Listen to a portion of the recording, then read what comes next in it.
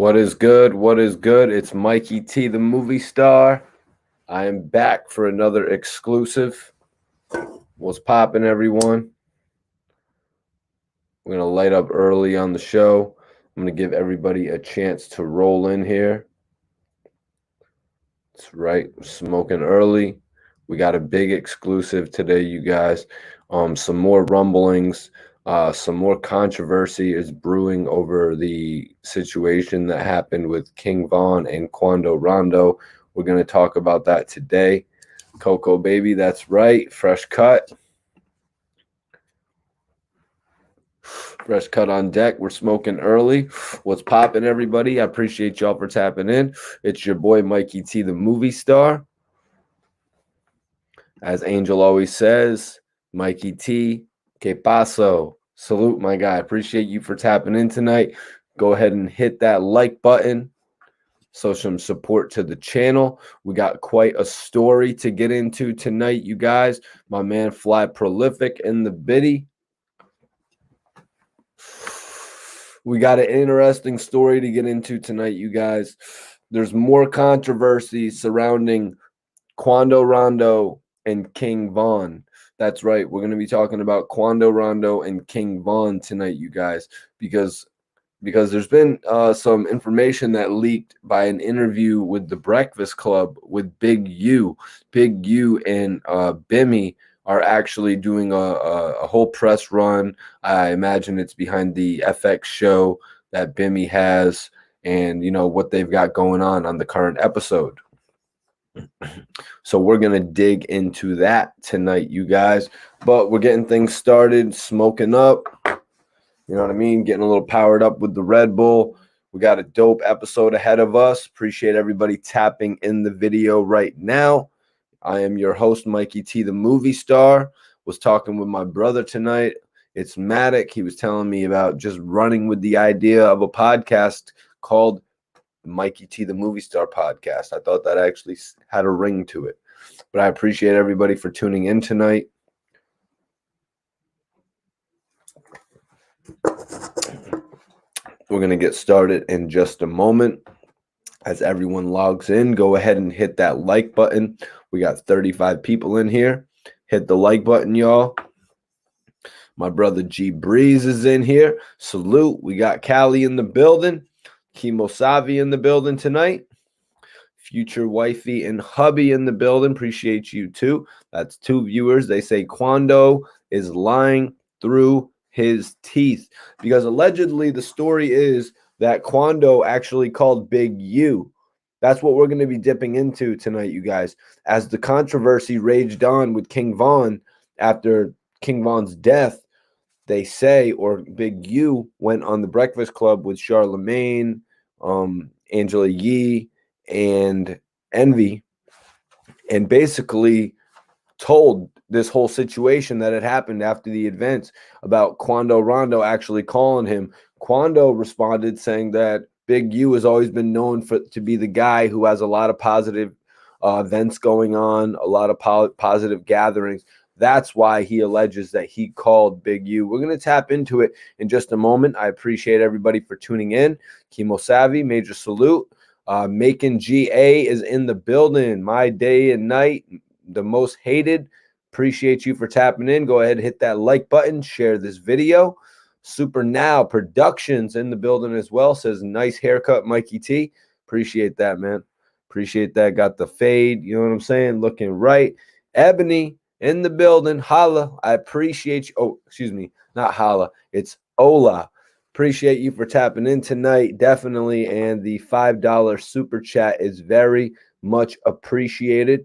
If you had any topic that you wanted me to address, Ebony, you could hit a question in the chat and I'll be sure to read that off. But I definitely appreciate the super chat. If anybody else wants to donate to the channel, before we get started, the best way to donate is Mikey T Movie. Cash App Mikey T Movie right now if you want to donate to the channel. Again, thank you, Ebony. I appreciate your $5 donation to get the night started. It looks like we've got a great a great way to get things kicked off. You know what I mean? It looks like everyone's ready for the stories tonight. Everybody that wants to donate to the channel, if you want to take it a step further than just liking the video, or if you don't have the access to Super Chat, you guys can Cash App me directly, Mikey T Movie. It's actually better to Cash App me directly than sending through YouTube. But whatever means, you guys, I'm not telling you guys how to do it. That's up to you if you even want to donate to the podcast. I appreciate everybody tapping in regardless. We got 45 people in here. Hit that like button and get ready. Jason, Savannah GA is in the building tonight. Hold up. 1 second. Perk Gambit, $10 super chat. WTW, my guy. Salute to you, Perk Gambit. St. Louis, right? Appreciate you for the $10 super chat tonight, man. Definitely going to be a great show. Got a couple things to go over. Everyone go ahead and share this video right now. Hit the like button if you're just tuning in. We got an amazing topic to go over tonight, you guys. It goes back to one of the most popular topics of 2020, you know, the unfortunate situation that happened between King Von and Quando Rondo in Atlanta. So that's what we're going to dip back into tonight, you guys. Malik says, Mike T, fresh cut. Appreciate that. Big facts. Yo, DJ Super Now Productions with the $5 Cash App. I appreciate you, DJ Super Now Productions. Major salute, Super Now Productions. If you got a YouTube channel or anything like that, let me know in the chat. If you got a YouTube or anything like that, let me know in the chat and I'll be sure to plug it as well. Major salute to Super Now Productions with the Cash App. If anybody else, before we get into the story, actually wants to donate, you can donate by Cash App. Cash App Mikey T Movie is the easiest way. It's the most direct way to, you know what I mean, donate to the channel. But again, I appreciate all methods of donation. Like my guy Perk Gambit said, my bad, I would have Cash App. Yo, I appreciate any way of donation, man. Like, no, it's all good, Perk Gambit. You're a real one.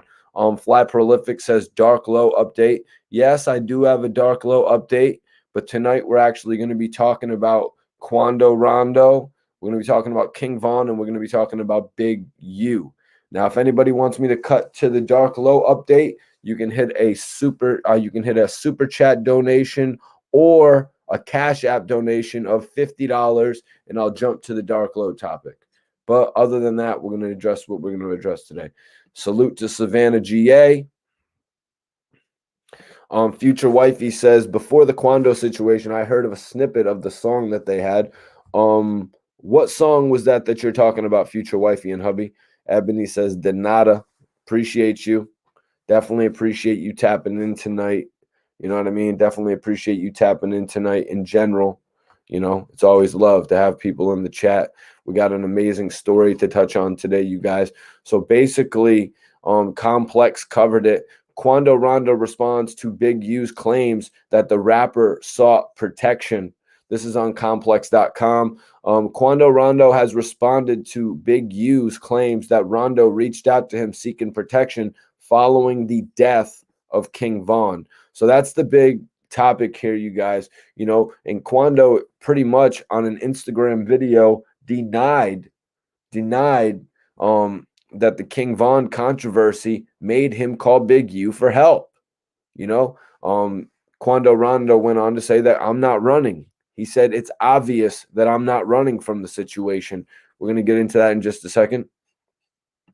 Chemo says, I don't see how Quando is not going to have to need any help or advice or any of that nature, knowing well that he's from the same set like Big U. Just saying. Yeah.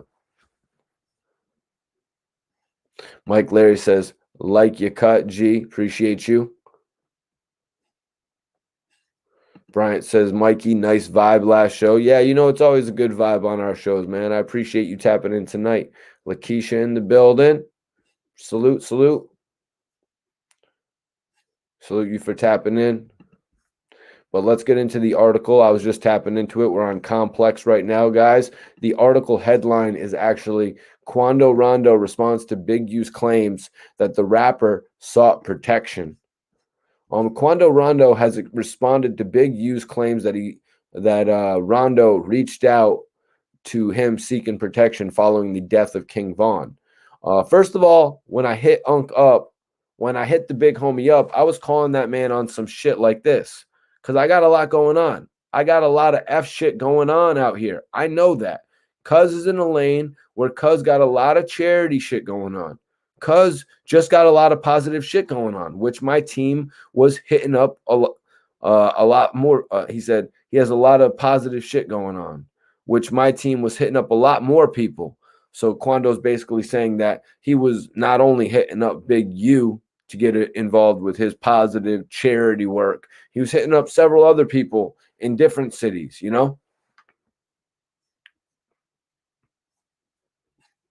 Hit that like button. Hit that like button for sure. Um, so Rondo explained in an Instagram video. So it's time for me to start giving back. It's time for me to leave this street shit in the streets and just play my role with the internet shit. I was just trying to give back from the heart. I never once called nobody, no dude on planet effing Earth for no protection. The F, cuz I don't fear no man. This is what Quando Rondo said, you guys, in response to Big U making claims that right after all the controversy popped off with King Von, that Quando Rondo's people called him in relation to, you know, co-promoting with one another, peaceful things. Quando most likely donating to some of his charitable events, which is what a lot of rappers do, you guys. When rappers are going to be caught up in a case, they do a lot of charitable donations. I mean, look what Kodak Black has been doing. And Kodak Black isn't, you know what I mean? Kodak Black isn't the first rapper that went on a charity spree. You know what I mean? So this isn't anything new, you guys. Quando Rondo was just about to get caught up in a whole lot of shit with the death of King Von. So yeah, of course, Quando Rondo is going to make efforts to reach out to certain people to make certain things happen. And you know, I think that Big U shouldn't have been as I don't know, Big U. Once he got the call, he was like, "Oh, so now he's going to call me when the shit hit the fan." That's how Big U seemed to take it on his Breakfast Club interview. You know, um, yes, it's Bimmy. It's Bimmy that's actually with all of them. Fast Eddie. Yep. Facts. Right. Big U said he didn't reach out to him before all of this because, you know, Quando Rondo was still at the point where he was making his name. And I'm not just trying to defend Quando Rondo, you know, but Quando Rondo was at the point where he was getting the bag. You know, he was doing all types of interviews, he was on Vlad TV. You know, Quando Rondo was in a different space. Now, when something like this happens, like what happened to King Von at the club when they got into the fight that resulted in the shooting, at that point, that's when you start to slow down, you guys. That's at that point, that's when you start to slow down. For everyone just tuning in, we're on Complex right now. There's an article up. Quando Rondo responds to Big U's claims that the rapper sought protection. That's what we're going over right now. Quando Rondo has responded to Big U's claims that Rondo reached out to him seeking help, seeking protection following the death of King Von. So this is actually Quando Rondo's quote that he made on Instagram, you guys. For everyone's just tuning in, I'm reading this again. First of all, when I hit the big homie, I was calling that man on some shit like this because I got a lot going on. I got a lot of F shit going on out here. I know that. Cuz is in a lane where Cuz got a lot of charity shit going on. Cuz got a lot of positive shit going on, which my team was hitting up a lot more people. Rondo explained in an Instagram video, it's time for me to start giving back. It's time for me to leave the street shit in the streets and just play my role with this internet shit. I was just trying to give back from the heart. I never once called nobody, no dude on the planet Earth for no protection. The F cuz, I don't fear no man. Now, Quando went on to say a couple other things where he was like, look, it's evident what my team is doing. And we look at what happened with, little Tim, you know what I mean? Little Tim actually taking the life of King Von. And, it's evident that Quando Rondo has people around him that are living that life. You know what I mean? That's why Quando Rondo is in that I don't give an F mood. That's why Quando Rondo is here yelling about the fact that he's not going to call anybody for protection, because he's got people around him that are perfectly capable of protecting him. You know what I mean? He's got people around him that are perfectly capable of protecting him. He doesn't really need to go to an outside source, you guys. It seems to me that Quando Rondo is being legit when he says this, that his team had come to him and said, yo, you need to get out of the streets. You need to leave the street shit in the streets. Look what happened to one of the biggest rappers who was on the way of leaving the streets. I'm talking about King Von, you guys. You know what I mean? King Von is a rapper that went way higher. When we were just talking about how Quando Rondo was doing his thing, all the interviews, all the shows, all the acknowledgement, King Von surpassed him real quick, you guys. Chemo says, sounds crazy, but sounds like his consciousness is getting him to do some changes and he's not ready for the transition. He should. Yeah, and plus it's his life. It's his lifestyle. You know what I mean? All the big money opportunities that he's getting. You can't be still keeping your mind focused in street activity when you're in Quando Rondo's position. Quando Rondo is in the position to make a whole lot of money in the next 5 to 10 years. He's got to focus on that or it's going to be over. That's why Quando Rondo is trying to make a transition. I don't know, future wifey and hubby. I think he's got no choice but to leave the streets alone and make music. You know what I'm saying? That's honestly how I feel about it, you guys. Honestly, how I feel about it. Let's get back to the article. Let me get a little water up in my system. I appreciate everybody for tuning in tonight. Go ahead, hit that like button if you haven't already. If anybody wants to donate to the channel, hit that Cash App Mikey T Movie. It's actually pinned up for anybody that wants to go an extra step and donate to the channel. If you want to see more videos like this, etc. You know what I mean? So Rondo's clip arrives after Big U appeared on The Breakfast Club, where he discussed why young rappers should make alliances with OGs. He specifically brought up Rondo's situation and said that the Georgia rapper had gotten in touch with him a few days ago seeking protection, but Big U refused. Now, you see, guys, right there, one of the biggest statements is that he discussed why rappers should make an alliance with OGs. Now, Quando Rondo was going through this terrible situation, right, with King Von. King Von lost his life. The one who came out of the situation was Quando Rondo.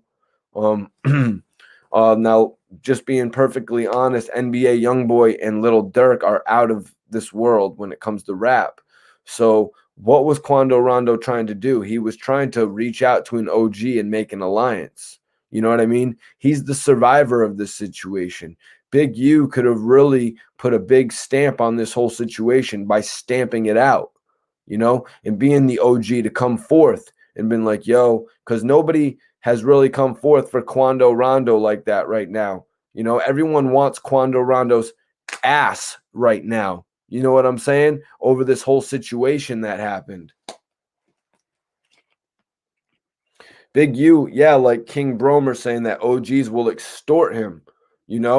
That's why somebody like Big U should have stepped up, in all honesty, so all the other OGs couldn't extort him.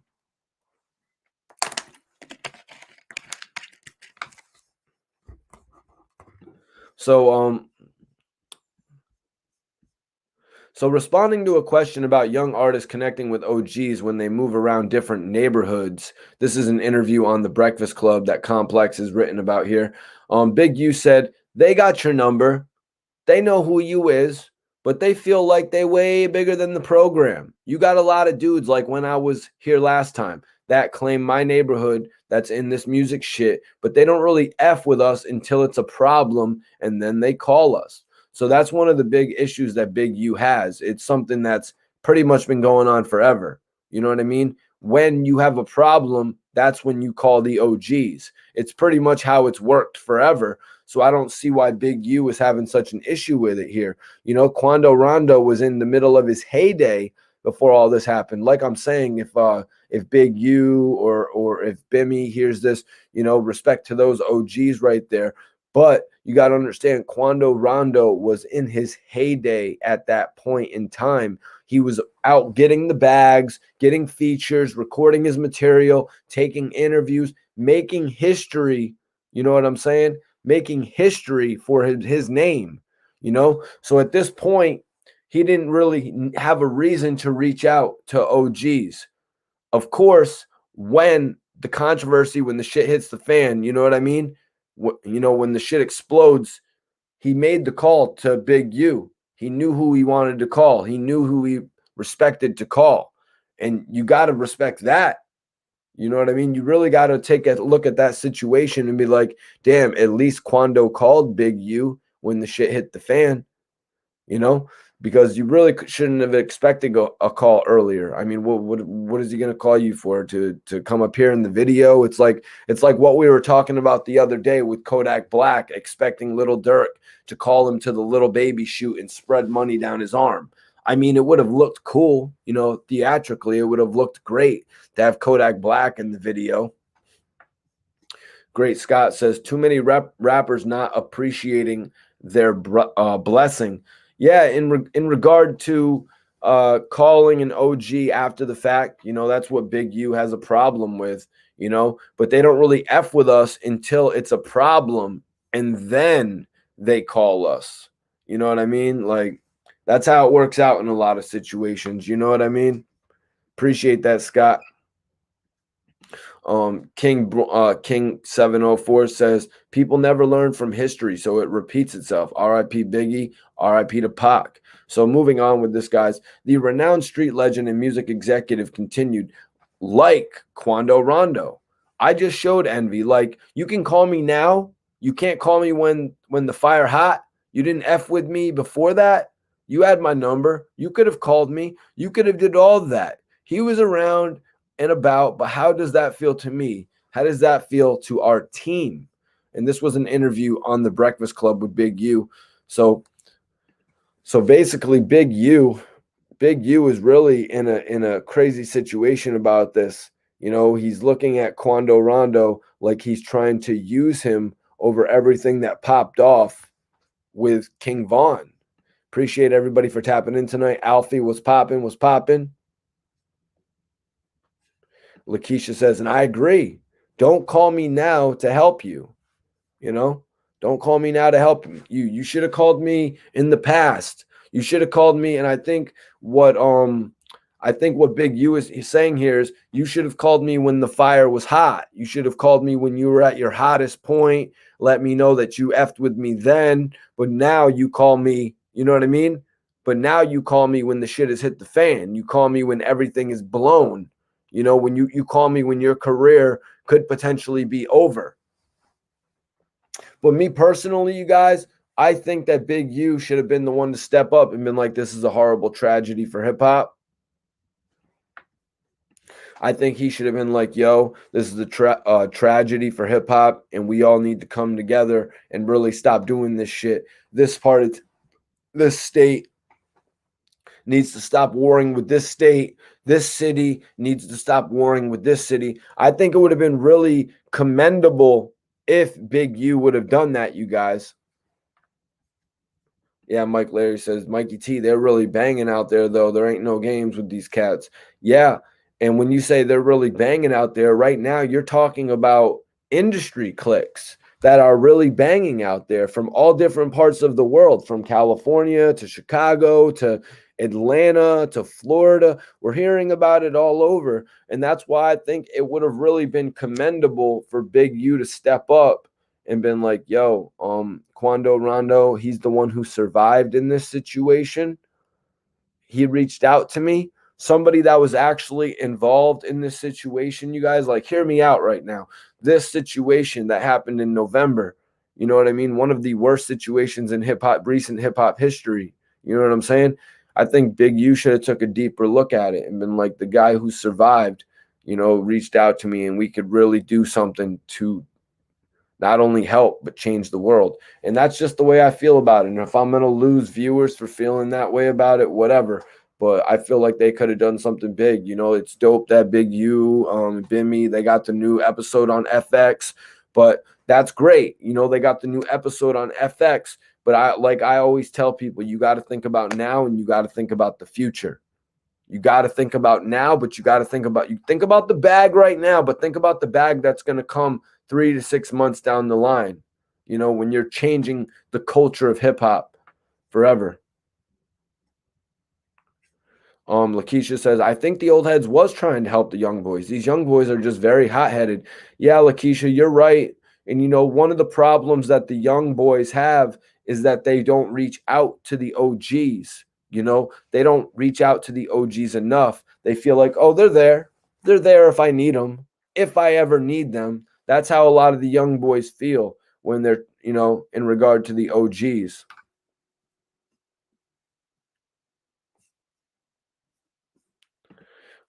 Alfie says, yeah, we tired of it. And these dogs need to stop allowing these kids the opportunity to mess up money.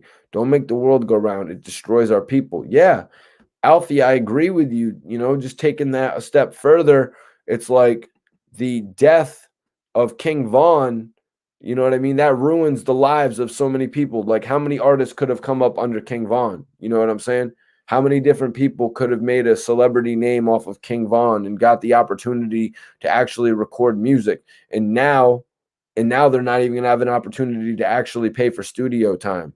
You know what I mean? They're not going to have an opportunity to work with some of the best engineers to get their sound totally right. That's why King Von was able to take off, you guys, because Little Dirk was in the position to put him where he needed to be. I'm just saying, you guys. So on Complex, it says Rondo has made headlines in recent months due to his involvement in the fatal shooting of Vaughn back in November. Following the incident, Rondo reportedly said he was acting in self-defense, that he wasn't wanting to fight, but Vaughn was the aggressor in the situation. The pair's respective crews apparently got into an altercation in a parking lot in Atlanta before Vaughn approached Rondo and started hitting him. Moments later, shots were fired, leading to Vaughn's death. So right there, one of the key wordings that even Kid said in one of our interviews, he said that he was acting in self-defense and he wasn't wanting to fight, but Vaughn was the aggressor in the situation. Kid said based on the body language that you saw, like you didn't see this body language from Quando Rondo. You know what I mean? You didn't see this from him. You saw more of a different demeanor. G-Jerk, what's popping? What's popping? Appreciate you for tapping in tonight.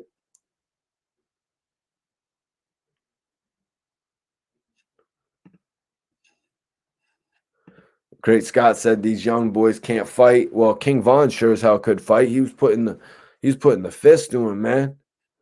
Yeah. G-Jerk says just logged into Report Card Radio. Damn right. Appreciate everybody tapping in right now. For all the new people tapping in, we're basically going over an article on Complex right now. Quando Rondo responds to Big U's claims that the rapper sought protection. That's basically what we're going over right now. New controversy has bubbled up in the Quando Rondo King Von story, you guys. Big U and Bimmy are making their rounds for the new FX show that's produced by Bimmy right now. Apparently, Big U's got an episode on there. Major salute to Big U. He's released some information on the Breakfast Club in regard to Quando Rondo actually hitting him up after King Von's death. Let's get into this article, though, for everyone that's just tapping in. It's on Complex.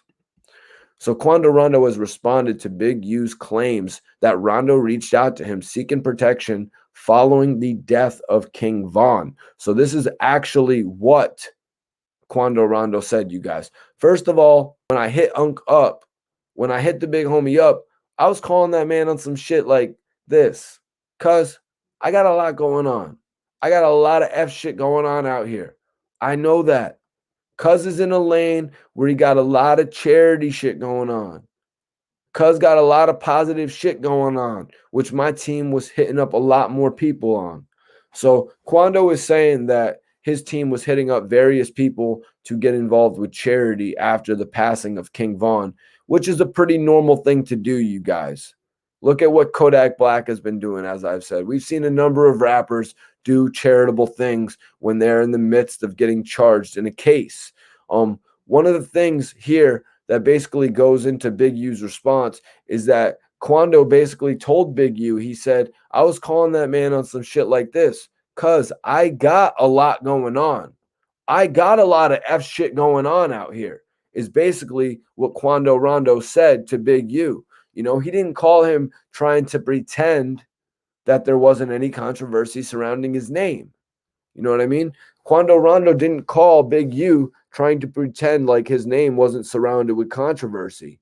You know what I mean? So that's one thing I can point out there. So Rondo explained this all in an Instagram video.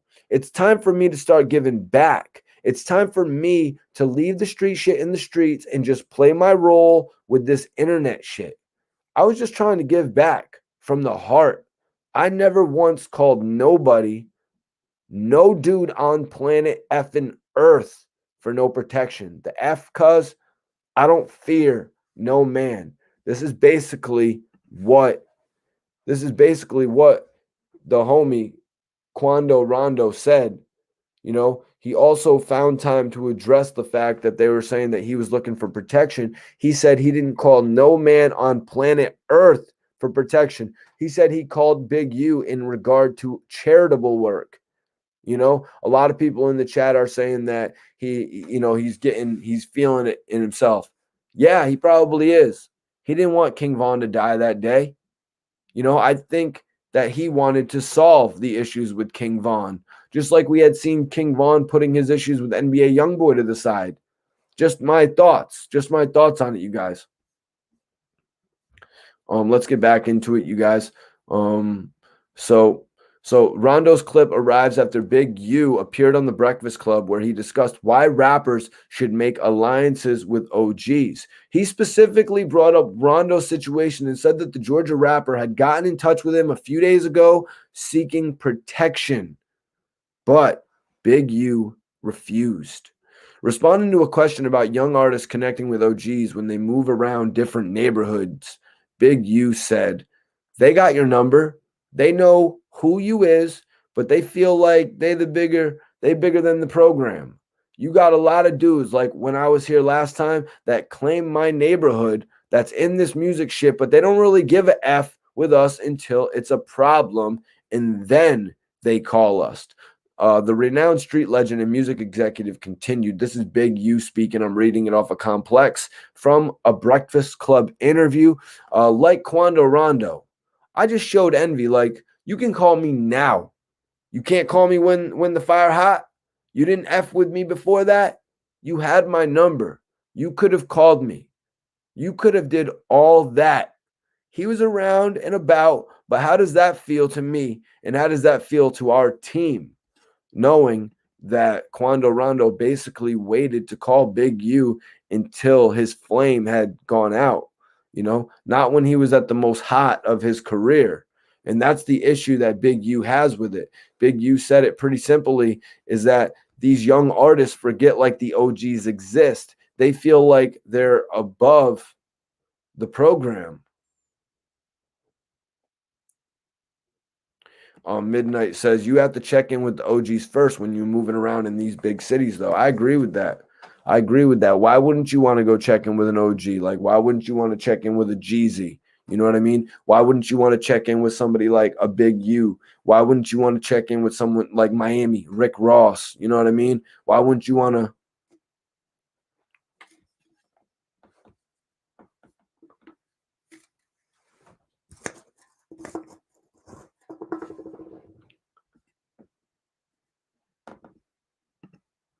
Quando ain't never been famous though. Well, Quando is at a point in his career where he's doing a lot of shows.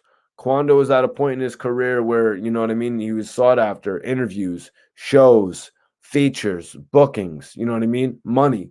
Quando Rondo is now the guy who survived that incident.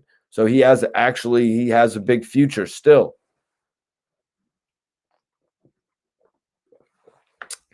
Alfie says any city Any city, the check-in is mostly mandatory. Philly, you know what I mean? Gilly, check in with Gilly to make sure everything's good. You know what I mean?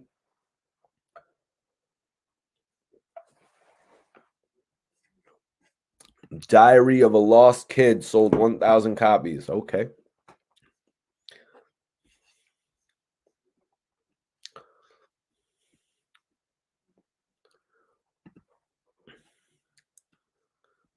Wow, Gerald, don't be leaving dumbass comments like that in my chat, man.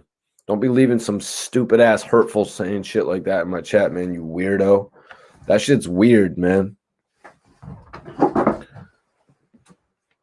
So let's get back into it, you guys. Let's get back into the article. Let's get back into the joints, man. Hot New Hip Hop actually posted an article about this. Big U shuts down Quando Rondo. You can't call me now. Basically, you know, a lot of doors are closing on Quando Rondo right now. Basically, a lot of doors are closing on Quando Rondo right now, and I really don't understand it, you guys. I really don't understand it, to be 100% honest, you guys. Like, why are all these doors closing on Quando Rondo when he really needs everybody's help?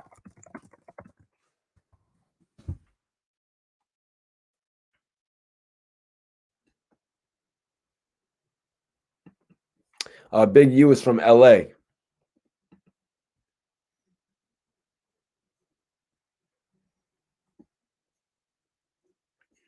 Yeah, he's from LA. Future wifey. Yeah, G Jerk says the way you do it, Mikey, is you check in with the real rights. Yeah, when you're going to a city, you got to check in with somebody that's dependable, you guys. You know what I mean? Like if you're going to go to Detroit, if you're going to go to New York, if you're going to go to Boston, you know, you want to check in with somebody who's going to make your time like more leisure. You know, he's going to make it more chill. You ain't just going to go, you know what I'm saying?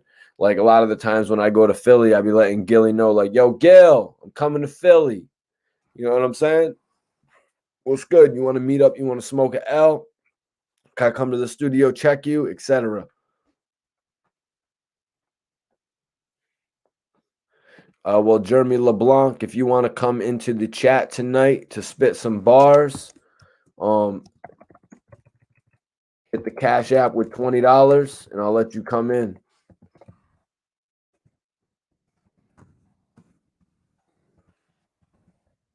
I'm going to put it up right now, actually. If anybody wants to join the chat to spit bars tonight, y'all can hit the Cash App.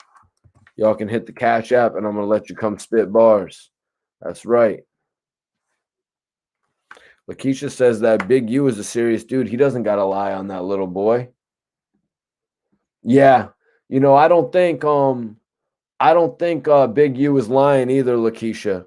You know, I think Big U is really just putting the story out there. I think Big U is putting the story out there like, yo, why do these young boys have to take so long to reach out to us? You know, why don't they reach out to us before, you know, the shit hits the fan? Why don't they reach out to us before their fire burns out? You know, that's what Big U is feeling. Okay, York, Connecticut in the Yiddy. Okay. What up? What up, Dale? Dale, what's popping? We're getting into the article tonight. We're getting into this article tonight. It's actually the article tonight. The article tonight is actually the article right now, excuse me, that we're reading is actually on Hot New Hip Hop. Big U shuts down Quando Rondo. You can't call me now. Yo, CK, hit that Cash App if you want to come in and spit some bars, my dude. You tell him in the private.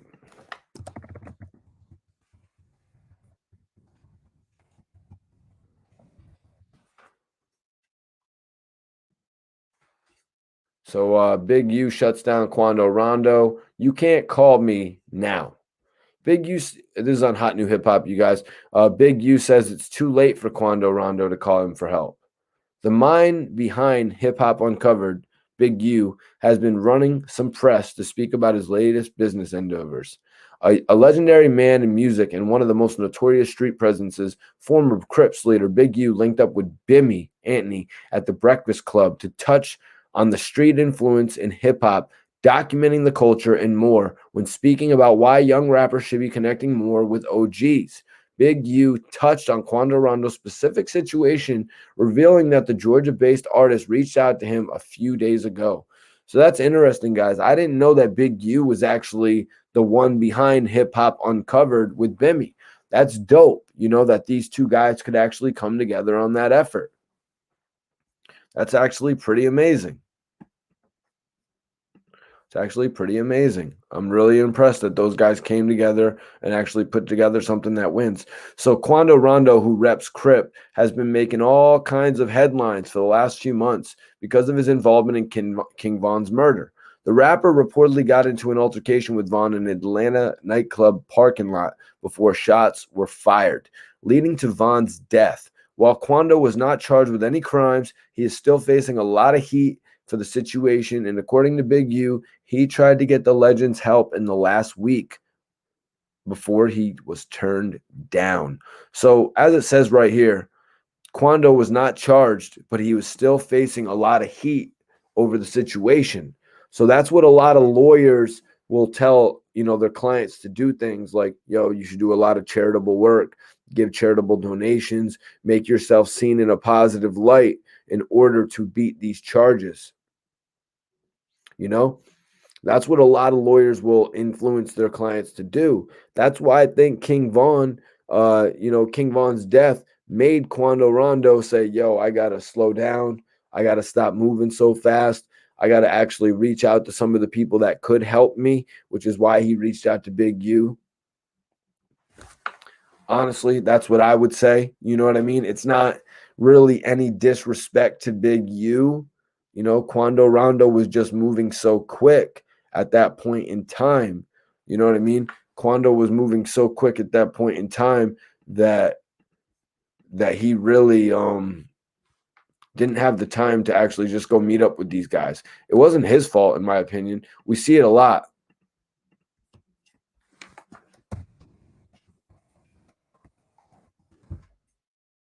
Let's see if I can get Bimmy in here.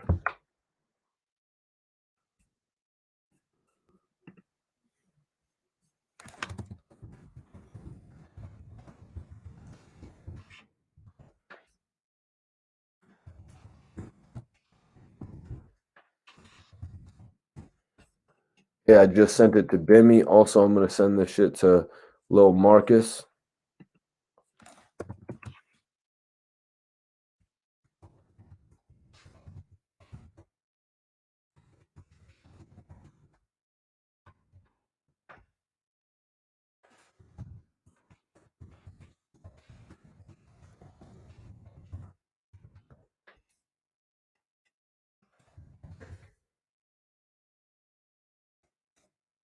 Sending this out, you guys.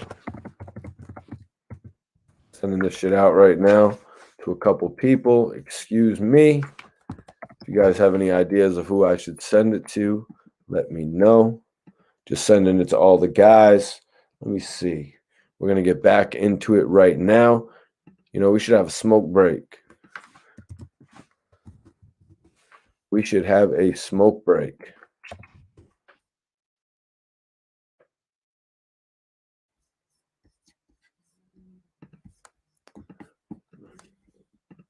Jimmy says we need an ARAB interview and freestyle. That's what's up, man. That's what's up. Well, ARAB actually just one of his interviews was broadcasted on Queen Slip's channel, so you should go check that out, bro.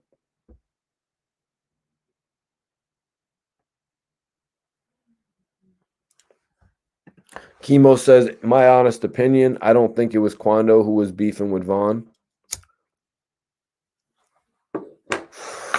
I think he got hyped up by NBA Youngboy. And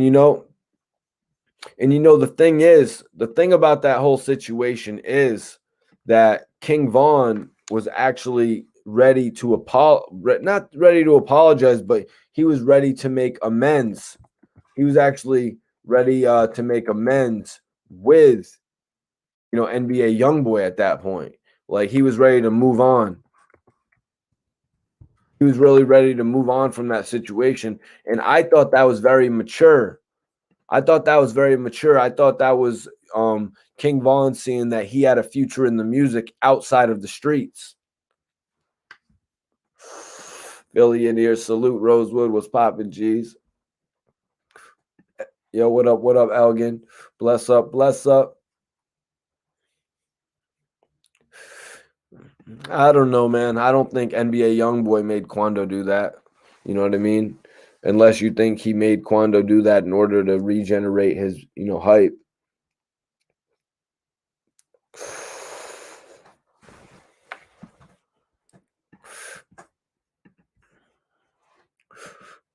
Let me see.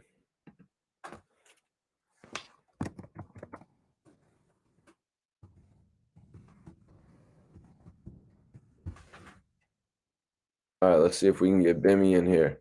Let's see if we can get Bimmy in here.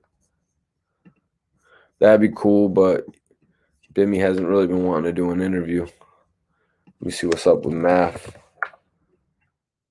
Smoke break, y'all. What's everybody smoking on?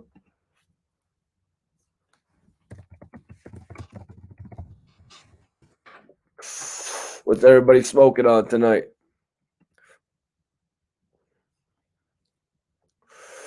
Yeah, I said Vaughn was trying to transition from the streets, in regard to what I had read right before his death.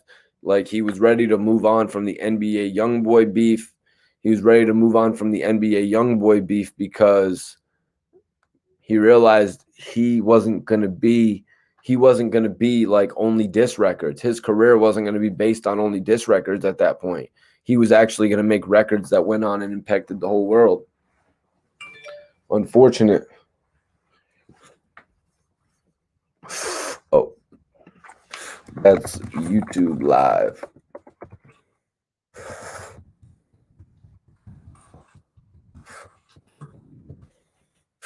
Bimmy has responded to me. Bimmy has responded to me. Let's see if we can get him on here. It would be an honor.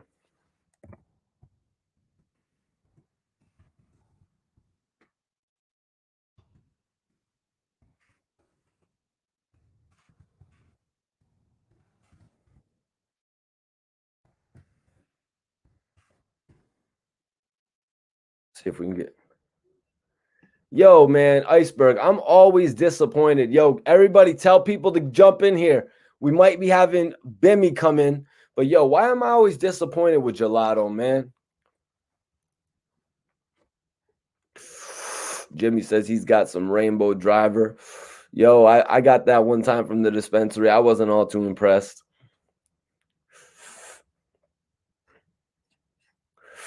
Smoking gelato time ice cream cake. Gelato times ice cream cake. That's what's up. That's what's up. Let me hit my brother Death of the Clout Chaser too.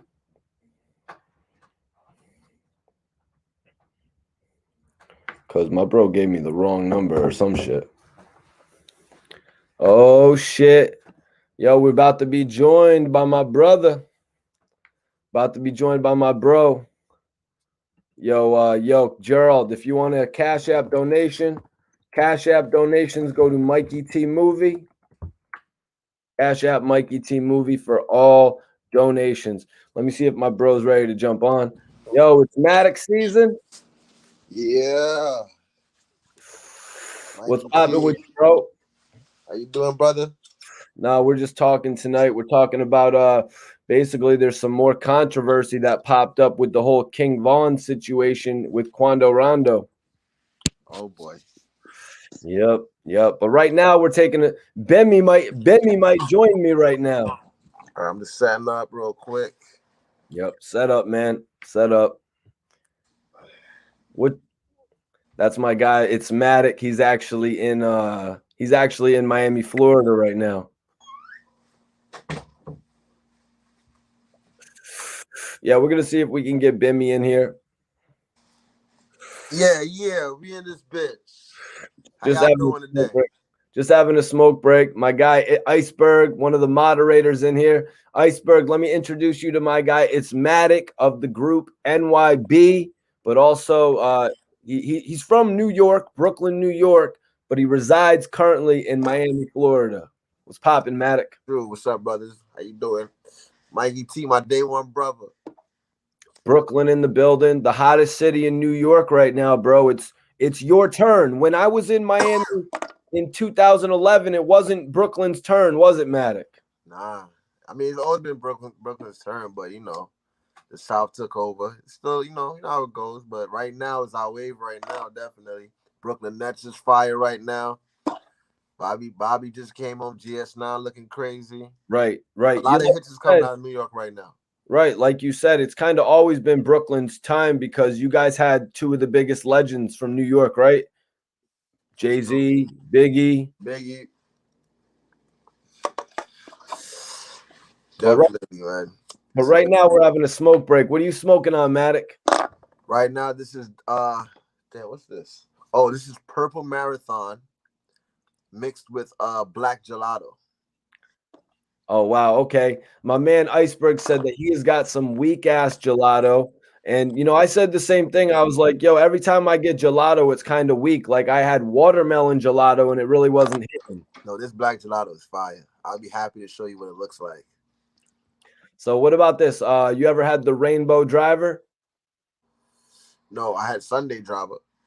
Yeah, I brought Rainbow Driver one time from wait. Have you had Larry Bird's Breath? No. I've heard all type of crazy names. That was the craziest name I've ever heard right there. Larry Bird's Breath. Like the fuck? Great Scott is smoking on some gelato and ice cream cake. Personally, I'm not big on the ice cream cake. No, I'm not. You had any out there? You bought a half ounce of that or anything like that out there? The ice cream cake? Ooh. That's that purple. That's that purple marathon. Oh shit. Armando Rios is smoking on that pink rosé mixed with the space cake. Matic, is pink rosé a thing out there in Miami? I know that's Ross's weed, isn't it? I haven't tried that yet. Okay, so I haven't tried that yet. Bro, it's like so many strains. I can't even keep up, man. I can't even keep up. But yeah, man. Let's talk some debates, man. All right, well, let's get your thoughts on real quick. Big Baby said, what about Pop Smoke? You're from Brooklyn, Matic, you're a New York native. Could we I haven't really asked you about it, man. Could I get your take on Pop Smoke? He was new to the game. Man, first of all, man, RIP Pop Smoke. Like, it's crazy, man. Like, he was gonna go so far, man. But it happened. I feel like it's like we got the same. It felt like when Biggie died all over again for Pop Smoke for me. All over again. Like it felt the same exact feeling I felt because he was gonna be so great, But yeah, man. R.I.P. Pop Smoke. That's all I can say right now. And you know what I mean? He would have been great. Matic, did you ever get a chance to meet anybody from Pop Smoke Circle? Or Pop Smoke himself? Well, man, this really bothers me, man. I had a real good opportunity to talk to him, man. Like we actually brought in New Year's together last year, 2020. Yeah, we brought in 2020 New Year's together at Diddy's house. Diddy had a really big, huge party on New Year's, and Pop Smoke was there. He walked right past me, man. I was gonna tell him how, yo, man, I fuck with your music, whatever, but I was a little bit in my head, didn't want to be that extra dude, And yeah, he just walked by and then he performed, and I didn't pay that much attention to his performance because Diddy had this food truck in the front that was serving free chicken and waffles. And yeah, that kind of threw me off. So I was out there getting my waffles and I heard him shutting the stage down in the back. And I'm like, damn, let me try to make it back there. And yeah, it was just, like I said. But we did bring in New Year's together in the same facility, definitely. So you two was you vibing on some New York shit? Was you like, yo, I'm from Brooklyn, da da da da da? No, I didn't. I actually didn't chop it up with him, and that's what I regret. Okay. Yeah, I was in my bag. I was feeling like, I didn't really want to, I didn't want to be like a male groupie, but I should have been a male groupie that night, I guess. Damn, that reminds me of the opportunity I got to meet Fetty Wap. We were at a strip club in New York. Damn, I forget the name. Was you wasn't with me, was you, Matic? Fetty Wap had pulled up. Fetty Wap had pulled up. We was there with Memphis Bleak, actually. And you know, when I was running around with Bleak and Casanova and shit. No, And yeah, no, I wasn't there that time. Nope. But shit, like most of our memories is Miami memories. You know what I mean? Like we used to tear the city up. A lot of people don't know, man. Mikey T, bro, he was the first person doing this shit before. Like he's the originator of this shit to a lot of these people that's popping today. You know, he just fell back, gave it a breather, but I'm glad he's back now. And just watch exactly what's gonna happen, man. We got a lot in store for you.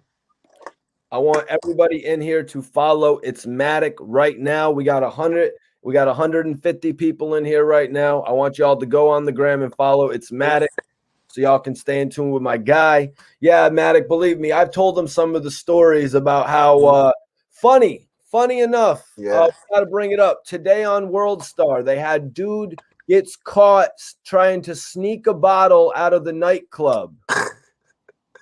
Does that not remind you of the one time you saved my ass when I got the bottle of rosé out of the nightclub? So we were at Story. I've told people this story before. So we're at the nightclub Story. We're at Story, right? French Montana. Matic and French Montana walk out of the building together. So I had seen a bottle of rosé, Matic. I seen a bottle of rosé, a damn near a full bottle of rosé. You know what I mean? It was a full bottle, and I put it in my pants. And I started walking out, and they grabbed me. They were like, "Yo, you're done." But yo, then It's Matic walks out of the club with like fucking 5 chains on, and he was walking with French. And then Matic was like, "Nah, he's good. He's good." So then they just took the bottle and they let me walk out with you, Matic. Do you remember that time? I do remember that. When you said that, now I remember exactly what night it was. That's funny. That is hilarious. Yeah. Image is everything, and you know, it's how you carry yourself. You know, your aura and everything. And like, I didn't know that bouncer for shit, but you didn't. He didn't. Matic did not know that bouncer, but just the fact that. Like I had walked out of the club a few minutes before them because I was the guy with the camera. So obviously I was going out the club to film French, Chinks, It's Matic, everybody walking out of the club, Zoe, everybody walking out the club, Ben Billionaire, you know what I mean? And, I'm kind of a different blogger, though. I always get thoughts in my head and shit. So I grabbed this bottle of rosé. I'm like, yo, this is a win right here, man. But no, man, I salute you a lot on this show. It's Matic, man, because you actually made Lil Wayne's right-hand man recognize who I am as well. Shout out to Mac Main, man. You always show love, bro. That guy is very humble. Always show love. And do you know how you made Mac Main recognize who I was, Matic? Remind me about that night. All right, so when we were getting ready to go to the club, you see, Matic is a New York dude, you guys, but he's got that swag. Matic has got that swag that he got that swag down in Miami. You know what I mean? So he's got the swag of a New Yorker and the swag of a Miami dude as well. So he really helped me out being from Connecticut, coming out there. So one night we're going out to the club. Man. One hand was washing the other, but go ahead. So one night we're going out to the club. Matic had this little Tunchi shirt. It was from the Truck Fit clothing line. Yeah, it was a white shirt early. It was a white shirt with the orange sleeves, and it didn't fit Matic anymore. So he's like, yo. So and this was before the days of people wearing different color sleeves, Matic. You know what I mean? This guy is hilarious. That's my guy, bro. I swear. This is. I'm just saying. So, I was the only one filming Young Money that night. Remember, they played Lifestyle for what, an hour? Word. Yep. Yeah. When that record first came out, man, he ran. Yeah, we was in. Was it Dream? Where was it? Dream? Yeah. Yep. It was Birdman, Mac Main, probably Matic, Boku, or no? Soldier Boy was there.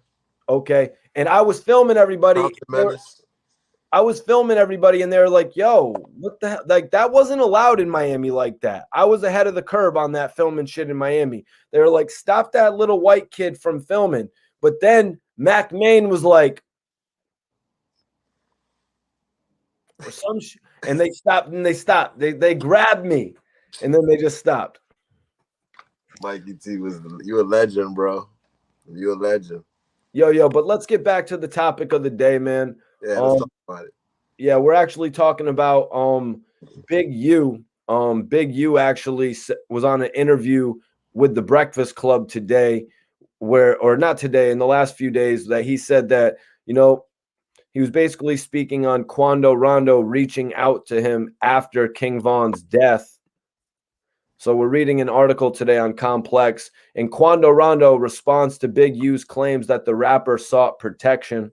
So Quando Rondo has returned to Big U's claims that Rondo reached out to him seeking protection following the death of King Von.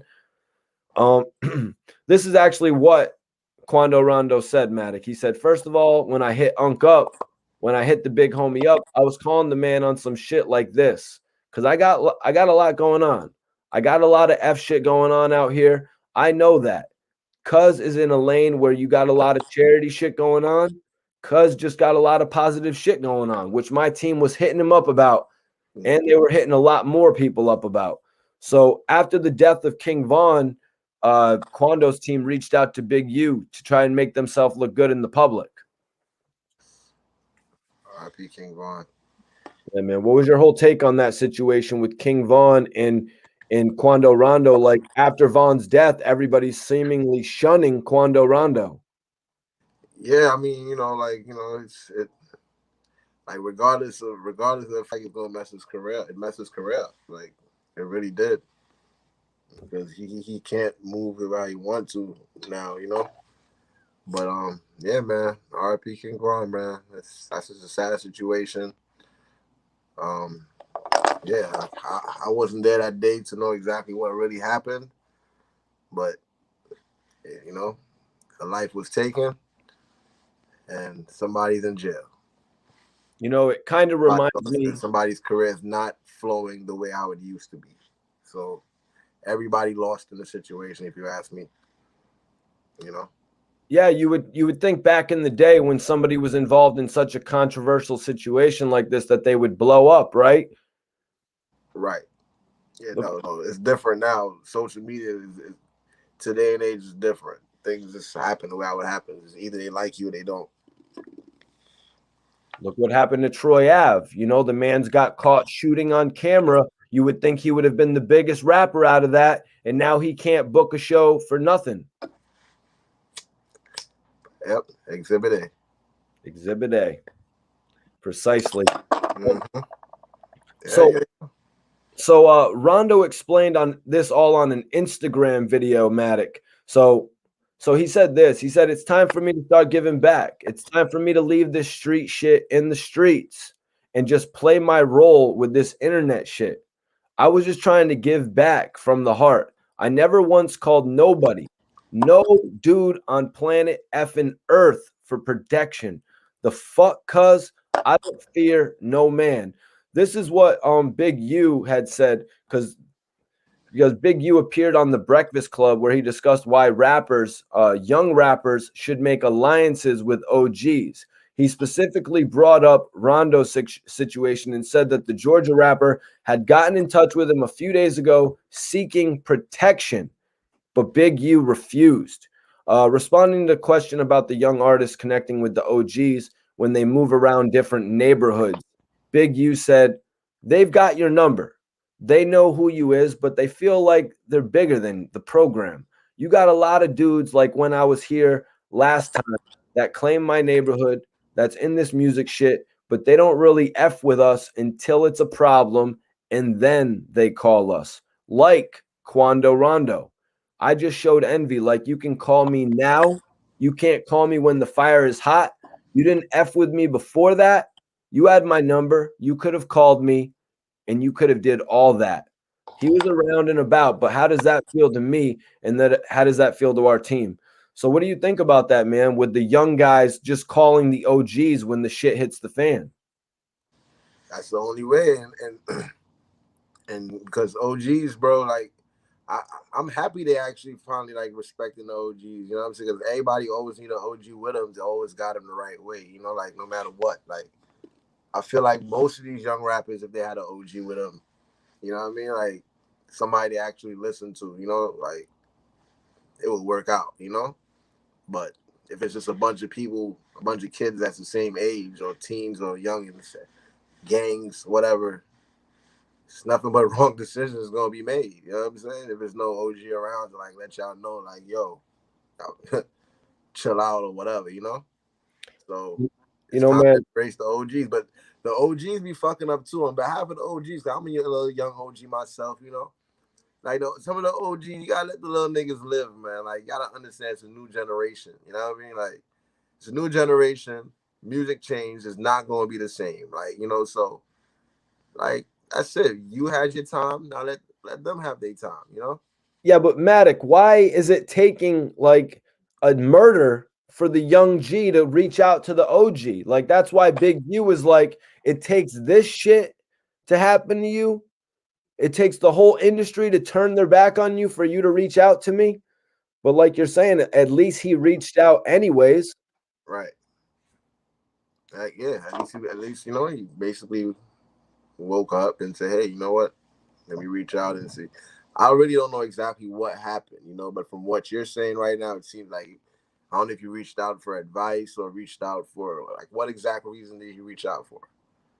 Well, Big U is saying that he reached out for protection, Mm, which Quando Rondo is just point blank disagreeing with. He's saying I wouldn't reach out to nobody on planet Earth for protection. And okay. and Matic, if you look at the situation that day, Quando Rondo was protected. You know what I mean? Little Tim came out shooting for Quando Rondo. So why would he have to reach out to anybody for protection? His team is obviously protecting him. Hey, yeah. I I mean, hey, I you think know how it goes. Like, I you know think what I mean? I There's think he always two reached out sides to for the story. charity. It's always two sides to the story. That's how it goes. So, like, we would never know the truth, you know. But as far as me, I don't think OGs have any reason to lie. You know what I'm saying? About All right, so look at this from the OG's perspective because this is another way I'm looking at it. Like Quando Rondo is the one who survived what is I want to say that was one of the biggest tragedies in hip hop with that whole fight and King Von losing his life. It's one of hip hop's biggest tragedies. So why not just step up? Why not have Big U just step up to stand beside Quando Rondo like you were saying, and he could really make light of this whole situation and get people to stand together. yeah. Well, like I said, man, I don't know how this can be fixed in any situation with a life being taken. So, like, that just has to be worked out somehow. I don't know. Me personally, I would like in his situation, I would like if I want to get my fan base back and I want to get my career back the way how it used to be, like you just have to, keep it 100 and just talk to your fans, man. Yep. Talk to them. Be And sincere about it. Chemo Savvy says this. He says Quando was talking Brazy on live. He was talking all these things that I'm saying. He was talking to his fans directly, Matic. He was saying that he doesn't care about dying. He said whatever happens, happens. And then Big U said, okay, you handle it then. But honestly, Matic, I believe that Quando Rondo was reaching out to Big U for a bigger purpose. A lot of times when you're faced with a situation where you could potentially get locked up, you do go do charity work. A lot of the rappers do, right? You know, What are you smoking on over there? No me to cut you off. no, I got some wedding cake, man. I'm just burning through some wedding cake right now. Hey, Yeah. Nice, man.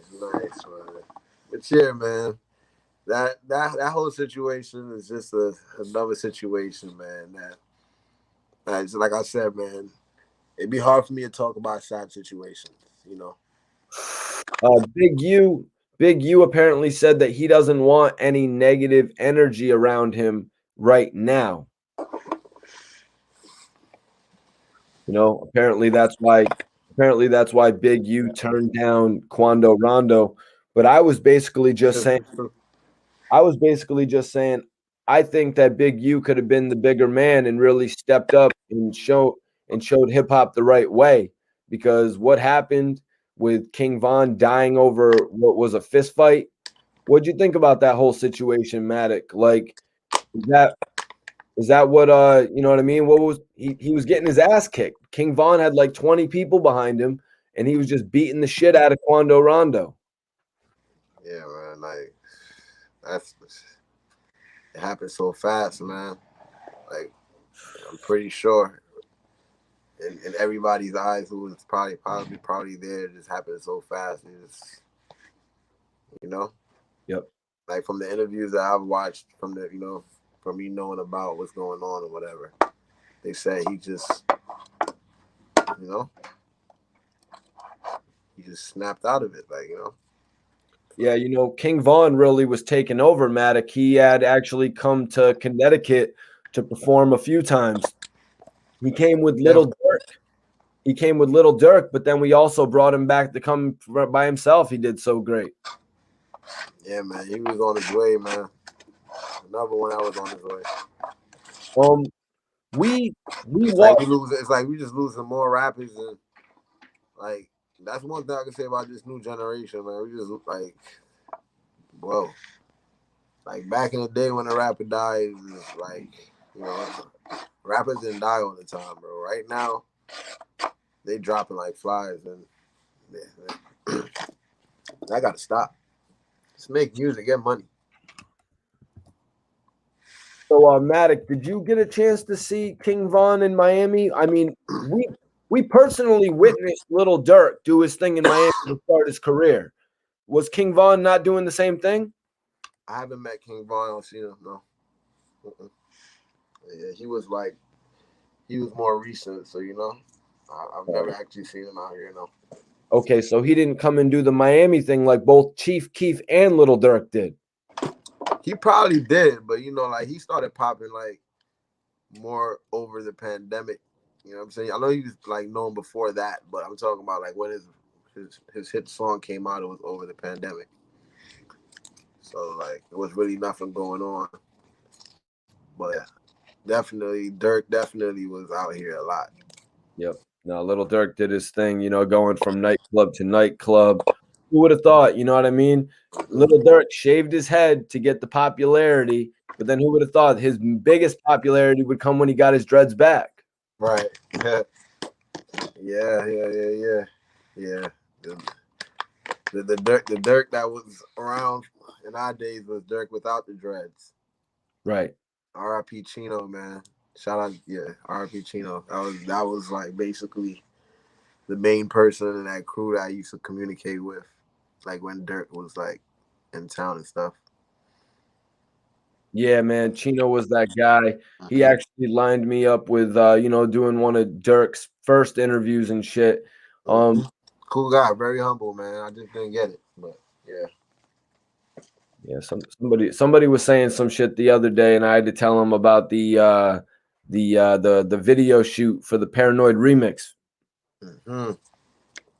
Yeah, I Yo, think we was both. Did you cover the behind the scenes for that? yes, was that not the most star-studded video shoot ever? That was a dope video shoot, actually. Yeah, it was pretty dope. Chinks Drugs was on that too. Yeah, nah, Chinks was late. Chinks ran up late, and then he was like introducing me to everybody, like we hadn't already met everybody and shit. It was Yeah, pretty man. funny. Yeah. Chinks Drugs was there. He was on that record. It was so funny how he was so interested with introducing me around to Wait everybody. up, Lil Durk was on that record too. Yeah, Little Dirk was on that record. Yeah. Jadakiss was on that record. Meek Mill was there that day. Remember, Meek Mill had the face mask on that day. Right, French Montana. Rick Ross was on that record. That record just got overshadowed because of Ty Dolla Sign's Paranoid. I'm paranoid, I'm tripping. This is true. Right. This is very, very true. You're talking big facts. Because that was a club record. Paranoid was a club record. I remember that one time we was in the club with French when they was playing Paranoid. Remember that night? It was at Mansion, I think.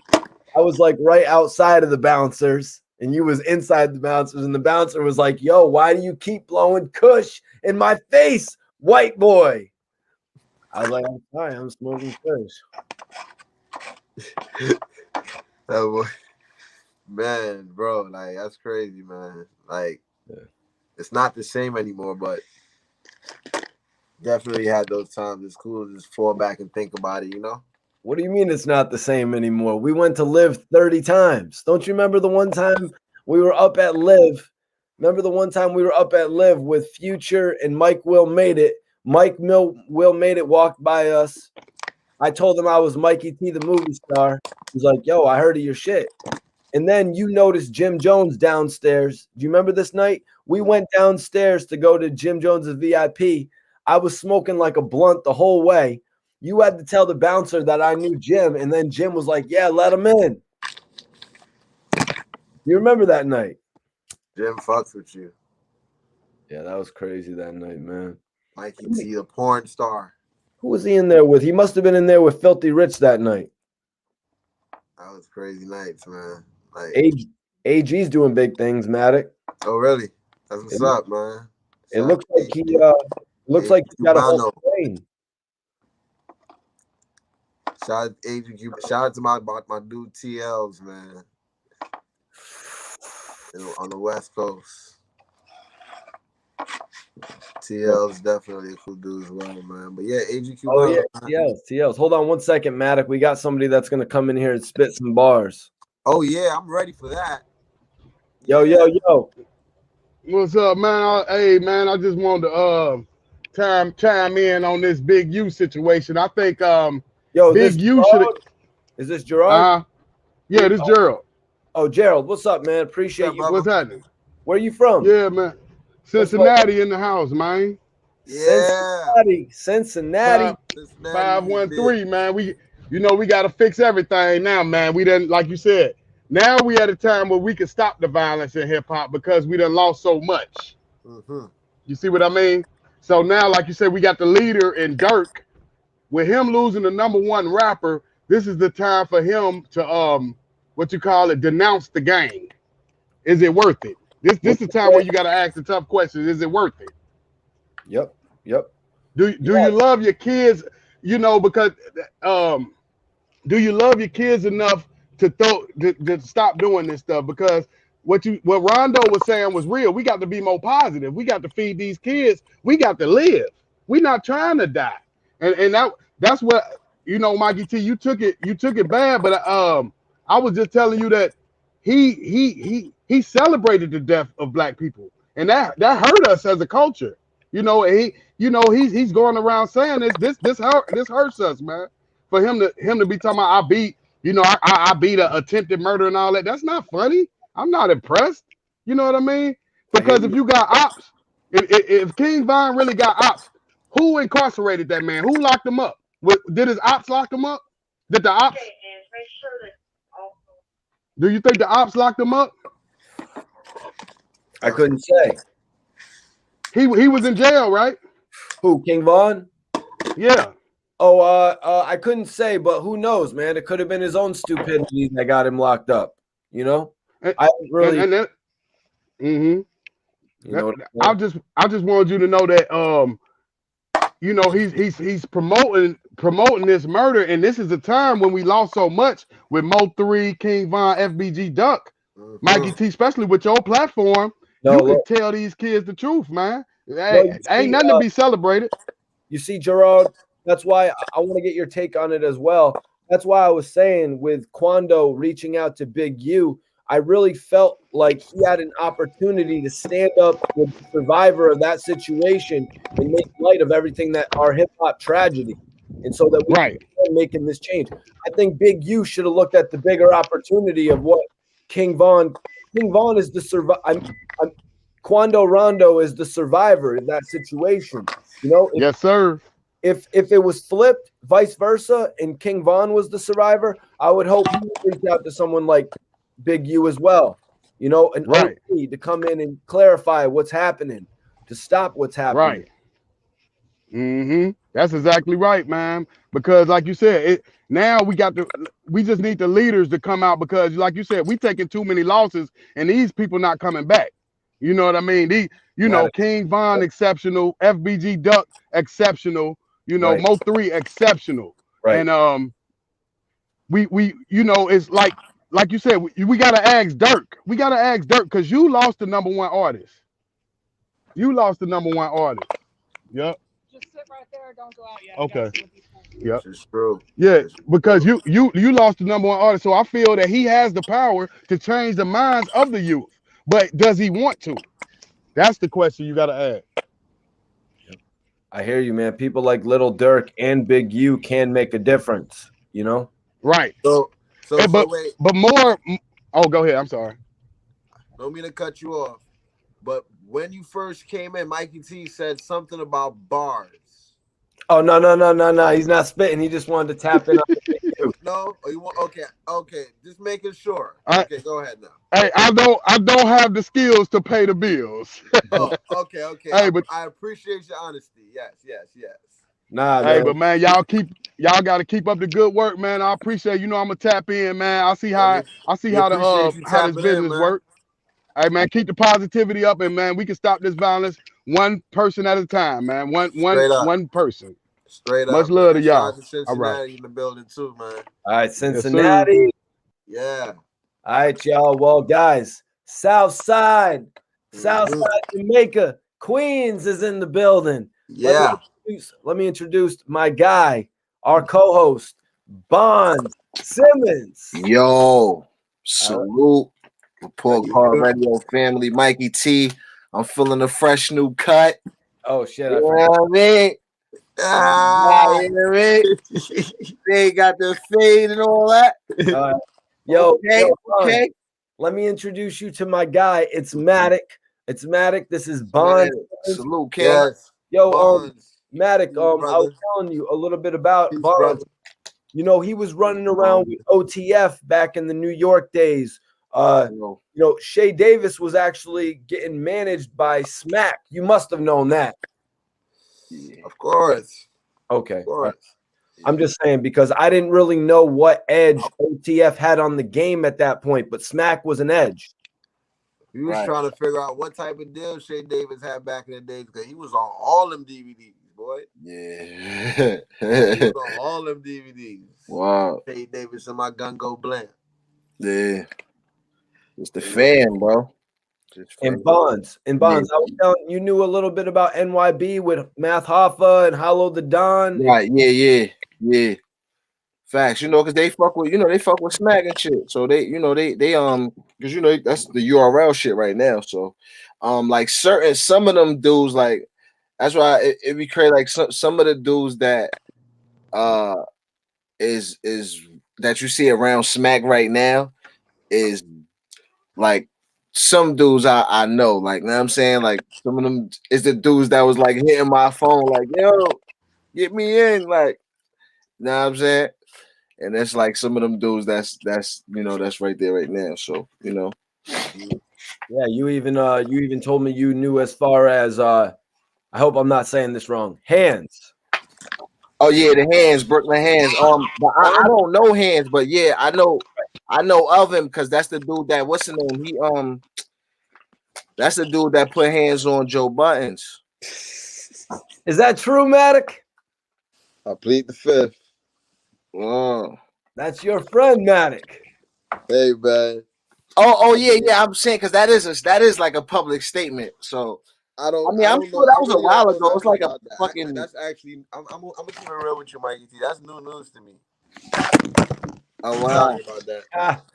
Trying to avoid this one. That's new news to me, Mike. But if I'm not mistaken, I believe he was with Raekwon or something when he did that shit though.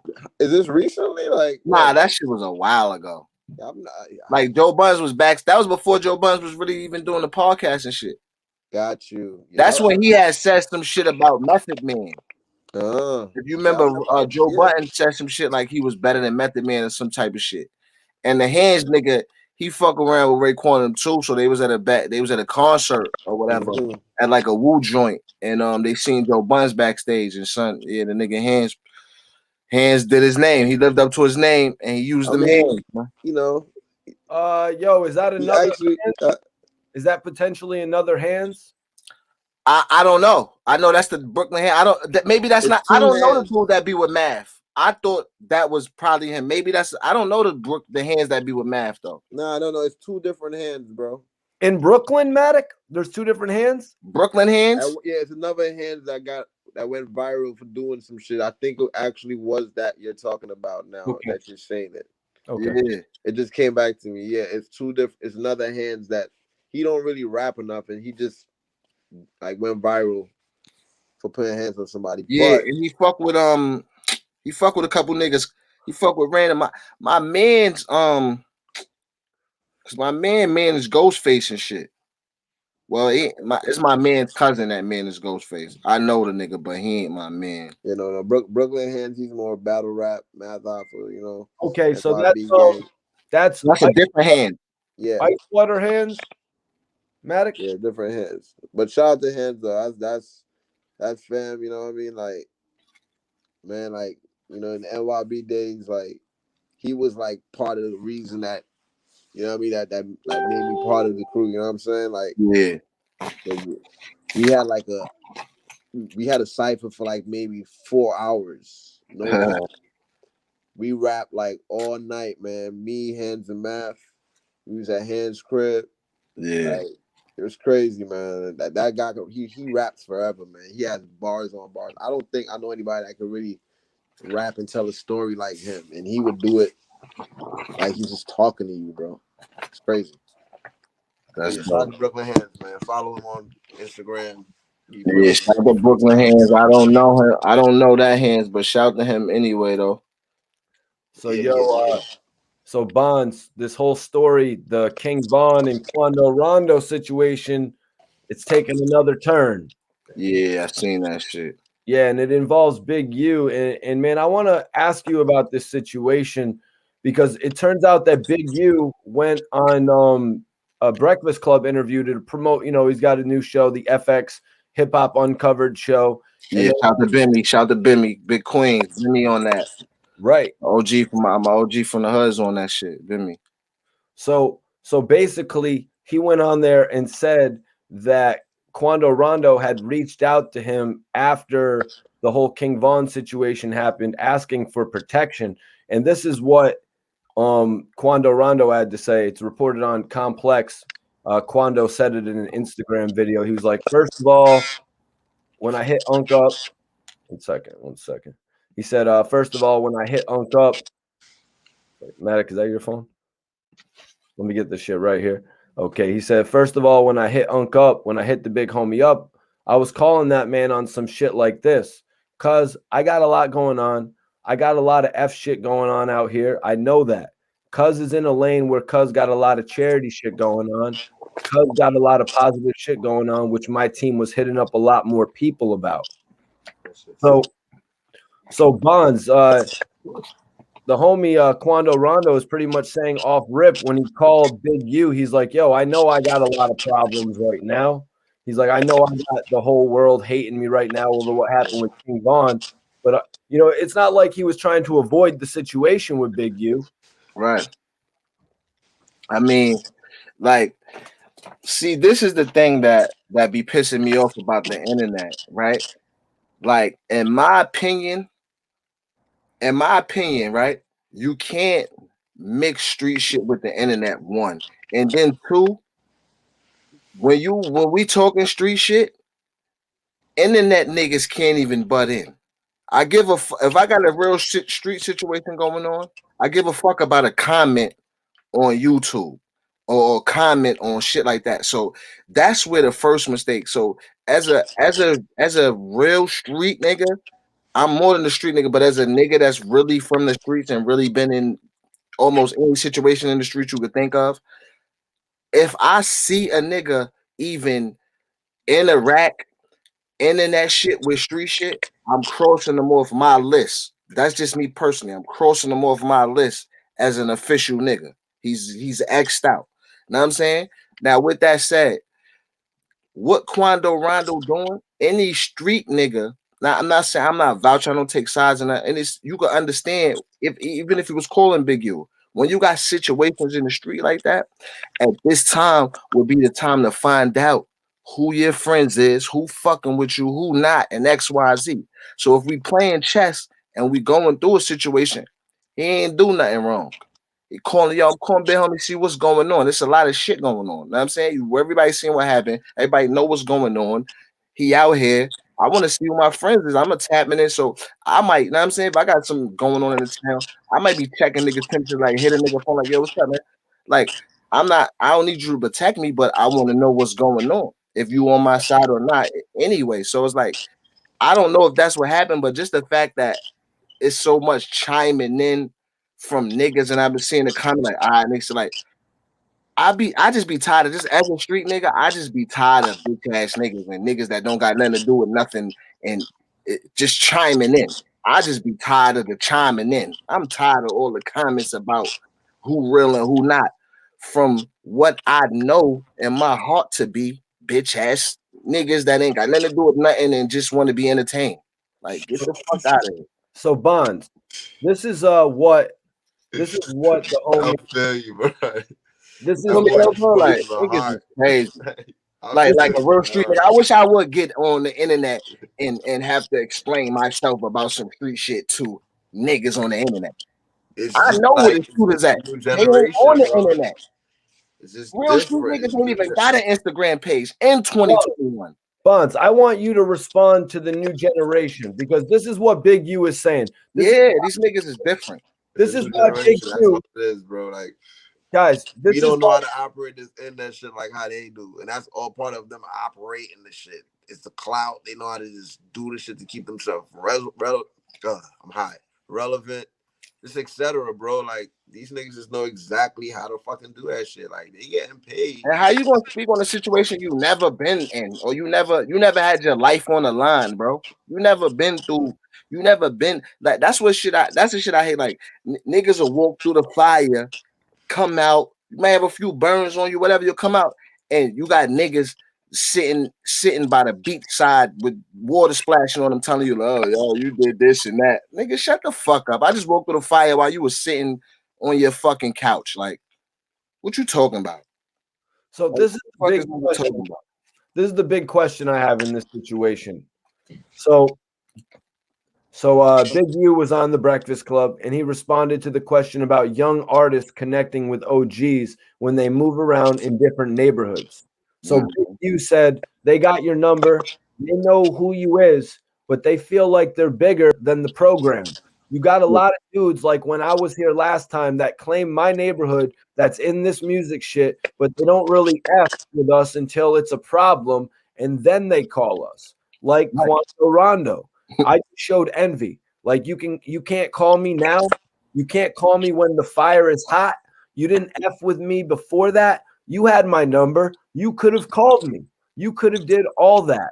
So what's your take on the new generation really only reaching out to the OGs when when the shit hits the fan? That's true. He right. And as a nigga Big U like that, like he a frontline nigga. So and that's he right, bro. And that's part of what I'm saying. Like niggas don't.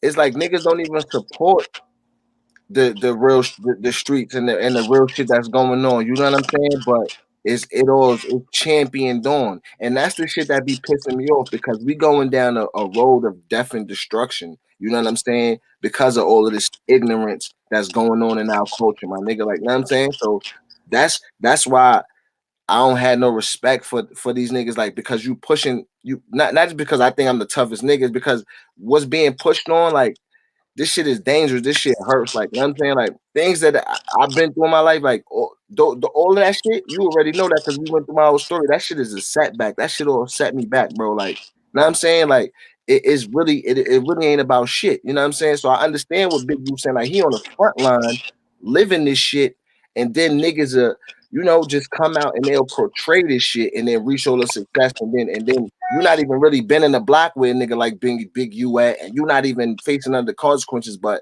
you up here reaping the benefits of his hard work essentially. You know what I'm saying? Then you'll never call a nigga like Big U when you cashing your check. You'll never think about a nigga like Big U when you trying to get a house. But as soon as you want to swing back through that hood and somebody on your ass, who you gonna call? A nigga like Big U who you know could get you up out of that shit. And like, you know what I'm saying? What do you think? He right. He right. You got anything to add to that, Matic? Nah, no, bro. He's preaching like a motherfucker right now. So Bonds, the one thing that I think Big U could have left out was saying that he called him for protection, because Quando Rondo, he went on a little bit further. He said, Rondo explained in his Instagram video, he said, it's time for me to start giving back. It's time for me to leave this street shit in the streets and just play my role with the internet shit. I was just trying to give back from the heart. I never once called nobody, no dude on planet Earth, for no protection. The F cuz I don't fear no man. That's basically what Quando was saying. And Bonds, I really gotta believe him, because in this whole situation, yeah. No, I'm respecting how Quando Rondo been moving since that shit happened. Like I respect how he been moving since that shit happened. I mean, Like, it is what it is. Like, it's a fucked up situation. Like I liked King Von too, and I hated to see that shit happen. Like, it's a fucked up situation, but at the end of the day, it is what it is. Like, I just lost my little cousin last year, my nigga, because he, you know what I mean? Rest in peace, the source, man. He wilded out on some niggas. Like, you know what I'm saying? He wilded out on some niggas and he shot at some niggas, and and niggas shot back. And if niggas killed my nigga, but niggas did what they were supposed to do. Like, niggas is shooting at you. You just standing, niggas is shooting at you. Like, you gotta hit back. Like, so, with the situation, like, it was a fucked up situation, but everybody jumped on Quando Rondo ass, like, yo, we gonna get, you know what I mean? And shit even make you or break you. Everybody jumped on his ass and it ain't break him. He like, you know what? Fuck it. He strapped this shit on. And he said, you know what? Y'all niggas want it. Man, let's do it then. Fuck it. and you know what? This is what I was saying, Bonds. It's like Quando Rondo reached out to Big U, the survivor from this hip hop travesty. You know what I'm saying? Yeah. What happened to King Von and Quando Rondo that night was a hip hop travesty. Yep. The survivor from that night actually reached out to Big U. Like, I think Big U could have stepped up and really made a difference in this thing, to be honest. Right, Mikey T. He should have instead of taking it the way he took it, he should have called somebody from the other side, and he really should have squashed that shit. And then he really could have clout chased off of that, of really being a big homie that squashed him, instead of being a clout chaser to let everybody know that you still got the hood on smash. You know what I'm saying? Like, I understand, my nigga, because you bled for that shit and put your life on the line for that shit, but you can't walk that fine line. If anybody know, when you're dealing with wisdom, you can't walk that fine line, because that little bit of ignorance that you still holding on to be what get your ass right up out of here. Yeah, it's Matic and I were talking about that, about how shunned Quando Rondo is getting right now. Everyone is shunning him. I think Big U could have been a big example, stepping up. Major salute. Keep sharing this video, everyone. We got 200 people watching right now. Chris Moore says, what up, Mikey T? West Atlanta, Zone 1, tapping in. Bankhead.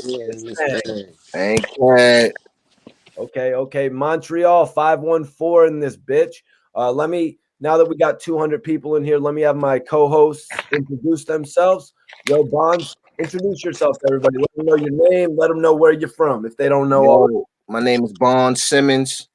I'm from Southside Jamaica, Queens. I'm currently residing in ATL. I'm a dope ass artist, man. Just check me out, YouTube. Everything is on under my name, YouTube, Instagram, everything. I got videos, music out, crazy shit. Like, you know what I'm saying? Shout out to everybody in here, man. All praise to the Most High. You heard? Yo, Matic, introduce yourself to everybody that's just tapped in. Let them know where you're from. Yeah. It's your boy Matic, straight out of Brooklyn, New York. Trinity born native. Miami reside. I'm out here, man. You know what I'm saying? That's what we do. Damn. Whatever you want to do, I can do it. That's me. I just call myself an 8.5 and everything. All right. Okay. Ball, I'm at 8.5. Rapping at 8.5. Boxing, NBA 2K, Fortnite, anything. I'm at 8.5. Fucking your bitch, 8.5. Okay. I'm averaging everything. It's cool. Yo, I'm not gonna lie. Yeah, I'm not gonna lie. One time we were at a story in Miami, and I'm not gonna lie, I never even told this to Matic, or maybe I did. I'm kind of petty sometimes. But I was like, Matic and me left story, and Matic had this one chick from England, a blonde white chick from England. And I was like, yo, I was like, damn, Matic could at least toss that one to me at least one time. Matic, did I tell you that in days following, or no, did I never tell you that? You know what, Mikey T? You probably talking about 100 bitches ago. I cannot. I do not recall. But England sounds good. And my English is getting better. She said it's a Matic season. Mikey T said, "Send that bitch, man." Yo. Mikey T wanted. So wait. Come on, 9 times out of 10, Mikey T, I made sure you got right. No, I'm just saying that was like the one time that I remember, like the English chick with the blonde hair, and it was crazy. But anyways, we got Tampa in the building, 813 from God, Trenton, New Jersey. Shout to the Tampa Mythic. Shout to the OG Bigger Ranking. Yep. Ohio in the building. Major salute to Ohio. Ohio in this bitch. Ohio. Guyana, apparently. Kofi Kingston country. GT in this bitch. At least Guyana could be pretty. Be known for something better, like Kofi Kingston. After that whole shit with Jim Jones. Check out Bonds on YouTube, Rosewood said. Yeah, I see Bonds doing a lot of shit on his YouTube. New singles. So single up there. Video like 2 days. Okay. With Diesel. So this guy's got to get something. Yeah, yellow light tonight. We on the yellow light tonight. Oh. What is that, man? It's the yellow. It's the mellow yellow. Just a little bit. Let's see. Can't. Okay, Kentucky in this bitch. You can't see that, can you? Yeah, we can see it. Yo, Matic, do you have any bars for the people, man? The people want to hear you spit. Man, you know I'm retired, bro. Oh, you're retired. I'm retired, man. Matic likes to hear bars. Oh shit! But Bonds got the hoodie on with the chain. He ready right now. I see it. What's up, Bonds? Yeah, I got you. I just dropped a motherfucking ball, nigga. Broke all that shit up and just dropped it on my laptop like this nasty. Damn. The weed or your Dutch? The way. Come on, man. Yeah, I had extra bucks, put too much in the shit, bro. I fucking played myself just now. Damn. Oh, man. I saw Gup. He said, I wish I wanted a couple bars. Yes, yeah. I would say, Bonds, don't be doing that. Don't be doing that lazy bar shit. You gotta show, because right now it's the Brooklyn Queens connection. You know what I mean? It's weird. It's weird. Big Queens, nigga. Big bags, big balls. That's Bonds. Big mad, I'm up. Yeah, that's y'all. That's small. I ain't too tall, but I do ball. Living my best life like Duval. Letting my nuts hang. You living the bitch life like RuPaul. 2 doors. I keep a small circle. I don't do falls. A few laws to show me how to move. Now I'm the new boss. I moved to Atlanta, but still, I'm top of New York. You talk, it better be respectful and calm. Shit'll get reckless and harm. Whoever involved, I be the charge, because I had a paid lawyer and bond. Made a deal, and them crackers still gave you a 5. Wouldn't give you a dime. You probably dropping on purpose. You don't be outside lurking, nigga. You outside nervous. We be outside churches, right in front of the preacher, like I don't care who says. Give a fuck if it's Easter, since you believe in that lie. make your ass a believer. You shouldn't underestimate me. I'm an overachiever. You know the Okay, that's how you feel. like shit, man. Okay. Yeah. You All right, got a bunch of shit recorded? Yeah, I got a bunch of shit recorded, bro. Like really, like I got a bunch of shit recorded. I got like I got shit out right now, bro. I just dropped 2 singles, motherfucking. I dropped 2 singles like 2 days ago. Some shit called Think Like an Animal and Stepping Joint. I'm about to drop a video to the Think Like an Animal like tomorrow or like the next day. I just dropped a video like some shit called Me Broke. I dropped that shit like last month. I'm at like 100K views right now. That shit is running like crazy. Oh, bro, for real. Yeah, boy. Like, yeah, man. Me and Mikey T, man. Like, you know, like I used to, you know, I would call myself retired because you know I haven't recorded or you know put nothing out. You know what I'm saying in about 4 years, 4 or 5 years. Nah, I did that same, bro. I just started back putting shit out like probably 2018, 2019. But I retired for a while. Like I stopped fucking around because you know, I had went to jail and everything like that. But when I just stopped fucking with it. You know, I grew and then I started moved to land and shit like that. I started doing business. So I opened up my own business and I started doing shit. And I started progressing in life. I also started learning. I went on a spiritual journey. I studied everything, history, Bible, all that shit. So I just got smarter. I got stronger. I got my money right. And then you know I'm always a artist. I'm always so I was just saying, so I just got back on it. I just was saying yesterday, like I just was telling my wife, like, yo, I was like, you know what?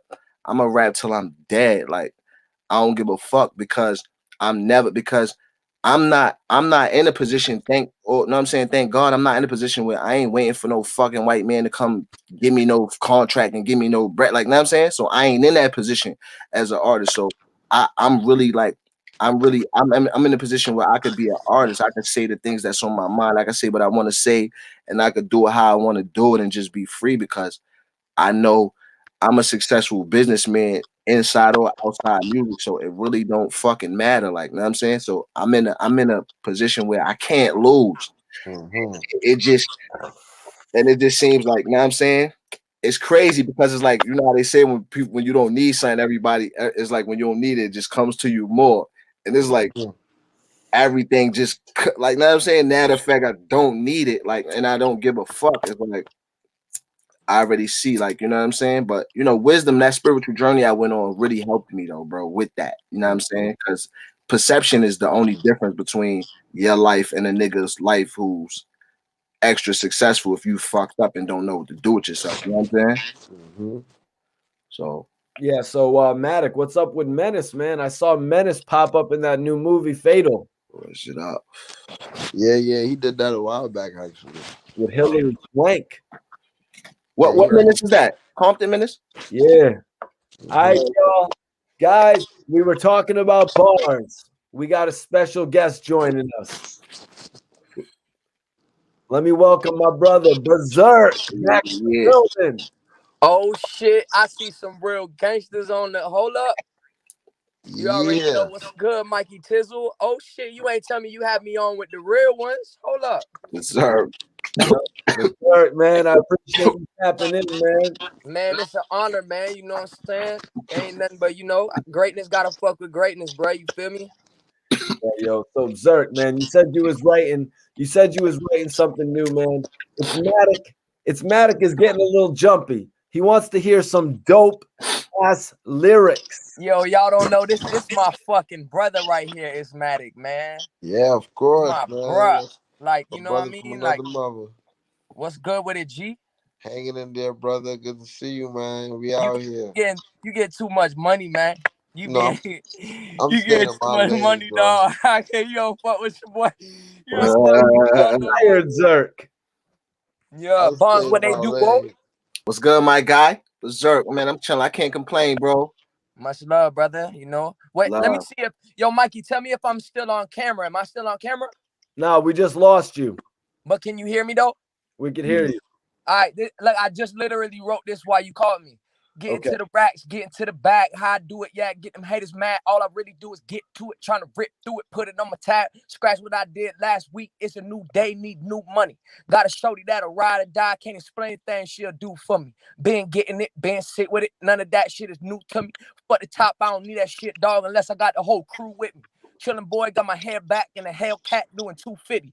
New thing on the wrist, man, so much ice that I'm too chilly. Heavy in the game, heavy on the chain, heavyweight like Free Willy. Damn boy, how double M's, my nickname should be Meek Millie. None of my dogs ever capping, no, all my homies is G really. That shit crazy, right? Everyone in the chat seems to be saying so. Yo. Now I need you to spit. Zerk, I need you to spit one of your hot. Stay right there. We can see you. I don't know if you heard me come. I'm breaking up a little. You breaking up a little bit on this side, bro. I don't know. We like, hear you clearly, bro. No, you're fine, man. You're fine. You step back into that light.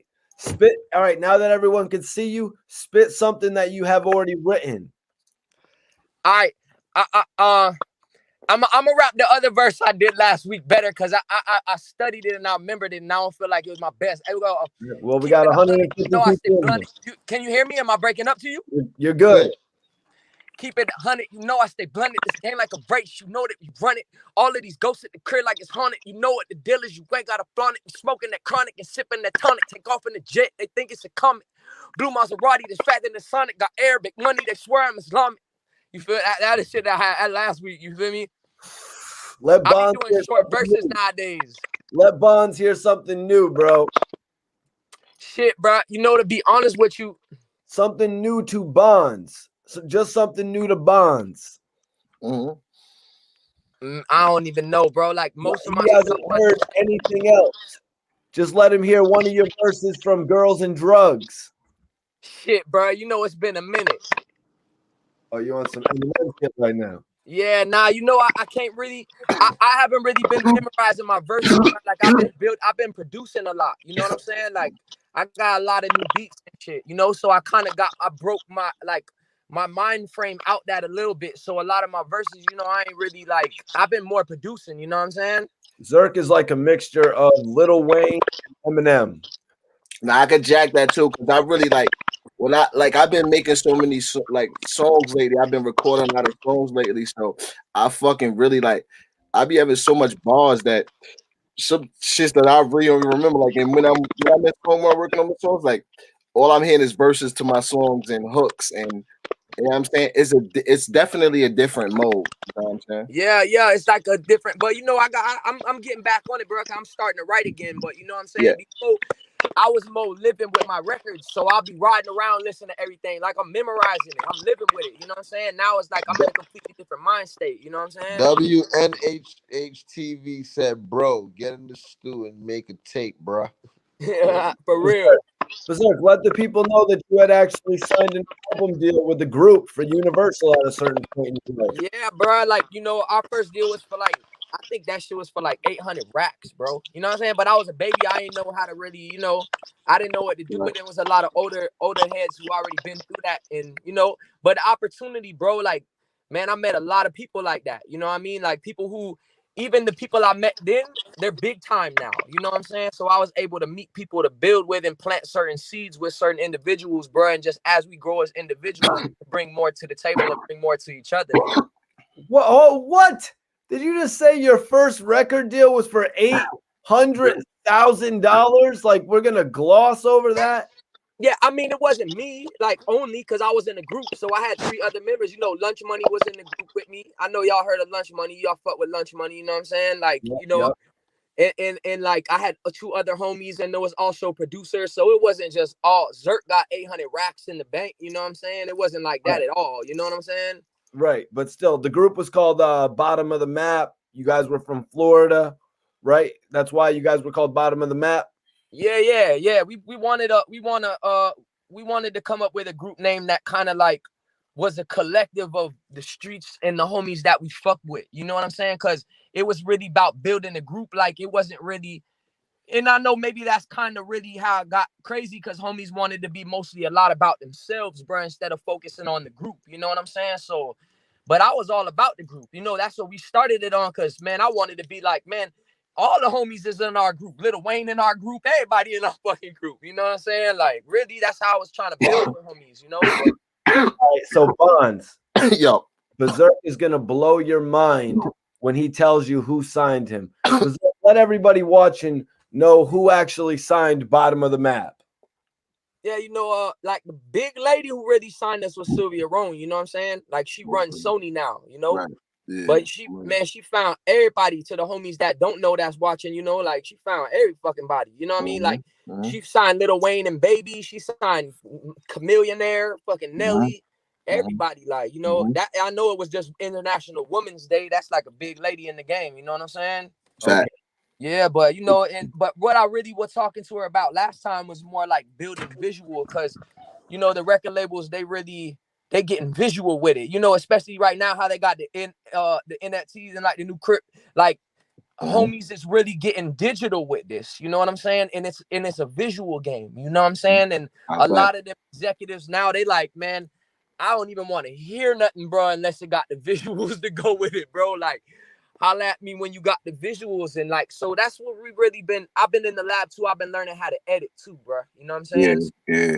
Little stuff like that, and just all around. Because even if I'm not the editor, I still know how to get with the homie who really edits, and I could really have a different like handle on it. You know what I'm saying? Yeah, you could fucking basically edit and have that nigga just push the buttons, man.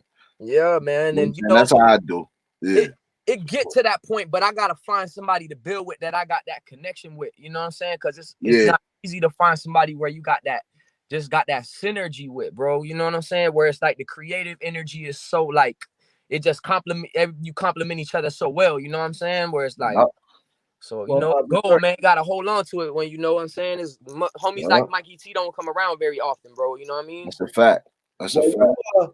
Berserk, you had a bit of a working relationship with Static Major, who was working with Lil Wayne. Yo, so really, man, okay, so Static, I was working with Static since I was 16 years old, bro. And I'm 33 now. When did Static start working with Lil Wayne, Zerk? Am I mistaken? So Static Major was really a writer for he was a writer for Universal Records. You know what I'm saying? But even I think Static really started working with Wayne when Lollipop came out. You know what I'm saying? But Static was, the thing about it was Static was Jim Johnson's writer. Jim Johnson made that beat. So like that's how I knew Static, through Jim Johnson, the producer who did all this, you know, Beautiful Dreams, Beautiful Nightmare stuff for like everybody, man. If you look him up, they told me Jim Johnson, he got flex though. That's a big homie, you know what I'm saying? And when did you work with Static Major? You said you started working with him at 16? Yeah, because I worked with Jim Johnson and Big D, like the homies who made like all the Pretty Ricky out. They made Jamie Foxx, Unpredictable, like big producers, you know what I'm saying? And Big D made Greatest Rapper Alive for Lil Wayne, stuff like that. He did Hello Brooklyn for Wayne and Jay-Z and them. But they had me, that was like their main writer. You know what I'm saying? So through fucking with them, that's the writer that they put me with. And then when I got signed with Bottom of the Map, I got back with Static because Sylvia Rome put us in the studio together. You know what I'm saying? Okay, so you already signed to the label and they put you with the group. Yeah. Well, we built the group on our own and we took the group to the label, but they the ones who put us with all the producers and you know what I'm saying? So it's like Swiss Beats, and that's one thing labels are good for, plugging you in with like power hitters, you know what I'm saying? Like PlayStation. Pressure. They got to set up to make their money back. Yeah, you know, they not really in the streets like able to push that button and really break the records. Like they turn to people like us who really in touch with the people. That's why they sign artists. But like one thing that they can do is plug you in with them big homies. Cause Sylvia Rome used to have Birdman coming through to our sessions, and we would play all our new shit. And she got the kind of flex, like she calling Stunner, and Stunner like, I'm on my way. Like if she called a Birdman, come through right away. You know what I'm saying? Like she got flex like that. You know? Yeah. Man, Zerk, that's crazy right there. Yeah, it's been a long time coming, bro. You know Mikey T, man. Matic, you know, bro. You know what I'm saying? Yes, sir. Yeah, homie, like Matic, bro. I always look up to Matic as an artist, you know, like as a rapper. You know what I'm saying? Like man, likewise to you, bro. Yeah, like you know, come on. and being in fuck with Matic kept my, you know, it kept my skills sharp. Cause really, I didn't even super want to be a rapper, but I'm like, damn, dog, like I got a lot of connects that want to fuck with me, and being able to be around real homies that are really good at what they do, it helped me elevate myself. You know what I'm saying? Nah, Yeah. man, we just motivated each other, bro. Like you motivated the hell out of me too, man. Me coming from New York, and like I had to work on my flow. Like I had the bars, you know what I'm saying, but I always had to work on my flow, and that's where you came in. Like Zerk helped me with my flow, and before you know, I put the bars in the flow, and yeah, shit, we got some joints, bro. We probably got we a good like a solid like couple mixtapes or a couple albums in, bro. We got joints. Money that some music that never dropped, bro. Joints, like, you know what I'm saying? So Berserk, I wanted to ask you, what year was it, if you can remember? Because you know how it is, guys. These dudes, like when they sign these $800,000 contracts, party star, rock star lifestyle might not make it. You know what I mean? Motley Crue type shit. You know what I'm saying? But Yeah. Berserk, what year was it that you got put in the studio with Static Major by Sylvia in the label? Can you remember? Where we got signed, like we got really signed in like 2007. So 2007. All right. So this was probably like 2008. It's probably 2008, 2009, something, you know. It was right. I was in the out. She put us in around the same time that Lollipop dropped. But that's why it really fucked my head up. Cause I was in the studio like fucking sharing packs of beer with this homie, you know what I'm saying? And to think like, you know, like something happened to him, like it just really opened my eyes, man. Like, you know, we gotta do what we can with the day. You know what I'm saying? Like, yes. Yeah, real, we spoke on Static's passing. Yeah. Yeah, now who knows what, you know, who knows, bro, but everybody got their time, but you know, that was a big song. Like he did, you know, and shoot, like he left a legacy, bro. He did more like than a lot of people are gonna do. You know what I'm saying? In less time, you know what I mean? So no, I just wanted to touch on that because somebody in the chat was like, Berserk should work on a mixtape. I just sort of wanted to give him a little background of what you have done, who you have actually worked with. Did you say that they sent you guys to meet Swiss Beats? Yeah, nah, I've been fucking bowling with Swiss Beats, bro. Like, you know what I'm saying? Like that, like on some shit like that. You know what I'm saying? But it's all good though. You know, it's all a growing experience, man. You know what I'm saying? And a lot of times, like things don't happen the way we want them to happen, but it end up working out better in our benefit, bro. You know what I'm saying? So it's a new game now, though. You know, we got the internet. Shit happened for a reason. Yeah, we got streams now. It's a whole new game. Let's get it. You know what I'm saying? Major fact, man. That's so fact. Nah, man. Oh, man. So, yeah, man. And it's just, you know, it's just a growing experience, man. Shout out to boy Lunch Money. I just talked to Lunch Money. I just talked to Compton Menace like 2 days ago and shit. Yeah, he hit me up. What's up with Menace? What's up with Menace, Berserk? I was just saying to it's Matic. The last thing I saw Menace do, he popped up in a movie with Hilary Swank called Fatal. Yeah, that's gangster. Yeah, but you know gun. You know, whatever. He's a grown man, bro. So he like, you know, he don't really pressure nothing, dog. But I got a tape with him on the low where I produced the whole like album and Matic on there too. You know what I'm saying? And I'm about to drop that. And that music's so good. We did that bitch about 4-5 years ago, bro. And it's still hitting. Like that's the best thing out. You know what I'm saying? Shout out to Menace, man. Menace, like, yeah, you know, I met Menace and bro, like, you know what I mean? Mikey T introduced me to Menace, bro, and yeah, man, he's the most humble like industry person I met, man, because you know he's like, Matic, man, you ain't gotta sign nothing, man. Just roll with us, bro, and I'm gonna put you in position, bro, so you can get where you need to go, man. The whole point is he gave me opportunity, and anybody that gave me opportunity, I'm a forever fuck with. You know what I'm saying? That's So real shout out to Compton Menace, bro. That's fact. Facts, man. Facts. Dig, like straight up, like wow. Yeah, I fuck with people that give other people opportunities, bro. Like Menace really a person where he fuck with people and give people opportunity, bro. You know what I'm saying? Which is a blessing, bro. Like open that door. Yeah. You know, when people get in that position, they get like inaccessible. You know what I'm saying? They be like, you know, very few people they leave they gates open. Like, man, let's get it, bro. Like, you know what I'm saying? Like, niggas don't like the shit, man. I mean, look what Compton Menace did. He even jumped on Stitches' record when people didn't know if they were really gonna fuck with with Stitches all the way. He kind of gave him that cosign. He was the second one. They did a song together called "I'm a Gangster," right, Matic? Yeah. I remember that joint. Did you go to that video shoot, Matic? Nah, I actually wasn't at that video shoot. No. Yeah, Mm-mm. yeah, But because I do remember the record though. yeah, I remember Menace had told us it was something he did real quick. Yeah, It's funny. It's like I've been to like most of the video shoots, but like for some reason I wasn't at that one. Shit, I don't Mikey even T remember. was stunner too. He brought me Mikey T brought me to a menace and Continent Menace baby video Busta Rhymes and shit. yeah. Menace brought us to the studio when Menace had a session with Birdman, Busta Rhymes. Gucci Mane. Yeah, I was in the booth with Birdman. I'm like, damn, Mikey T. I was like, damn, Mikey T got the flex though. Like, you feel me? He really be, he be putting homies on, and that's why I appreciate him. But Yep. a lot of homies, they'll act like you they homie, but when when things come around, they'll call you. You know what I'm saying? When Mikey T, the homies still call you like, dog, I'm finna go make a big move. Slide with me. Let's get it. You know what I'm saying? Like, I respect that, boy. Yeah, Bonds. Compton Menace actually put us in position to meet Birdman. Compton Menace actually had us all come to the studio, the Hit Factory. Zerk works at Circle House.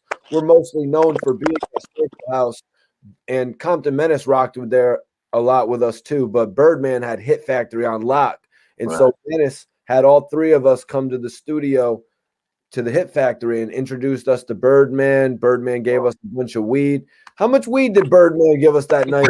Was it 2 ounces? Well, I don't even know, man. Homie, it was all. It's just like whatever, homie. Yeah. Just like it's whatever, bro. I ain't see no limit. I can remember Yeah, that. Birdman seemed like that type of nigga. That's one nigga I ain't Man, ever met Birdman. he was He always gave offering away everybody $1,000 lunch. worth of weed. It definitely seemed like more than we could smoke in the time frame. You know what I'm saying? Like, That's The good. man gave away $1,000 worth of weed. Yeah. Birdman. All the GT vodka you can drink, huh? hey, if it's a time to do it, it's a time like that, though. You know what I'm saying? Like, if it's really a time to do it. That's another Nah, man, story. fuck all that, man. Fuck all that. Menace introduced me to the GOAT, man. Like, I would have never met Wayne if it wasn't for Menace, bro. So it's like, that's why I'm telling you, opportunity, bro. You know what I'm saying? Tell us about that, Matic. Huh? Tell us about that. When did you get the opportunity to meet Lil Wayne? Oh, man. I mean, well, besides us, like, I met him previously before many times, but it wasn't like on an official level, meeting like when I met him in Compton Men's was different. Like, we went over to Hit Factory. Wayne was in the studio, whatever. And yeah, bro, like we was in there. We was watching Golden State Warriors. It was like I still remember that night because Klay Thompson had dropped 37 points in one quarter. I remember that. And Wayne was like, he looked at like, who the fuck is that? He didn't even know who Klay Thompson was at that point. You dig? He looked at me like, yo, who the fuck is that? 37 points in the quarter. I was like, that's Klay Thompson. Yeah. He's like, Klay Thompson? Like, yeah, that's Klay Thompson. Look out for him. And then Warriors won hella championships after that. Yeah, I But remember yeah, Clay. man, like, yeah, we was in the studio. I got to see Wayne basically, actually like make music and stuff, man. And like, I actually learned a lot from him because the Zerk, my recording pattern, like how I go in the booth and I punch. And I just ramble and punch and go crazy. Like I seen Wayne do that firsthand. He just standing in front of the fucking right. He just listen to a beat for 2 seconds, boop boop, go in the booth and just go crazy, bro. And that shit was amazing, man. So yeah, bro. Shout out to Menace, man. We introduced Wayne to the extendos at that time. The extendo roll up. Yes, I loved it. Menace would roll so many of those extendos. Back. Shout to Stendo 3 times. I know a nigga named Stendo 3 times. He used to fucking, artist, man, from down here and shit. That's his shit. Like he two of them shits together. So Yeah, you're telling the me extendos basically. This was before backwards. Like I've been smoking backwards way before everybody was. You know what I mean? I've been smoking backwards. I've been team backward from the start. Mikey T knows this. Yeah. So I'm Team Dutch. I've always been Team Dutch. You Yeah, remember, I was a Team Dutch Dutch. nigga. I would always have to go across the street and get the Dutches. Yeah. Like yeah. But the extendos is like basically like 3 Dutches put together. It's long pause. You know what I'm saying? Mhm. So like you can just put like probably like a whole 7 in that bitch. You know what I mean? Or probably like 10 grams. Yep. And yeah, so we gave Wayne that shit. Wayne seen that shit. He's like, damn. He gave it to his assistant. Like, pack this Blunts is bitch crazy. up. Smoke all day now. Nah, anybody who see them blunts is they bug out over that shit, man. That's a big ass That blunt. ass. Yo, I totally Yeah, forgot. I totally forgot because it was after I left Miami that, like, you know, Birdman started smoking these blunts that were like that big. You know, normally they wouldn't smoke blunts that were that big, but it was really Compton Menace who actually brought that type of vibe to the game. Yeah. yeah. Matic, I want to ask you, man. So you say you told Lil Wayne who Clay Thomas was? Clay Thompson. He's basically like the second best shooter next to Stephen Curry in the NBA. At that time, he wasn't really too famous yet because he didn't really make his mark. So like that night he did something so unbelievable, and it was nobody has never really done that, dropping 37 points in 1 quarter. So That's like like more than homies get in a whole game. That's good for a Yeah. whole game. I remember he did that right, shit. Nobody ever did that shit. That's just crazy. I remember that yeah. shit. So So Vaughn. Yo. it brought it Oh, to sorry. attention. Like so, he was asking like who he was just asking me like who he was or whatever. Like who the fuck is that? And I was That's just like, crazy. He didn't know who Clay yeah. was. That's just my memory, But other than that, Yeah. man, it's been a lot of other great times and stuff like that. But like that was my first time actually having a chance to just vibe out and build, and it was just really it's cool because I really grew up listening to that guy, So what did they have over there to eat, Matic? You know what, man? Keep it I real, really man. don't Was remember there what some we ate platter? that day, man. You're an asshole, Mike. I What's just don't your remember what we ate. platter? I just remember we was So high what as was fuck. on the menu? I heard a lot of records, man. I knew that I knew him and 2 Chainz had a project coming out Right. way before it actually came out because he played a lot of joints off of that project that night. I was like, damn, like they got a lot of joints together. Like they might be coming out of the project, you know what I'm saying? But Right. yeah, it's dope. What was this on Nah, Star that's Island? no like. Huh? Oh, never mind. I don't even want to say it. I didn't need to say that shit out loud. They're gonna be like, "Take the video down. You said where he lived." Man, what the fuck? Like They're it is hilarious. But yeah, everyone's man, got just dope experiences, man. That came with the game, man. That's all, man. That's all I can Mhm. say. Yeah. Dope Shit that make experiences. you grind, like shit that make you grind.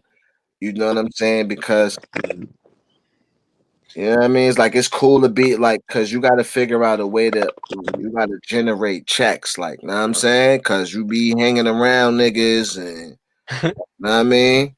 And then it's like, yeah, shit cool for the first little week, 2 months, you know what I mean? Then you like, nah, I gotta, and then niggas, especially when you standing around and everybody getting money, like, you know what I'm saying? My situation, like, fucking this, you know what I'm saying? So we over here fucking with artists, like, yeah, like, this nigga's getting a check to be here, like, you know what I'm saying? Straight up, like You just hanging out with niggas, like, that shit is fun for a night or two, man, but. and that's that's actually exactly that's what Kid said about being around 50 Cent. You know, Yeah, like he was niggas like, don't yeah, be "Yo, trying to break yeah. bread. Like niggas, like yeah, we can hang out. Like all that shit is cool, but nah, you know what I'm saying? Yeah, definitely. Yeah. Cause Berserk would tell you like you stop seeing me on the scene. Mm-hmm. When you stop seeing me on the scene, I'm like, I'm not coming out unless it's Yeah, something trying to go get legit in money. the bag, bro. Yeah, And that's it. yeah." And He that's says basically that how I've because been we moving ever tore the since. clubs up. Bonds, we tore the clubs up in Miami like crazy. yeah, Like I've been in spots in Miami I should have never. I've been to Bamboo right, dozens of times in the main place, right, the Cameo, Yeah, we done told that dumb what. But they came back to it, you know, COVID and everything stopped the club. But man, I ain't gonna front. That's why I know when Matic was saying he met Wayne, it was kind of like in a different situation because we be in the club with them homies all the time, bro. All You the know what I mean? time. That So ain't you know, like I done been at fucking Live and I seen Ray Sherman in front. Can't now bitch get in that bitch and I'm walking in the back with Matic with Lil Wayne and shit in the back door, like, you know what I'm saying? Homies still flex though, but you know. It's a love thing, dog. That's why, you know, when you show love and to come back, bro. Cause I would, you know, that's love right there. You know what I'm saying? Like I'm walking through the fucking back door, Live with Lil Wayne and shit, and French Montana and them at the ropes and shit. Yo, I seen homies storm the club when French and Fabulous walk up one time, bro. Like people. What about Oxygen in Florida, Matic? who's that? Do you know you guys know anything about Oxygen in Florida? Yeah, man, Oxygen is a club like that bitch is on like a bottom floor type. It's a club like kind of underground in the Grove, I think, but that's old school right there, man. Oxygen, old school. Yep. I've never heard of Oxygen. I've told the story on here before. Berserk and Boku had just walked into Club Live Bonds. Me and its Matic were outside, and it just so happened that here pops up Fat Trell and Tracy T, both of whom had just signed to MMG. Right. So, you know, I had just we had all just been at the Fire remix video shoot the day before. You remember, guys? Oh, yeah.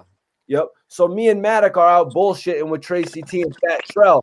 And then somebody comes over and they're like, you. And then Fat Trell and Tracy T are just like, oh, yep. We just signed to MMG. Let's go. They start walking by me and Matic, and then they were like, no, him and the white boy. Come on. And then they walked us into the club before the two artists that just signed $100,000 contracts with Rick Ross. It's myself got walked. It probably was a mix-up, man. It probably was a mix-up, man. Yeah. That's how we part. Yeah, I fuck with I went to Miami. That was a while fucking with the BMF niggas and shit. That was like back in them days when they had the Source Awards and shit. Yeah, you know the homie Baby D. And niggas, Smack fuck with like them niggas. Them niggas got them like Smack fuck with the whole BMF. Like they was at Circle House for a long time. That's why Diddy came to Circle House. Cut Meech and them boys was there. They was at Circle House for a minute. A lot of that footage they got a lot of that footage that you know the BMF shit that they use. A lot of that shit is Smack's footage. Them niggas at Teasers, they had a club called Teasers.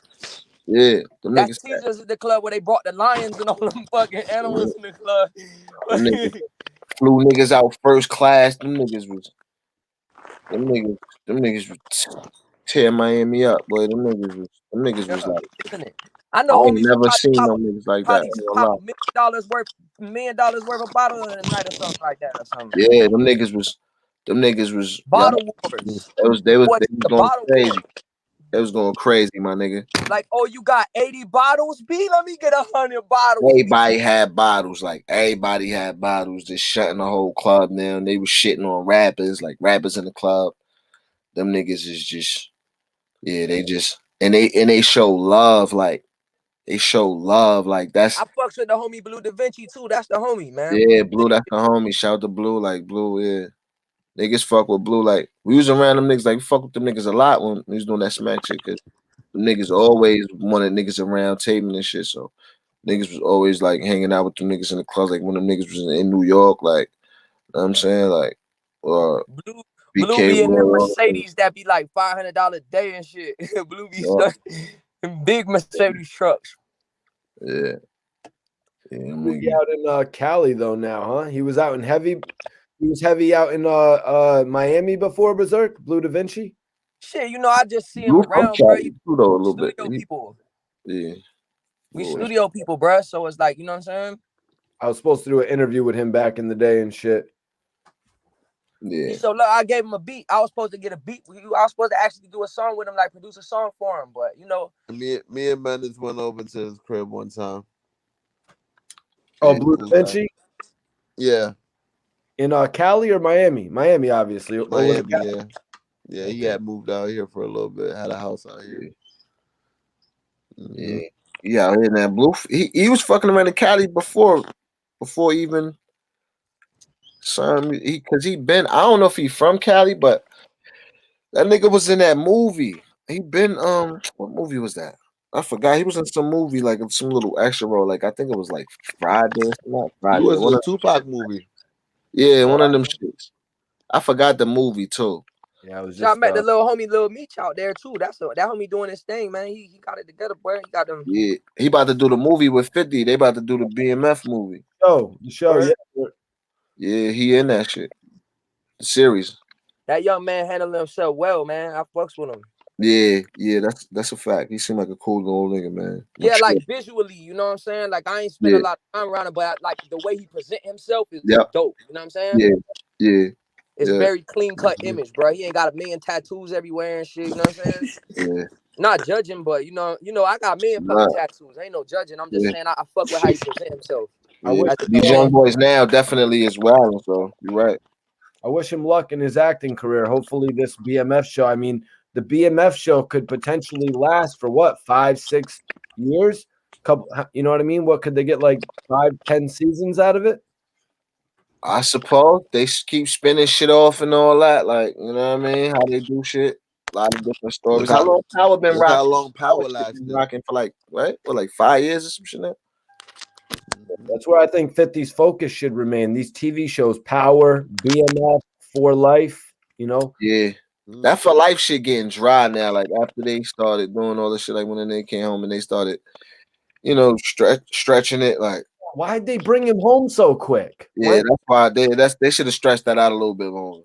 Why not do 2 or 3 seasons? I don't know if Maddox caught it, but I did read that he got out at the end of the first season. Was it the end of the first season he got out? Was it second season? I'm not sure. Oh, it might have been the first or second, but they should have dragged it out a little bit more because I feel like that was the appeal of the show, you know, seeing new inmates because you'd see new inmates come in and that could be new actors come in. You could form new storylines all the time, but we'll see what happens. Shit, this is a streaming world, bro. So you know what I'm saying? It's shoot, homies could really, you know, really do something on a scale of like really, like on some almost like it's one thing that man, the internet crazy, bro. Like once you just really go viral, it's like you know you could reach a definitely like I be looking at the streams and like I fuck in their circle, so I see their streams and homies is doing a lot of streams like in a lot of fucking countries, bro. Like you know what I'm saying, like.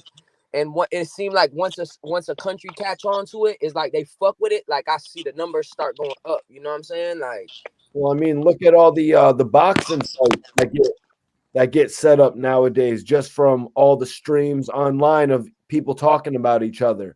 You know who I produced a song for it? The homie Jake Paul. You heard you see what's going on with that homie Jake Paul? Exactly. Prime example right there. Jake Paul's brother, Logan Paul, fighting Floyd Mayweather. You know what I mean? Even Jake Paul sending bonds. Have you seen Jake Paul sending shots at what's his name? The UFC fighter Conor McGregor? Oh yeah, because he fucking that's the one that knocked that the one that knocked out Nate Robinson? Yes. Yep.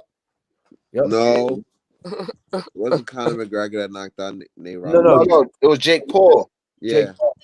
Yeah. Well, Logan Paul is the older brother, right?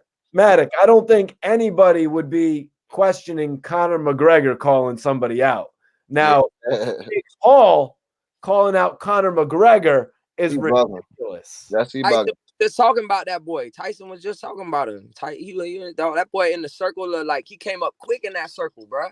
Cause he knocked Nate Robinson is not motherfucking Floyd Mayweather. Right, but he got a lot of buzz from it. And you know what? Like Berserk is saying, off people talking about these little fights.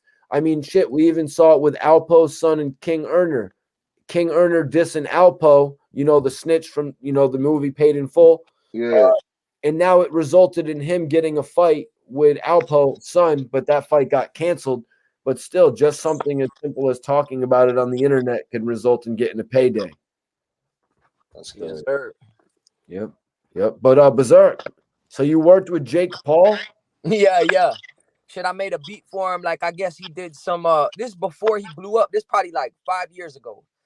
You know, like he was already big on YouTube. Like homie had hella subscribers already, but I guess he did some contest where he threw a contest where somebody could do a song with him. So it's like another little homie on the song. But I was able to get in the studio with him for like a few hours, bro, and we vibed on a lot of beats. You know what I'm saying? Like, So yeah, he actually jumped on one of the beats, and you know what I'm saying? Berserk, but Jimmy Conway says that Mayweather would beat the brakes off of dude that you got in the studio with. Shit, I mean, you know, I don't know how he is as a boxer, dog. I ain't gonna fuck with Mayweather like that. Like, I don't want no problems with homie. Like, you know what I'm Hey, saying? I'm gonna tell y'all a fun fact about Berserk. Besides him being an artist and being a producer and everything, this guy, he engineers, he does graphics. Like this, it's a difference when you're talented. Yeah, I did all the way up. You know, it's so funny. Matic Well, called me to do that session. let me get to what I'm getting to, Zerk. You know, so yeah, when it comes to it's called multi-talented. Like a lot of people is talented, but I wouldn't label Zerk as gifted. Yeah, so yeah, that's basically what I was trying to get to. Like a lot of people don't know Berserk, he engineered all the way up in Fat Joe. You know, like shit, you called me to do that session though. And that's a fact. You know, yeah, I fucks with it. Like big time, homie did like 4-5 million independently, bro. No record label. Just that's dope. So you nice then. Shit, I mean, bro, I grew up at Circle House, so I learned from a lot of the greats. You feel me? Like I've been around a lot of real, like Lou Diaz mix Now all the that's the knowledge type of music. shit I'm interested in. I want to do a record with you now, man. Me and Berserk. Yeah, let's get it, man. Me and Berserk personally took that record on a hard drive to Cool and Dre studio so they can mix it down. Bonds, you nice with it, man. Matic, play me your music. Matic, play me your music, that, bro. You stupid with it. Yeah, I appreciate that. No. This is a different Bond. This is he's probably you think about Larry. Who that? He changed his name to Big Larry. He used to call his name Bonds back in the days when he used to rap. Yeah, but you know his name is not Bonds anymore, so you're safe. But either way, bro, your vibe. Crazy though too, Berserk. Either way, your vibe, bro. You got the vibe. Check my shit out. But you guys, so just for everyone who might have thought I was crazy when I said that Floyd would knock out Jake Paul, Floyd Mayweather actually put out a statement where he said he'll do the Logan Paul fight this year. He said, and then if Jake Paul wins his next fight, he would do a fight with Jake Paul as well, only if he wins. And then he said he'll take on 50 at the end of the year. Floyd said he would do all three of those fights this year. Matic, I'll ask you first. Is that too many fights for Floyd to do in 1 year? Exhibitions? Bro, Floyd is straight defense, so I could play defense for a lifetime. If I could weave and you cannot hit me, and that's all I gotta do to make millions, hey, you know what I'm saying? Possibly knock you out, then hey. Homie's betting millions on them fucking fights, bro. But ain't nobody hitting him, bro. His weave game is on 1,000,000%, bro. So the thing about it is, if Jake Paul, Jake Paul knocked out the guy, the basketball player, not really a boxer, right? If Jake Paul has another fight, Bonds, and actually wins, then there will be a little bit of a demand for him to fight Floyd, meaning another check for Floyd. But what do you think? Who he fight though? He will beat Jake. He gotta beat somebody. He gotta fight. Like you see how Floyd beat up Conor McGregor. He ain't gonna beat up Conor McGregor, but if it's just a boxing, like say if he do good with boxing, bro, this boxing sport is different, bro. When you really get in that ring, bro, and you really start fighting 12 professional rounds, it ain't easy, bro. And that's what Conor McGregor forgot about, and that's why he got his ass beat. Yeah, nigga, somebody just off Conor. But Bonds, do you think that Floyd? It's not about how good you can fight. It's about that stamina for that 12 rounds. If you're not gonna get tired, because Floyd is gonna make you run around all day trying to catch him for 12 rounds. Yeah, he gonna pick you apart. He gonna hit you and get the points off of you. Yeah, until you eventually get tired, and then you're like, "Oh, you're tired enough? I'll knock you out now." Yeah. That's just a strategy. Fact. Like, Um, so Berserk. that's it. Danny Scott said that Jake Paul can fight low key. Yes, he Berserk. can. We're not saying that. Yes, he can. Yeah, But Berserk. He your an intimidating. stamina for 12 Nah, rounds he is wasn't no different. boxer when I knew him neither, bro. When I knew him, he wasn't he didn't start boxing. Yeah, he was like a YouTube. He was a YouTuber, like they say. You know Right. what I'm He saying? was But still physically fit. he got with the 12 right people, bro. rounds, The right people exposed him bro. to the right vibes and 12 energies, and rounds he is did the right different, thing with that shit. You know what I'm saying? And he really upped his game. You know what I'm saying? Like he got in the bro. game, got exposed to the realness, and then he really like It's absorbing it different. somewhat. It's like a dude. It's like a nigga that been playing ball. You playing ball. You been playing half court ball your whole life, and then we go play full court. You can't handle running up and down the court. Like it's Yeah, different. Like it's 12 a heart rounds in thing. It's a boxing. heart thing. It's I think rapping like that Paul, too. I think Logan Paul and Jake Paul are more physically fit. 50 Cent might run into those problems. Rapping like that too, bro. Nah, Because if 50 you in do a shape, show, bro. Bro, 50 yeah, in 50 in shape. shape. 50 don't I drink. don't 50 care. don't smoke.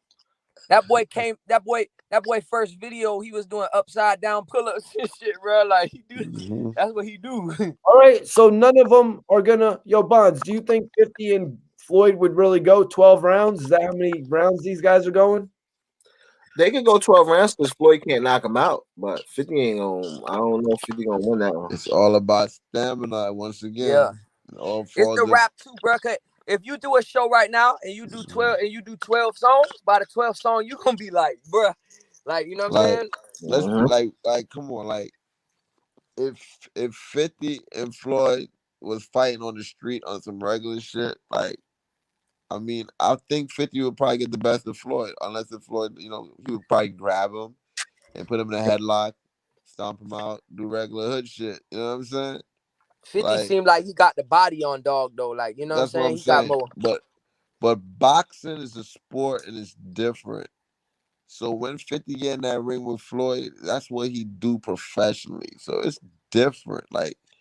Oh my Like God. it's just Yeah, yeah. different.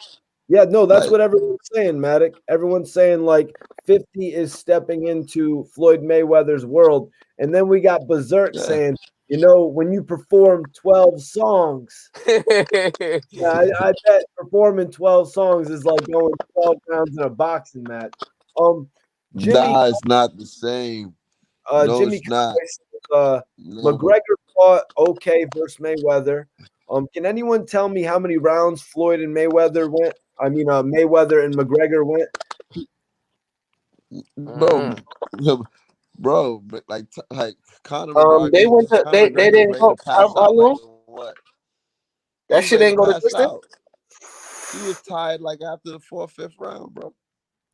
Didn't Conor McGregor get knocked out? Yeah. Yeah, on his He feet. got his He got ass knocked beat. out on his feet. He But got I feel knocked you because out. if it was like Floyd stepping in the 50 world in the studio and shit, like that's what 50 do more. Like, you know what I'm saying? Floyd been training like this since before he was born.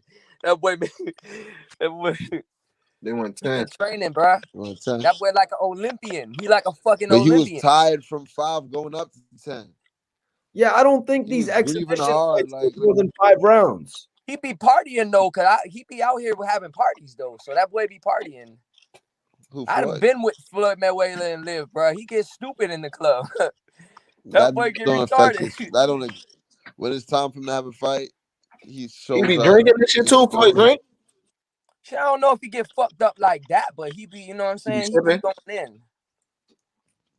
Well, hey man, they all have fun, but Yeah, when it's it's time crazy. for all the funny games stop, when it's time to go to work, Yeah. like everybody have their fun, Right. but But when it's I time to thought go to 50 work, fuck with Floyd Mayweather though. Like 50 was fucking with the money team heavy on some shit, huh? Yeah. They What the work fuck close. happened? He They said work. they tried to get some money or something. He tried to when they tried to get some money together, then they was talking about that shit. And Floyd wouldn't sign the contract Yeah. to do the deal with 50, which pretty Yeah. much made 50's boxing company go defunct. When Floyd wouldn't sign on to help him, 50 took it some sort of a way.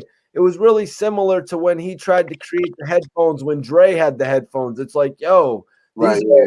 These are investments in companies that your friends have. Do your own thing. 50, Yeah, you know? you got the biggest shows already out, man. Like, come Yeah, on, bro. his thing is television, Be the obviously. director. Be fucking Steven Spielberg, bro. Right. You know?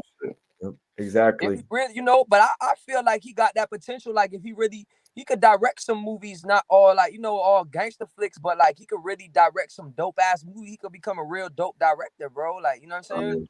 Berserk, I think he's already found his thing with doing television. Gangster shit, right? No, his movies isn't working out for him. Movies didn't work out for him. He had what, 10, 15 movies that were all nobody really cared about, even though he put Robert De Niro, Bruce Willis, Sylvester Stallone, all these guys in his films. Good Nobody. heavens. His niche is television. He's got boy, it. you can't talk about movies with Mikey T, the movie star, boy. For real. That homie gonna bust it down on you like. Yeah, you're right. None of them 50 movies did shit, really, bro. But you guys, if they come at 50, because a lot of people, 50 saying, okay, I'm not going to do the fight. I'm not going to do the fight now. Go buy my book. Floyd says he'll do the fight. He doesn't care about the weight. How's 50, Matic? How's 50 going to turn down this fight when a promoter comes and says, I have $100 million for the 50 Cent versus Floyd Mayweather fight? Here's $50 million. You know what? Floyd is gonna embarrass me. I'm gonna be real. Like this after the Nate Robinson when that Nate Robinson fight went down, I didn't believe my eyes. I'm like, wow, this really happened. Same thing with the Mike Tyson and the Roy Jones fight. I was like, wow, this shit really, really happened. Because every time boxing matches come together, it never happens. Soldier Boy is supposed to box Chris Brown. This person supposed to box that person. It never goes down. You dig? So Forgot I was about that, really right? shocked that it actually finally happened. I forgot about that. And Chris Brown now in that the shape, Nate dog. Robinson thing happens, That boy doing flips on right? I stage feel and like shit. a possibility now that the 50 Cent thing can happen. But like I said, we'll wait and see. Drum roll. Yo, Matic, We'll wait and see. shut your phone off and come back on. Shut your phone off and come back on, Matic. You're having a little bit of a technical issue. Yeah, man. Yo, so let me bring it over to you, Bonds. Let me ask you about this whole situation. If it came down to the fight, boxing exhibition with 50 and Floyd, me and Kid spoke about it today in an interview. I put my money on Floyd. You know what I mean? Just because it's his realm. He's a boxer. Kid said he would put his money on Floyd as well. But Kid also said he agreed if it was a street fight, pretty much like it's Maddox said, he would bet on 50. So what's your thought on them two getting in the ring? Oh, in the ring, I think it'll be bad for 50 in the ring. Like, I don't even think he'll just beat 50. I think he'll embarrass 50. I think he'll just pick and pop, man. I think he'll just fucking beat 50 up, man. Like he break really fundamentals down, like just straight fundamentals. Because you got to think about it's going to be 50's first time in that position. It's going to be Floyd's 1,000th time.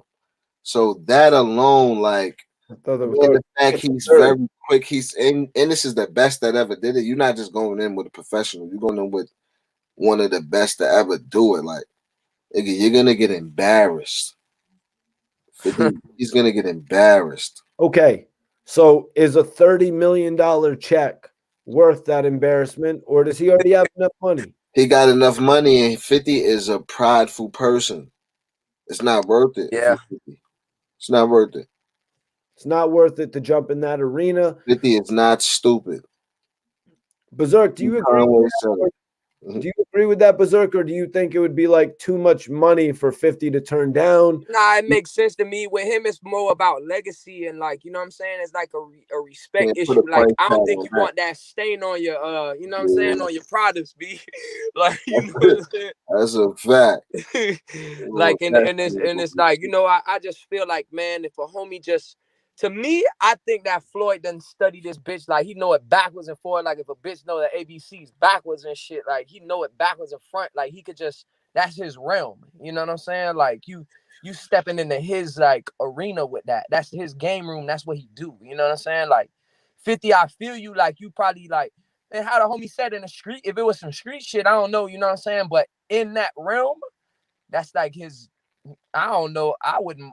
That that's crazy, bro. You know what I'm saying? And I get you. It's a lot of money, but I think like he got enough money already where he, from what I seen, not count really nobody super count nobody pockets, but just from what he didn't shown the motherfucker, he don't need that. You know what I'm saying? Like he ain't thirsty for that. Like, right.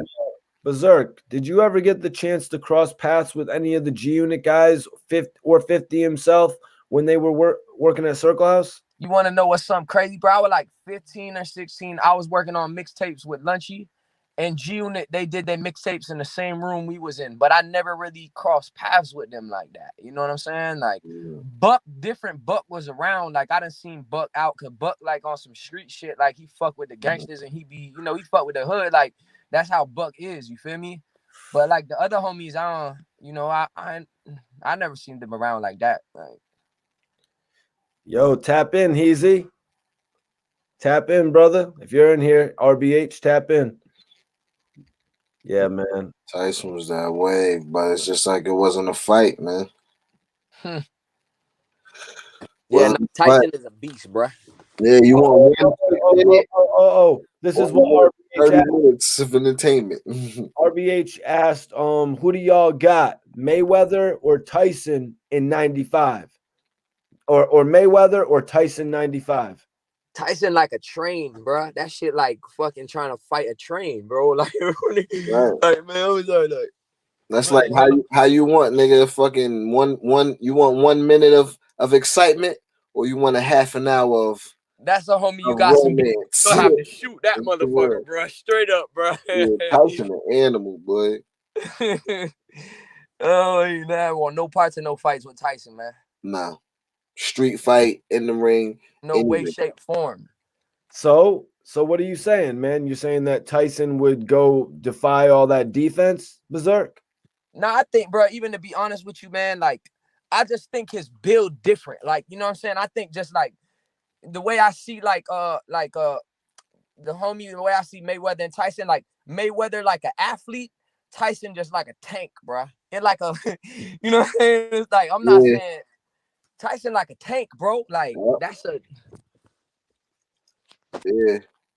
You had to really knock him out. Like, you had to really... I don't know how you could knock a motherfucker like that. Yeah, I see Tyson walking through them punches and still punching that nigga Mayweather head off. Yeah, eating them like it ain't. It's like little, like, you know what I'm saying? But, I don't know. I think it's a different, it's different, you know what I'm saying? Yeah. That one you can't really call, Bonds, or you could just say that Tyson would have won. Yeah, I think Tyson, he would have won or got disqualified, my nigga. Like, you know what I'm saying?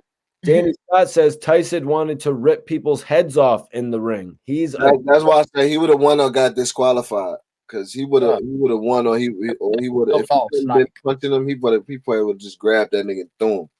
Yeah. 2 different weight classes. Yeah, the money probably wasn't as big back then for them to be doing all these cross-promotional exhibition fights. If I had to just predict why they wouldn't have done it back then. Yeah, that would have never happened. That's just all hypothetical. That shit would have never happened. Back then. Yeah, back then it would have never happened. Back then, now that shit would have never. Well, now shit ain't this fucking, but back then, hell no, that shit wouldn't happen. That shit wasn't even missing. Like what I'm saying with 50 Cent. 50 Cent saying he's not going to do it, but what's going to happen when a promoter draws up a piece of paperwork and says, I want to do this fight for $80 million. I've got $40 million for you, 50. He going to be like, fuck out of here. I'm good. Fuck him. He's going to be like, this is the biggest payday you'll ever get. Could you imagine the slick talk Floyd would be doing to 50 while they were in the ring for that fight? He'd be like, I got you here now. I got you now. Got you now. Now you're mine. All that type of shit. Yeah. 50 looked like he could eat a couple punches too, though. Yeah. Floyd hasn't been knocking people out, though. Floyd is mad little, bro. Yeah. Floyd is a little nigga, man. It's just skill alone. He gonna, you know what I'm saying? Or for the skill, he gonna, it's a contest where he gotta, you know what I'm saying? It's the point. It's a point thing. He gotta connect. So he's gonna connect all day on 50. 50 probably ain't gonna connect on that boy one time. He more slower and bulky and shit. That shit gonna be 100 to 2, my nigga. I think you're right, though, man. I think You're liable to not hit Floyd one. I'm liable to see what's the odds on that bet that he never connect on Floyd. Well, on the face, he never connect a face shot to Floyd. He a bulky dude, man. Shout out to 50 though. I hope he gonna listen and wanna feel some kind of weird way. He got the Pop Smoke record killing the fucking radio, man. Pop Nah, Smoke that shit got fire. like 1,000 songs on the fucking radio. That shit fire. No, Bonds, I think if anything, 50 would see this and be like, yeah, Bonds is right. I'm not Berserk. And the white kid, Mikey T, who always interviews Mike Bangum Smurf. Bonds is right, though. You know what I mean? Because I wouldn't take the check to I'm already doing my thing. Like I said, I didn't say it earlier, but 50 was going between all those different things like the boxing, the headphones, the music, the movies, to the TV shows. That's 5 different things, you guys. He was trying to find what he was going to be successful at, and I think he's found it now, with television. That's a nice lane to fall in right there. Fuck it. Just vibe out, bro. You ain't got to do no crazy shit. No, just vibe the fuck out, man. Talk your little slick shit, you know what I'm saying? Give people a little entertainment they looking for and just, keep it moving. Yeah. That's what's up. Yo, Mikey T, how long ago it was you brought Lil Durk to Circle House, bro? I don't think it was me that brought Little Durk to Circle House, wasn't it? Was it Zoe? Nah, it was you. Nah, it must have been Zoe and Chino. Oh, they brought him. So what? You did the video or? Well, when Durk went there, Chino, I hit Chino, and Chino put me in contact to go, do the interview with Durk. But I want to maybe give that credit to Zoe, because Zoe was actually working with Little Durk to a certain degree, even further than that. But you're the one brought me into the studio and shit where them boys was working at. That was a while ago, right? It was like fucking. Yeah, that was like probably one of Little Durk's first interviews. That go to show you, bro, about consistency and staying consistent with time, bro. Like where it gets you, you know what I'm saying? That's a homie who been doing this thing for a long time. He really now getting to that superstardom level, bro. Like, yeah. That grind pays off, man. Consistency. You keep pushing, you can achieve anything, man. You keep pushing, bro. But Berserk, you come from the city, or the state, I should say, of Kodak Black. The Kodak. His city, Huh? Nah, Kodak. I went to a bottle shoot. He had a video with Coleon, the homie Coleon. Them boys. But they had the hood hot. Like, they really got the whole block, like 200 homies with yappas on that shit, like, for real. Like, you know what I'm saying? Them homies hot boys for real. Like, but that's like South Florida, bro. Like, to me, he embodied, like, what it is out here, like, the streets. Like, when you grow up in Miami, bro, he just, like, he really South Florida. I don't want to call it Miami. It's like a South Florida thing, you know what I'm saying? He embodied that to the fullest. Like, I could say it wasn't, he was doing it before a lot of homies, like, really the goon homies. You know how they got the spot of Gothams now, and you know what I'm saying? Homies. Shit, he was really the first one really doing that, like, that country ass, block music, like, like that, like a young homie. Yeah, that's crazy. Yeah. Oh, Zerk, did he ever make his way to Circle House, or where? Yeah. Nah, I done seen him plenty of times at Circle House, but he fuck with my homies. He fuck with Lunchy and them over there. He fuck with Derek. Shout out to homie Derek, Sniper Gang. You know what I'm saying?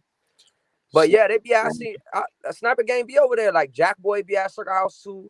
Fucking them homies be over there. Like shit, he threw a whole party over there or some shit. I always see that homie at Circle House.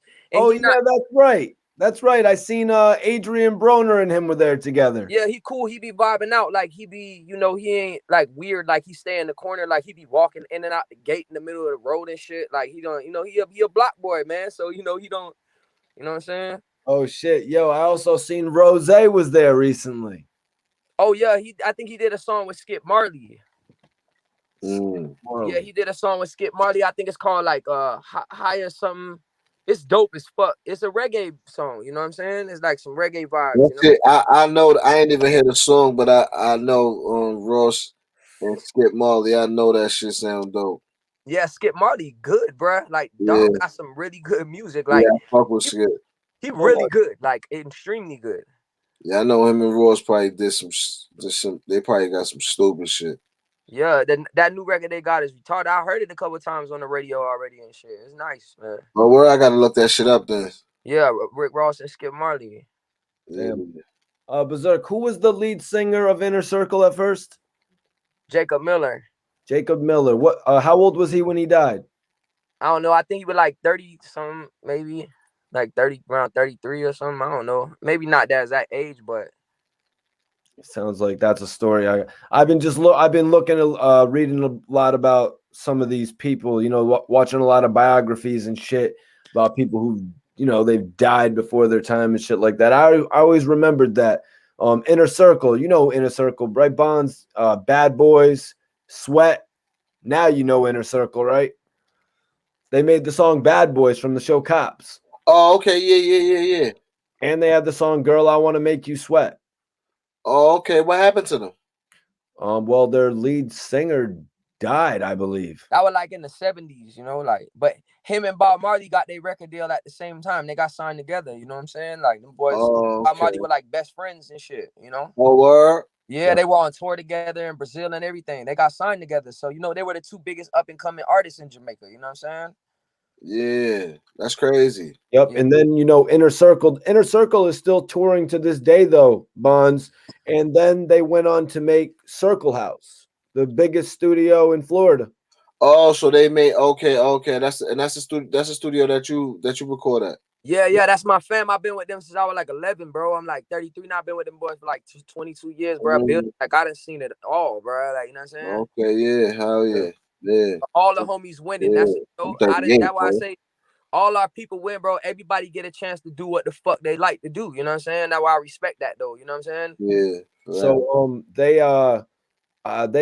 they had a couple sons that we work with named Abibi Lewis, who basically runs the studio, and then Lunch Money, who Berserk rapped with. Lunch Money was in Berserk's first group. They were in a group together with two other people, Bones and Asia, Yeah. right? Yeah, so they were in the group together. Lunch Money was making music and shit. BB was running the studio. So Inner Circle pretty much transitioned, Bonds, Right. They transitioned from the music into having the biggest studio. You know what I mean? They found another way to flourish, is the way that I've looked at it. Wayne came from Circle House before Right. Hit Factory. Before Hit Factory, Wayne been there since he was like 14 years old, bro. He came up at Circle House. That's what they, you know what I'm saying? Yeah. Bling bling and all that. I'm the number one stunt. All that came from Circle House, like early. They've been, But Lunch doing this thing now. He got the fucking Chase Bank commercial on that.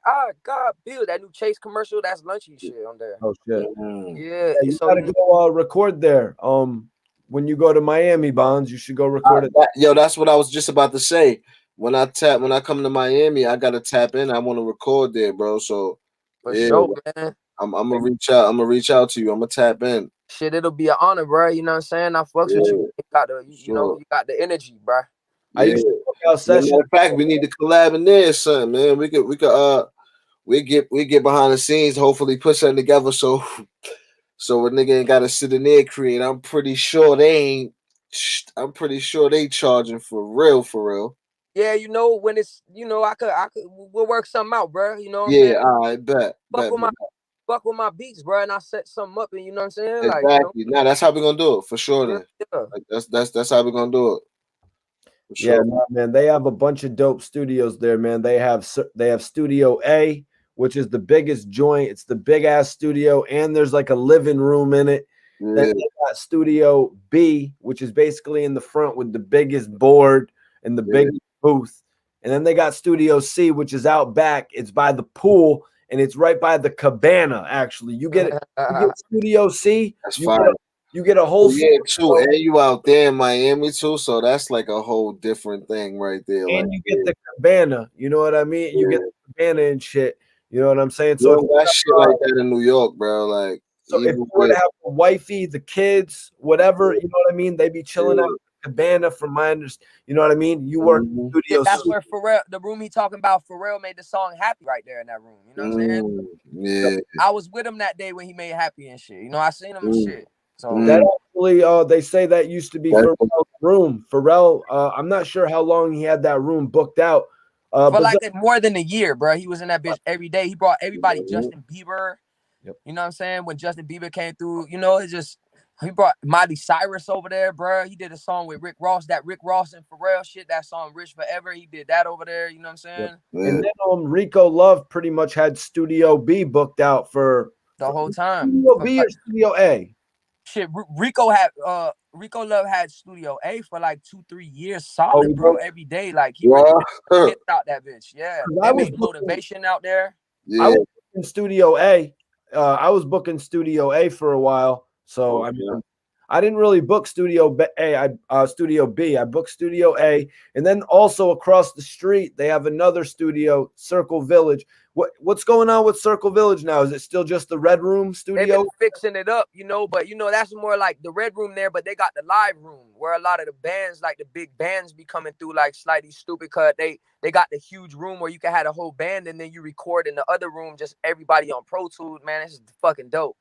But yeah, the Red Room, you know. Yeah, that's right. Yup, they got the whole middle room right there. Yeah, and the Red Room smaller, but I didn't know, like, I remember Future was there. He had the big room, and he was like, "Man, fuck that. I want the small room. I don't give a fuck how much." I was like, "You know, it's a lesser room, like money wise." He's like, "Man, I don't give a fuck how much. I'm good. I want that room." You know what I'm saying? Like, it's something special about, you know, in the small room, the fucking floor glow red in that bitch. Like, the Red Room is a vibe, Bonds, because there's a couch in there. There's the studio for the engineer, the board, and then there's a whole opposite room for the booth. You know what I mean? So you got your little setup so 3-4 people can sit on the couch, roll up, vibe. You got the engineer position, and then you got yourself in the studio. You know what I mean? Studio actually fits 2 people. Yeah, it's a smaller studio, but over there it's a whole house. So you know you got the kitchen, everything in that bitch, bro. You know what I'm saying? Like it's like a real house. 1 second, you guys. Yo, Shiloh, do me a favor. Go back, click back to the beginning of the video and watch all the information that I was talking about. King Von, Quando Rondo, and Big U, my G. Before just but who is that? Who is that though? I don't know. He's saying y'all. So if you saying y'all and you talking about me, so I can speak for myself. I don't got to use nobody's name for clout. Like, why the fuck you talking to niggas and minding niggas' business though? If you don't agree with the conversation, and take your ass to bed, nigga. Yeah, like go back to the beginning of the video. Talking about niggas don't give a fuck about what you talking about. Get the fuck out of here. Should have came in. You should have came in. Ain't nobody gotta do nothing for clout, nigga. Like you don't gotta do nothing for clout. I don't give a fuck about clout. I get money. Bonds even tapped in here earlier, and we went over the whole article with Bonds and had him give his thoughts on it. We are not at that portion of the video anymore, you guys. We're a little bit. He said, "Nah, I ain't got a bed." Well, bro, we feel sorry for you, man. Yeah, well, that's why you still sitting up talking shit, typing shit. All right. Anyways, moving on. Lemon head ass nigga. To my white eye using any promo is good promo, bro. You know what I'm saying? It is what it is, bro. Yeah. Shout to Shiloh, nigga. God damn, it's like I'm just like, come on, can't you just all you got to do is scroll back to the beginning of the video. I don't know if they expect us to be regurgitating the same stuff for 3 hours. Like they cannot expect that, Bonds, right? Man. What is this? What is this? One of those infomercials that plays at 2 o'clock in the morning? The same thing over? No, that's not this, you guys.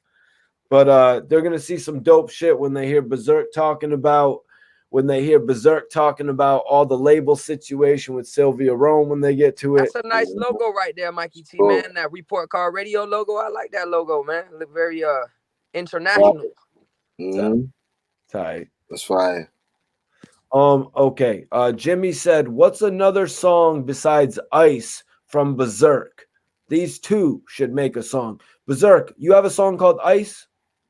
Yeah, I shot that video myself in Colorado. I edited myself and everything. You know, I made the beat, all that. You know what I'm saying? So Yeah, but I mean, that's just one of my joints I do. Like, you know, I had a song with Shaggy. That shit is called Like the Party. That shit was like #1 on iTunes for a few weeks and That's shit. cool. Okay, Yeah, Shout out to Shaggy. My peoples fuck with Shaggy from Long Island and shit. that's the homie Don Corleone put that together for me. The producer, like Vibes That's the Cartel mission, producer and all shit. that. what's that Yeah, called, Berserk? What's the song called? it's called Like the Party. Yo, so everyone go check out Berserk. Or is it's Shaggy featuring Berserk? It's Berserk featuring Shaggy, but you know that's a Berserk, party record. That ain't no, you know. Berserk featuring Shaggy. It's a party on. I'm gonna bump that shit. I'm gonna check Yeah, that yeah. shit out. Like the Everybody know party? we like the party. That's what it's called, you know. Like Shaggy is hood too. Shaggy a hood nigga. He keep it really shouted me out on the verse and everything. Like he really did it for me. You know what I'm saying? And I appreciate that, you know, Yeah, for sure. Shaggy hood. Man, that is He lit never shoot a right there. video. So Berserk, let them know another song that they can search, so you can look up Berserk featuring Shaggy, Like the Party. Shit, I got this song out called it's called What You Think. It's like it's called What You Think. I got a bunch of songs out, bro. I got a SoundCloud. If you go to my SoundCloud is The Real Berserk. But I got a song with Skipper the Flipper already, but I'm about to drop that new record. Y'all fuck with Skipper the Flipper though. Yeah, I got a record joint with him, and I made the beat and everything, I so it's like a joint. I like Skipper the Flipper, man. I like Skipper the Flipper. And when the party done. Yeah, I fucks with Skipper the Flipper, bro. I like him. I don't Yeah, know him, but I'm just saying I fuck with him. I like his nah, shit. he cool, and but me and him, we linked up on some street shit. But I was actually playing beats at my homie crib, and he had just walked in, and he was like, "Man, who fucking beats are those?" And I was like, "That's me." Like, when was up? I was like, "Man, let's get it." So and then he just, you know, shit, we knocked the joint out pretty quick, bro. And I really it'll be dope. But I also got another record out called Count That with Lil Scrappy and Iceberg. I don't know if you heard of Iceberg. Like, Now I heard of Iceberg. That's from down there, Florida, independent. yeah, you know, he big time down here. His independent, in South Florida, his independent, he like one of the biggest artists out here. You know what I mean? And he been doing that shit since we was doing the smack, and we was coming down there, and he was grinding independently. Shout to that nigga, man. Shout to that nigga, man. Listen, everybody that's in this video right now, everyone that's in the chat, I want you all to go watch Berserk featuring Shaggy, Like the Party, and then I want you to tap in. I want you guys to tap in, and I want your live review of the song. I want to know what you guys think of the record while we got Berserk here right now. So it's Like the Party. I'm going to put up the StreamYard link, so anybody in here that wants to tap in. Yeah, that's reggae, but you know, we fuck with them on every aspect. Like, that's why I like to create with musicians, because I got some rock and roll shit, bro. I got some drill shit. I got some reggae shit. Like, I don't like to pigeonhole myself into like one genre, bro. You know what I'm saying? Yeah, we got to work. I definitely want to do some shit with you. Like, yeah, you check my shit out though. When you go, like, I got shit is on everything. You type in my name, Bond Simmons, all my shit to come up, bro. Like, for sure. You know Yo, Bonds, listen, I'm gonna tap you out for 2 minutes. I want you to go click can you click that YouTube link that I put up, or no? Or do you want me to send it to you on Instagram real quick? I want you to check out the song with Shaggy and then come back in. All right, I could just type it in, right? No, I'm gonna send it to you right now. I bet. Yeah, it's called Like the Party, but you know, there's other versions all over the internet. Gaza Prince and. I'm about to send it to you right now on the gram. It's in your DM. It's in your Instagram right now. That homie got some beats though, Don Corleone. That boy got some killer shit, man.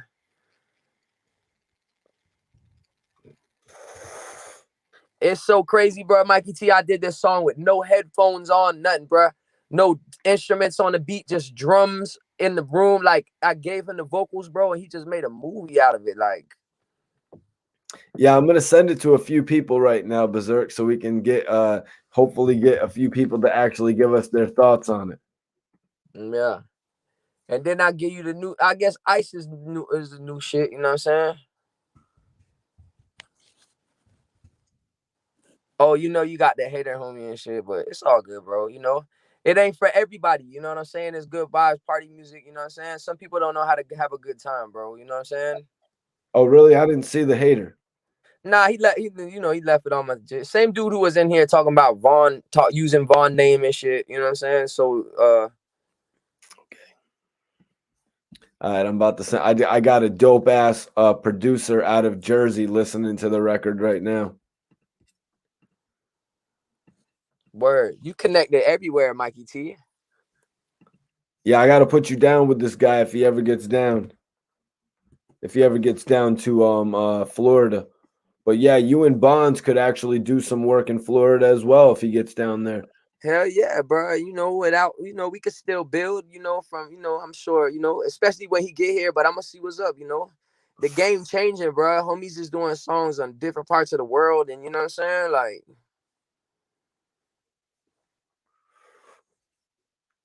the game changing, bro. Nah, facts, man. What Facts. you smoking on, Mikey T?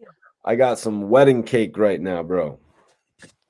Yo, I got this new shit called GMO Snow. That shit's stupid.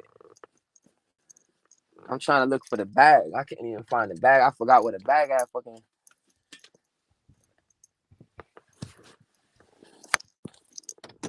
I can't even find that shit, man. Yo, Mikey T, you still live? Yeah, we're still live. We got 75 people watching. Hey, appreciate you, Rose Mad Wood. It's all love, Brody. Hold on one second. Let me see if Bonds, you good? I think Bonds is still listening to the song. Bonds is listening to the song right now. Yo, Rosewood, if you listen to the song, tap in. But Bonds, as soon as you're done listening to the song, give me the thumbs up and I'll let you give me a review. Definitely want to hear the review for Berserk's record, Like the Party. Look at this shit, Mikey T. Snow Montana. Oh my God. Hey, this shit gas, bro. This shit gas. How do you get your hands on that good packaging, man? It's smart. It's a cookies pack. You see it? It's just two-sided bag. How'd you get that? Just from the homies? It's you know what it is, Mikey T. You know the Yeah, because they don't sell it down in Florida. They sell it in Massachusetts. Oh yeah, I got plugs, man. I fucks with big people, man. I like to pave the way. You know what I'm saying? I like to Yeah, it's just still medical in Florida though, right? Yeah. I got my my what's the name and all that, my card and all that. You know what I'm saying? Oh no shit. Yeah. Oh, that's what's up, man. Yeah, I gotta have it because I'm in a drug program because of some offenses and shit that they tried to pin me with and shit. But I'm just doing I gotta do it for the judge and shit. You know what I'm saying? Yo, no, that's the best way to do it then, man, because you got to be proper about it. If you got your license for it now, whatever. Now they can't bug you because they're assholes about it in Florida, man. They hemmed me up in Broward County and Dade County. I mean, it's changing. Like they ain't bitches about this shit too much. Like, you know what I'm saying? Yo, midnight. Hold on. Midnight, my G man, much love, buddy. Yo, that shit is exactly. It's That a party crazy vibe. Shit sound like a party vibe, movie soundtrack party. Like, you know what I'm saying? Like, that shit is dope, bro. Like, appreciate you, pimp. Much love, vibe, bro. Man. You can play that shit anywhere. Like, you know what I'm saying? Kids party, adults party, club. You know what I'm saying? Out of country vacation, out of state vacation, nigga. Like, that shit is Man, I appreciate you, bro. Midnight, the most hated said, like the party is a vibe. Every DJ does that. But Ice is a hit. Yeah, I did that. Shit, sometimes, bro, like, when I was working every day at Circle House, bro, I was blessed because, I would be able to understand, like, I can pull off, like, just jumping in the studio and knocking out an idea and getting back out the studio before the clients get there because I was working there like that. You know what I'm saying? Like, every day. So, I pulled that off, like, I hear somebody playing it. That's you, Mikey T? No, that's not me. Oh, shit. I know, and then Ice I made that. That's one of my first beats. That's like a baby beat. You know what I'm saying? But I'm an 808 guy, bro. Like, you know what I'm saying? You gotta, you gonna see, you gonna like the song, but when you hear them 808s, when you really sliding, you'll see what's up. Someone says this shit is fire. Eternal Goat says, everybody knows we like the party. How does it go, Berserk? It's like everybody knows we like to party. Yeah, yeah, yeah.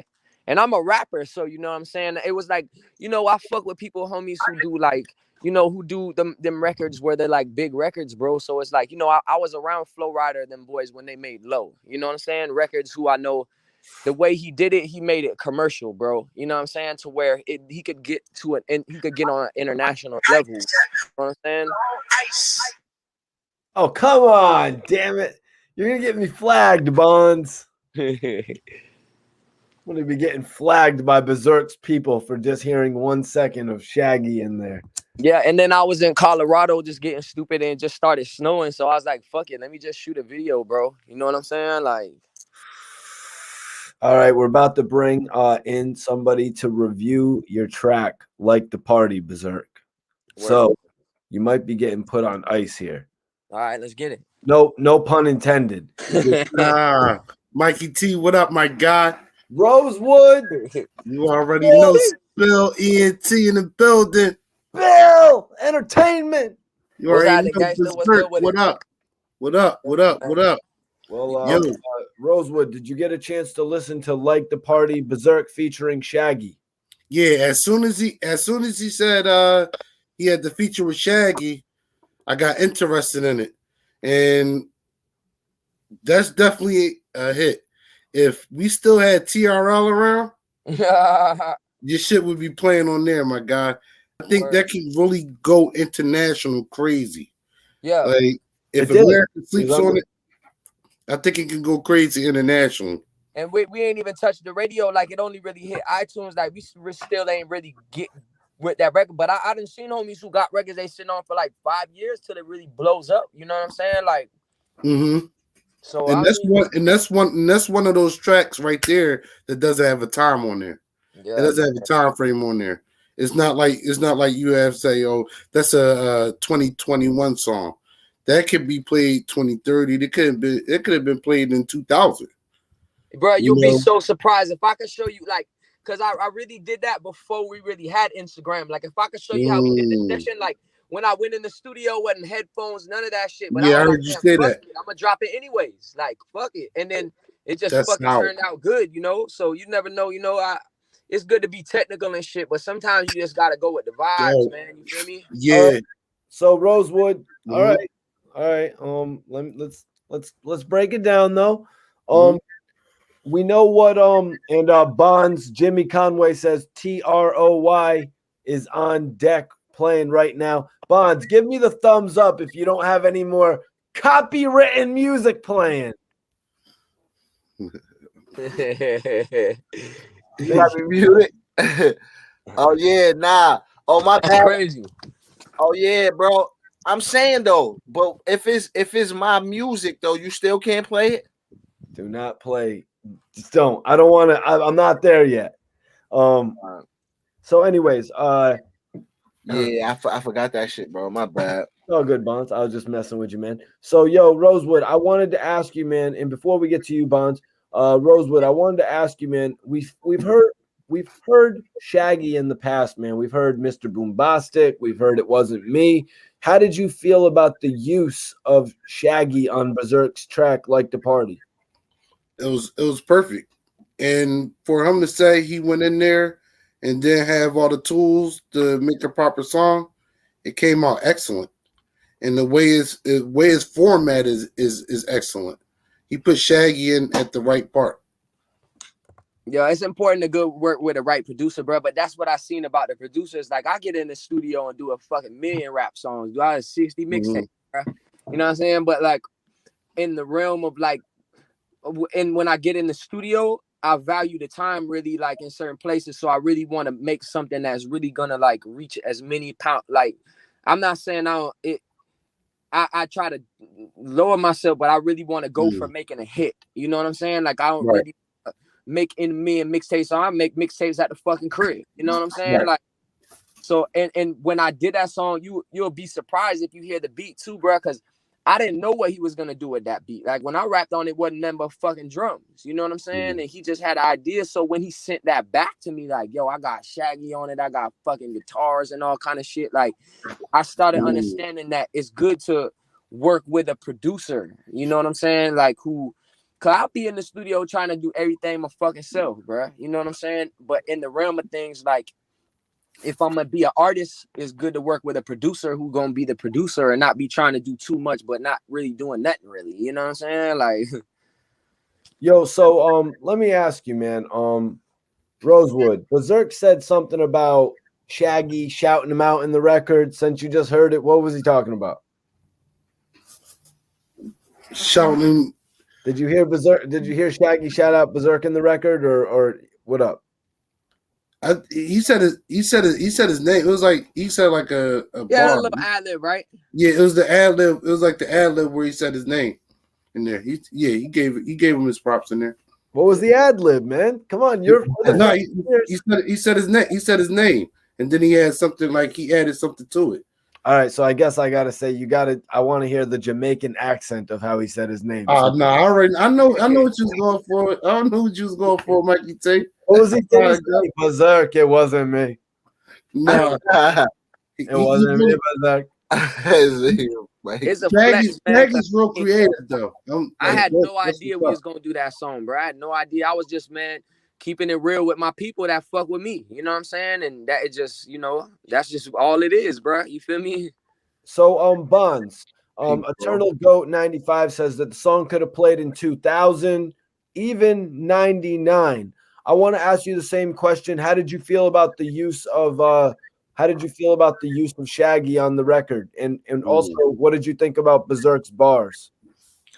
I think the bars was good. I think the whole vibe of that shit, like the bars was like I could see people, you know what I'm saying, like in a party repeating the shit, like, you know what I'm saying. So I was thinking I was listening to it from a, you know what I'm saying, from a fan standpoint and like a CEO marketing standpoint. If I can market, that's what I did notice that shit. Like, nah, it's easy sing along, because sometimes you don't want to get too complex for a good feeling track like that. Like that's a party joint. You know what I'm saying? You know how that's a good vibe joint, like kid friendly.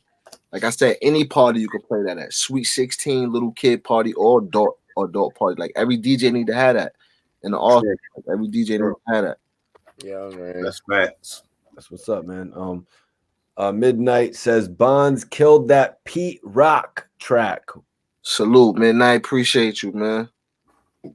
Yeah, that shit was close to, you know what I mean? Rest in peace to Ra, man. Rest in peace to Source the Boss. Like I was just telling you about my old cousin Saucy. I just lost him last year, you know what I'm saying?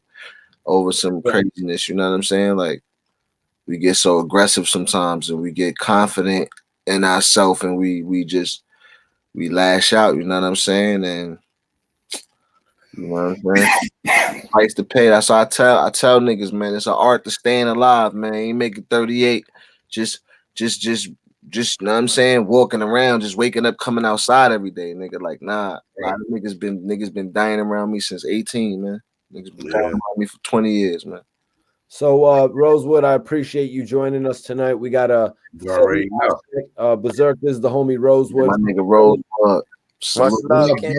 You already know, bro. my It's guy. been a blessing, bro. Sure. Always. I appreciate it, very much love.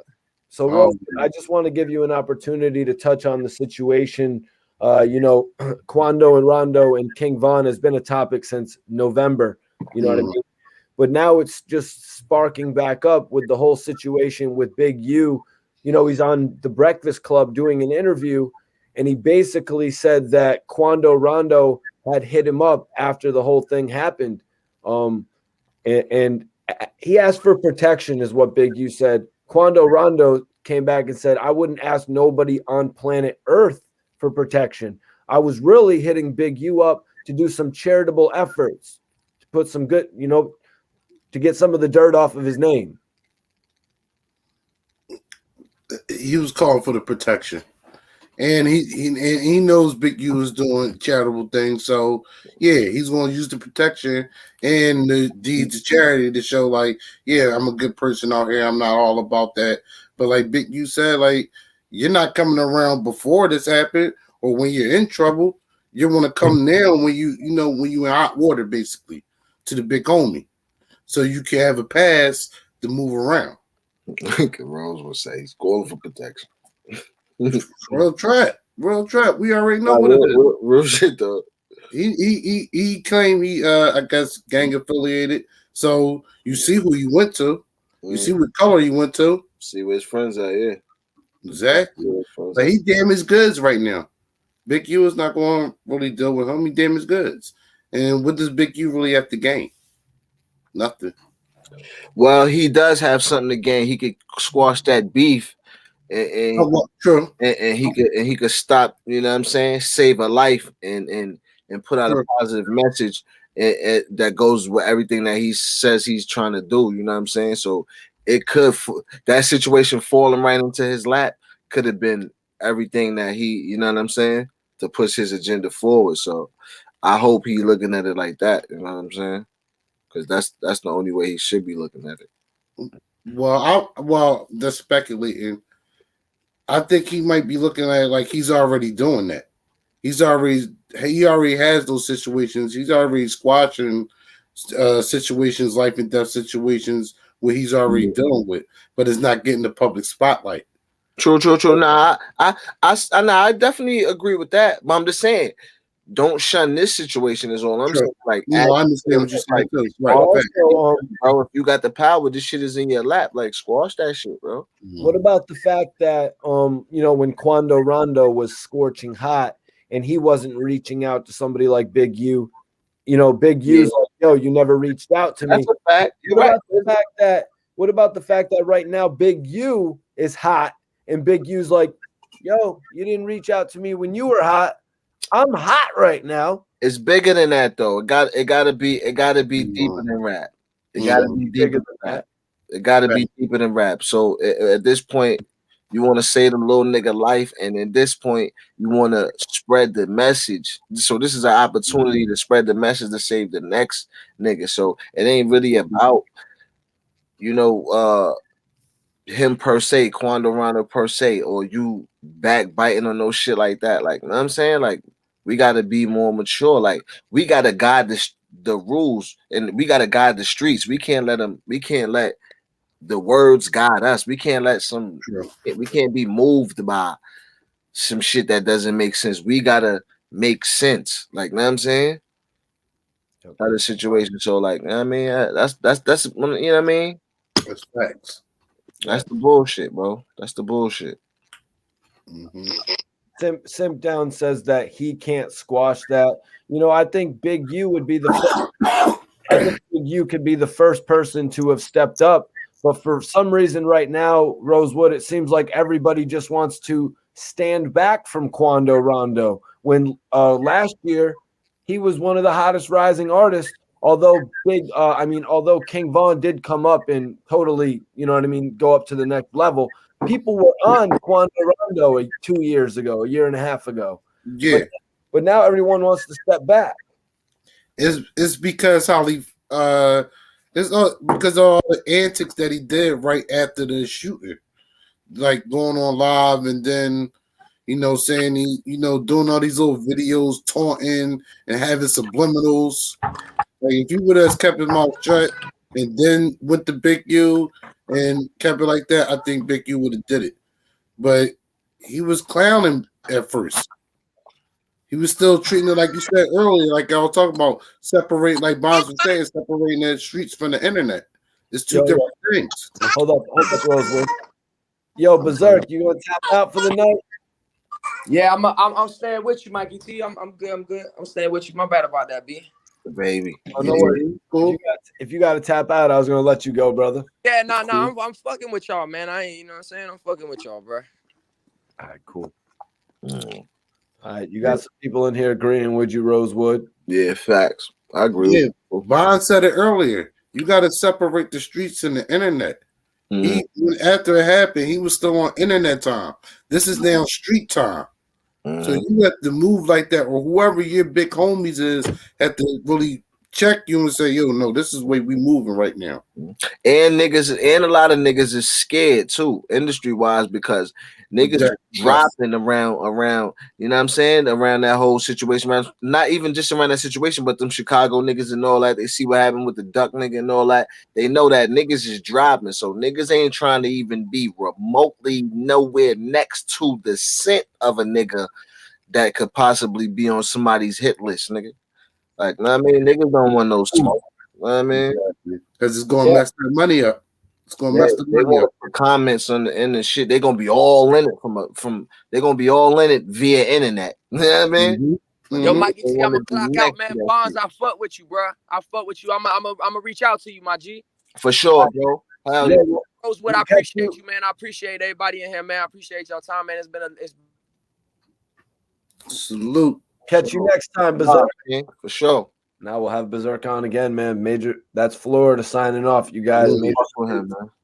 Yeah, I'm fucking with you too, man.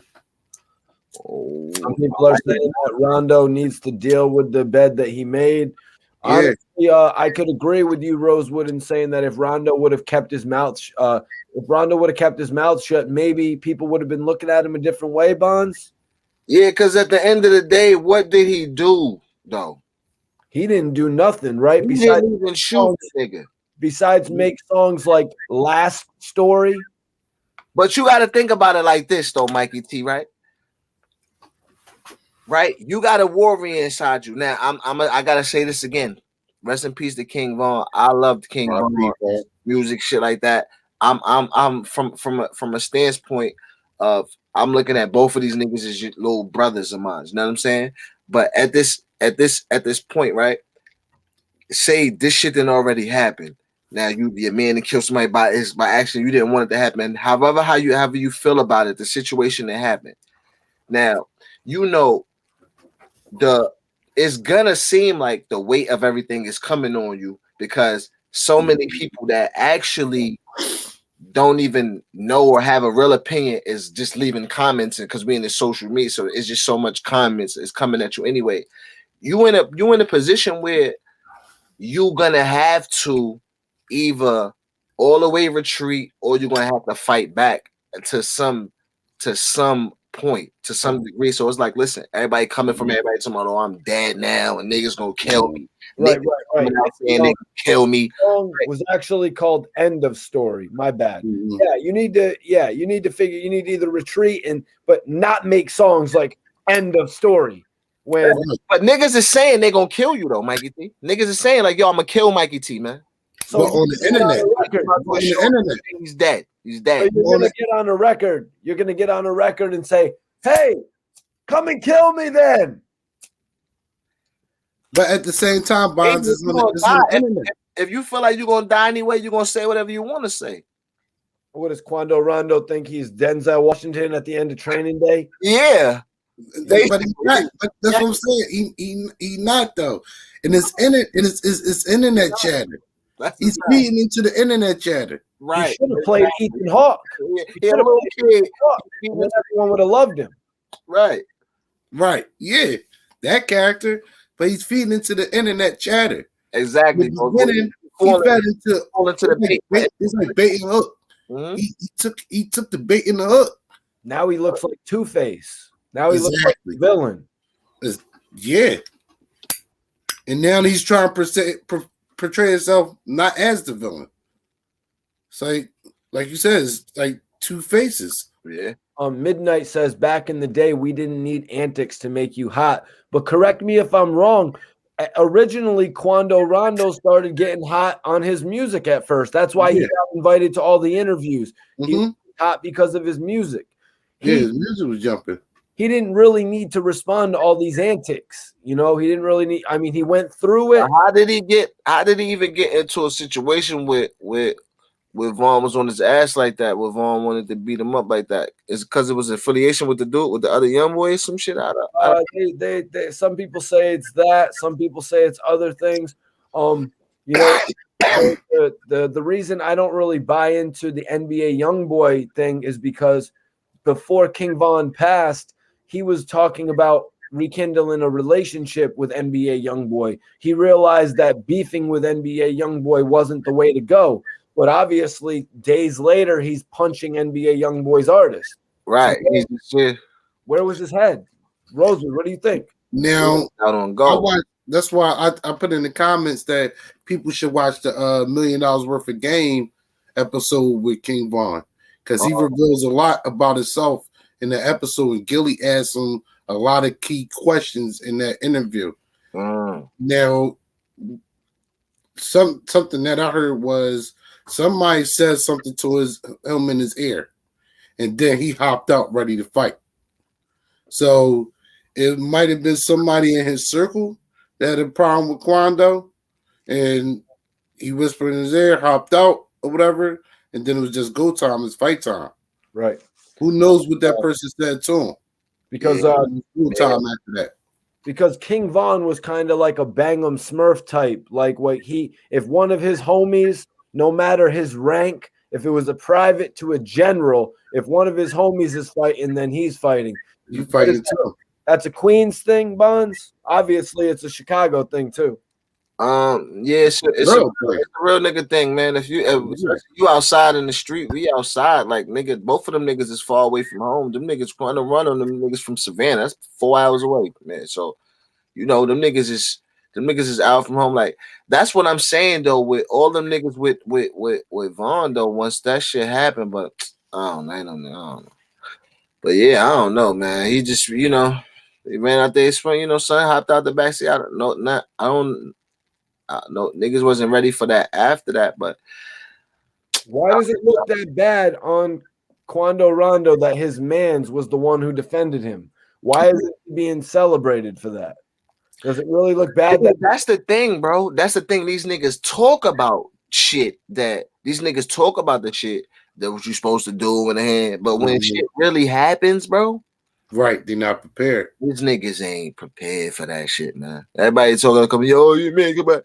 Yeah, right, exactly. According to what niggas say, they supposed to be celebrating Rondo and the little Tim. You know what I'm saying? Yeah, it's because the popular one got killed. I don't agree with that. They shouldn't be celebrating with them because they took a life. None of that should be celebrated. But according to the stupidity, the ignorant code that these niggas go by, you know what I'm saying? But Vaughn came out to fight. Now that's the thing. That's the thing. He came out whooping. He was whooping Quando ass. Yeah, he came out to whoop a nigga ass. Yeah, they wasn't rolling on him. What are you saying, Rosewood? That the little Tim should have known his role? Yes. They should have fought. He should have jumped out swinging. Rosewood. Okay, so little Tim wouldn't have had a job the next day. Why not? Okay, never mind the fact that he wouldn't have had a job the next day. He doesn't have his life anymore. Who else pulled out a strap? I'm just saying. King Von nigga shot back. So no, they didn't. They still gang. He was the first one. He was the first one to pull out. My lighter. Yeah, he was the first and last. Right. Yeah, you're right. Because he was screwed as soon as he pulled that gun. He was screwed. You got to use it. But Bonds, what would Quando Rondo have done to Little Tim had Little Tim done nothing? Yeah, he couldn't fuck with him no more if he ain't do nothing because he was going to whoop Quando Rondo ass. Little Tim would have had to jump in it. So if he would have completed that ass whipping, man, that would have been over for Quando Rondo. He would have jumped in it. He would have more respect. He had to hang it up, man. Little Tim would have more respect if he jumped in it. And just jumped in. He should have just jumped in and fought. And said this man and has got the ass whooped. Yeah. He would have got way more respect. He should have just jumped in and pulled King Von off and been like, yo, King Von, it's not even beef. It's not even problems. So now he's lost his whole life. But see, too, here's the part of you say that he would have lost his whole career, but even with what Little Tim did, Quando Rondo has seemingly lost his career. But see, this is the part too you got to think about, and this is why I was thinking, but I didn't get a chance to say. the thing, it happened so fast, that incident, but the damage happened before then, because we got to understand the energy that we put out. So once you put out a certain energy, you're gonna get approached in that way. So yeah, you could say he could have hopped out and fought and swung on a nigga, but if you know a nigga to be a shooter and a killer and a self-proclaimed demon, you gonna hop out and fight, especially if you got a hammer with you. No, I'm gonna hop out with the hammer and pill your ass. Because if I hop out and swing on you, a hammer might go in the back of my head and blow my fucking top off. So we out here, too many niggas out here to be hopping out swinging on somebody. Know what I mean, at this point in the game. So yeah, I mean, I don't know who niggas bombing, niggas running out of cars from me. I got the hammer on me. I ain't running out swinging on nobody. I'm hop out and tap a nigga. You know what I mean? So it's like, I don't know, bro. What do you think you're gonna get? I'm sorry, Rosewood. You got something to add? No, I was gonna say, but if that's your mind state, Bonds, and if you that type of person, you move way different. You move way different. The whole you not saying right there, but camera with the shit on your last, a fact. You moving way different. You that guy that nobody really sees, no none of that. Like you moving way different. Yes, sir. Like everybody got on dickies, I got on camouflage. I got on camo dicky. Yes, sir. Yeah. Yes. Like that shot. Sure you could have hit a nigga and been out of there without. If niggas would have seen you, they wouldn't have been able to identify you anyway. Like, yeah, some nigga just came through. We don't know who it was. We don't know who it was, man. Dark skin nigga. Pushed the shit and was gone. They don't know how to separate this. They're not moving. They're not really. Everybody knew who Little Timmy was, bro. They're like, Little Timmy, we can't wait. Little Timmy's gonna get in trouble over Quando Rondo sometime. You know who I'm supposed to be interviewing, you guys? Who that? Interviewing Little Marcus from Chicago, the dude who chased King out the mall. Yeah. Oh yeah. Yo, so what you think, Mikey T? What you think they're gonna do? You think he gonna get like a bunch of time, or what you think? What'd you say about Little Tim?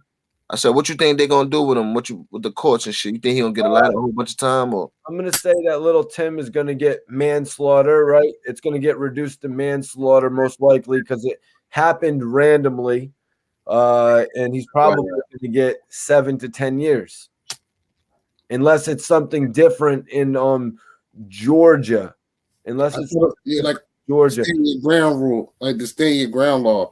I thought they was gonna try to like use that as a defense. I don't think they got that shit in Georgia though, bro. Up here in Rhode Island, somebody got 7 years for a manslaughter case. So Little Tim could probably do 7 to 10. Max B, however, got his sentence reduced from 35 years to 20 years, and then first-degree manslaughter, where he had to serve 20 years in New York.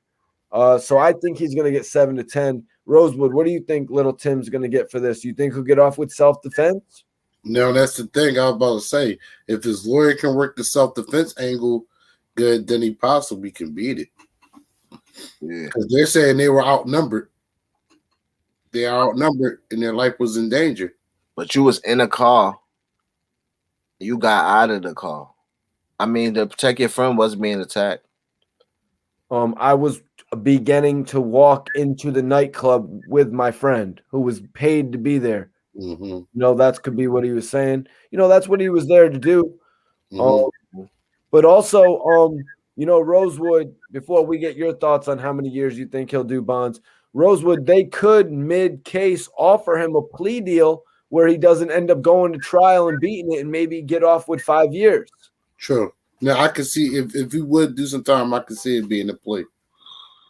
Yeah. Because lawyer basically saying it's not going to be, we can't win with that strategy.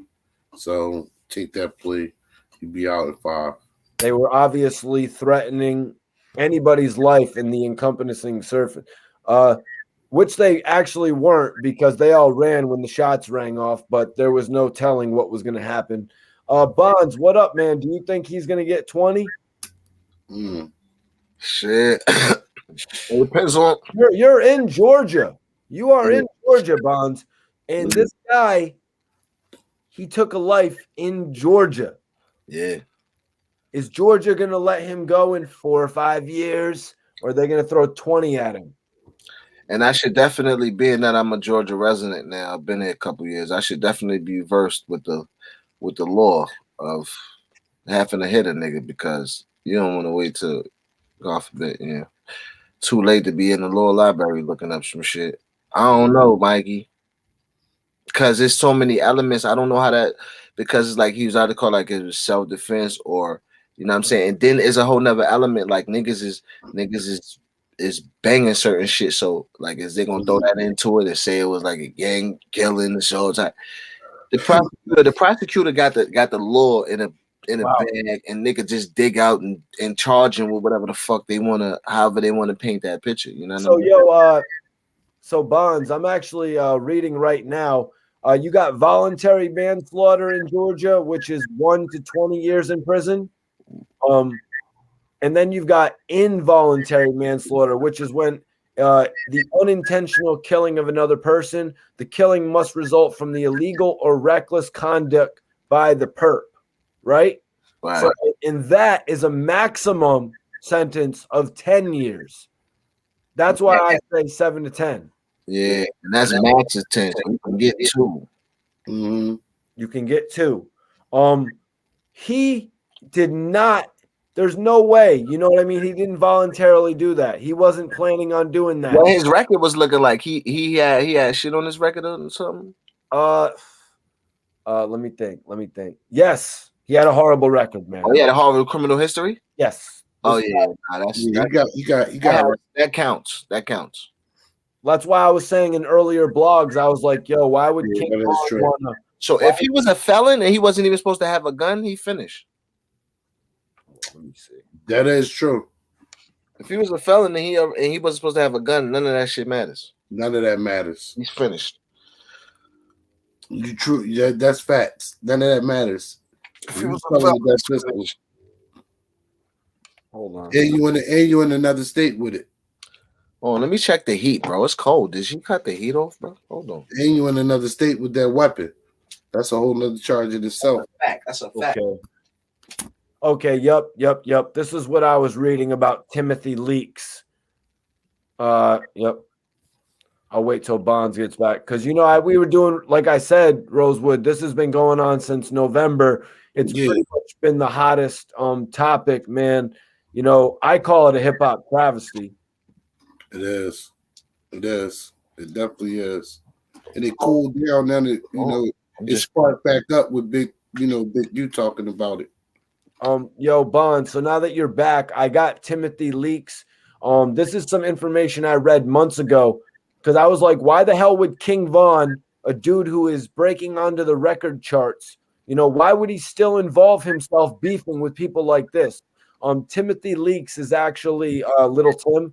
Leaks was recently charged with attempt or conspiracy to violate the Georgia Controlled Substance Act, theft by receiving stolen property, and obstruction when the police seized 15 pounds of marijuana, 16,000 and guns during an investigation in August.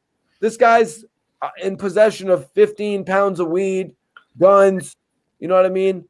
Why King Von, a guy who's staying at the Ritz Hotel anytime he wants, why is he involving himself with people like this? That's his mistake. Yeah, man. You put it like that.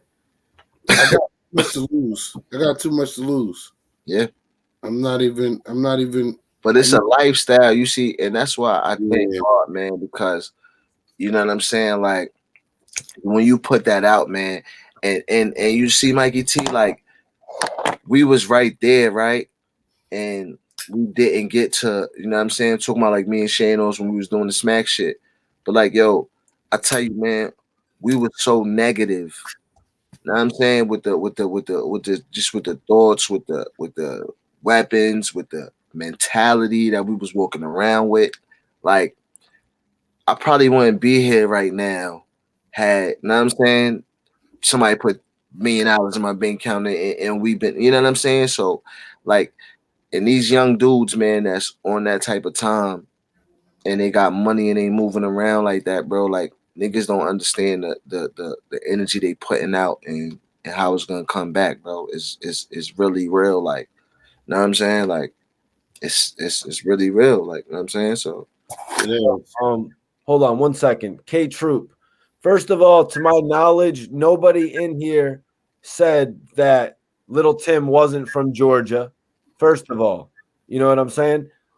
Second of all, I did actually just state that case was from August, so there is a potential that Lil Tim had not been convicted right. at the time. So gun charges you're talking about, Bonds. This dude obviously just couldn't wait while you were trying to get your point across. I was going to ask you this question next. If he's not a felon, Bonds, gun charge could be a little different. Yeah, but see, this is the thing. If he got already open felony charges, then what they could try to do is be slick and see what he got to try to do is hold that case off to not cop out to that case first. Because if they'll try to offer him some shit like, yeah, all right, we'll give you a year real fast, just cop out to the felony, we'll just make a probation about you, just cop out to the felony. Which then he'd be like, okay, yeah, they'd be like, all right, now you're a felon. So with this case, you're fucked. Which is what happened to Kodak Black. Yep, the trickery. Yep. Hit you with that trickery. They got all types of tricks, man. Yo. Gregory Brooks says, Bonds, what's good, boy? This Boogie from South Road. Okay. What's good, my guy? Yeah, South Road, South Side in the building. You already know, my nigga here, man. Check in. Another person in the chat actually said, you guys, that with the full video release, that Little Tim would get charged to the fullest extent. I just don't understand how that would work. Because say like we were out going to the nightclub and somebody was beating the hell out of Bonds and they had 50 people with them, and I was that type of person pulling out my piece, you know what I mean? Letting shit off, you know what I'm saying? Say that were to happen, I don't think I would be charged to the fullest extent. I think it would be based on the circumstance. Right. At least involuntary. I think the most will be involuntary manslaughter. Right. It's not voluntary because, Little Tim didn't go out there looking for that problem that night. Did they say who his lawyer was, bro? Did they say who his lawyer was? No, they did not say who his lawyer was. Don't say who his lawyer is? I didn't look that far into it. But, I just asked this question months ago, like. Because if he got a shark, nigga might eat that shit up, bro. Oh, yeah, a shark would eat this case up. Yeah, see what we got, man. Like a shark would destroy this case. Are you kidding me? Find out who he got. There was 20 people standing behind King Von. You know what I mean? There's no, you're saying 2 years, huh, Bonds? Yeah. See if he got a shark, man. If he got a shark. I don't know if he's got Gucci Man's lawyer, but Gucci Man's lawyer would do it. Yeah, if he got Gucci lawyer. Kodak Black's lawyer. Yeah, man. If he got an alien, if he got somebody connected. Yo, Ro, what you think, man? Is Quando Rondo dropping 50 grand on that case? Nigga, he dropping his left leg on that case. Right. Arm and a leg. You better drop his whole publishing, nigga. Well, Bonds, do you think Kodak Black's lawyer would do a case like that for 50,000, or would it have to be much more? That's a murder case, high profile. Yeah, nigga, more than 50. Yeah, he's gonna want much more. Obviously, more than. He's 50. Gonna Google Quando Rondo's net worth and then whoever he's signed to, and then he's gonna figure out his price. Mm-hmm. Yeah.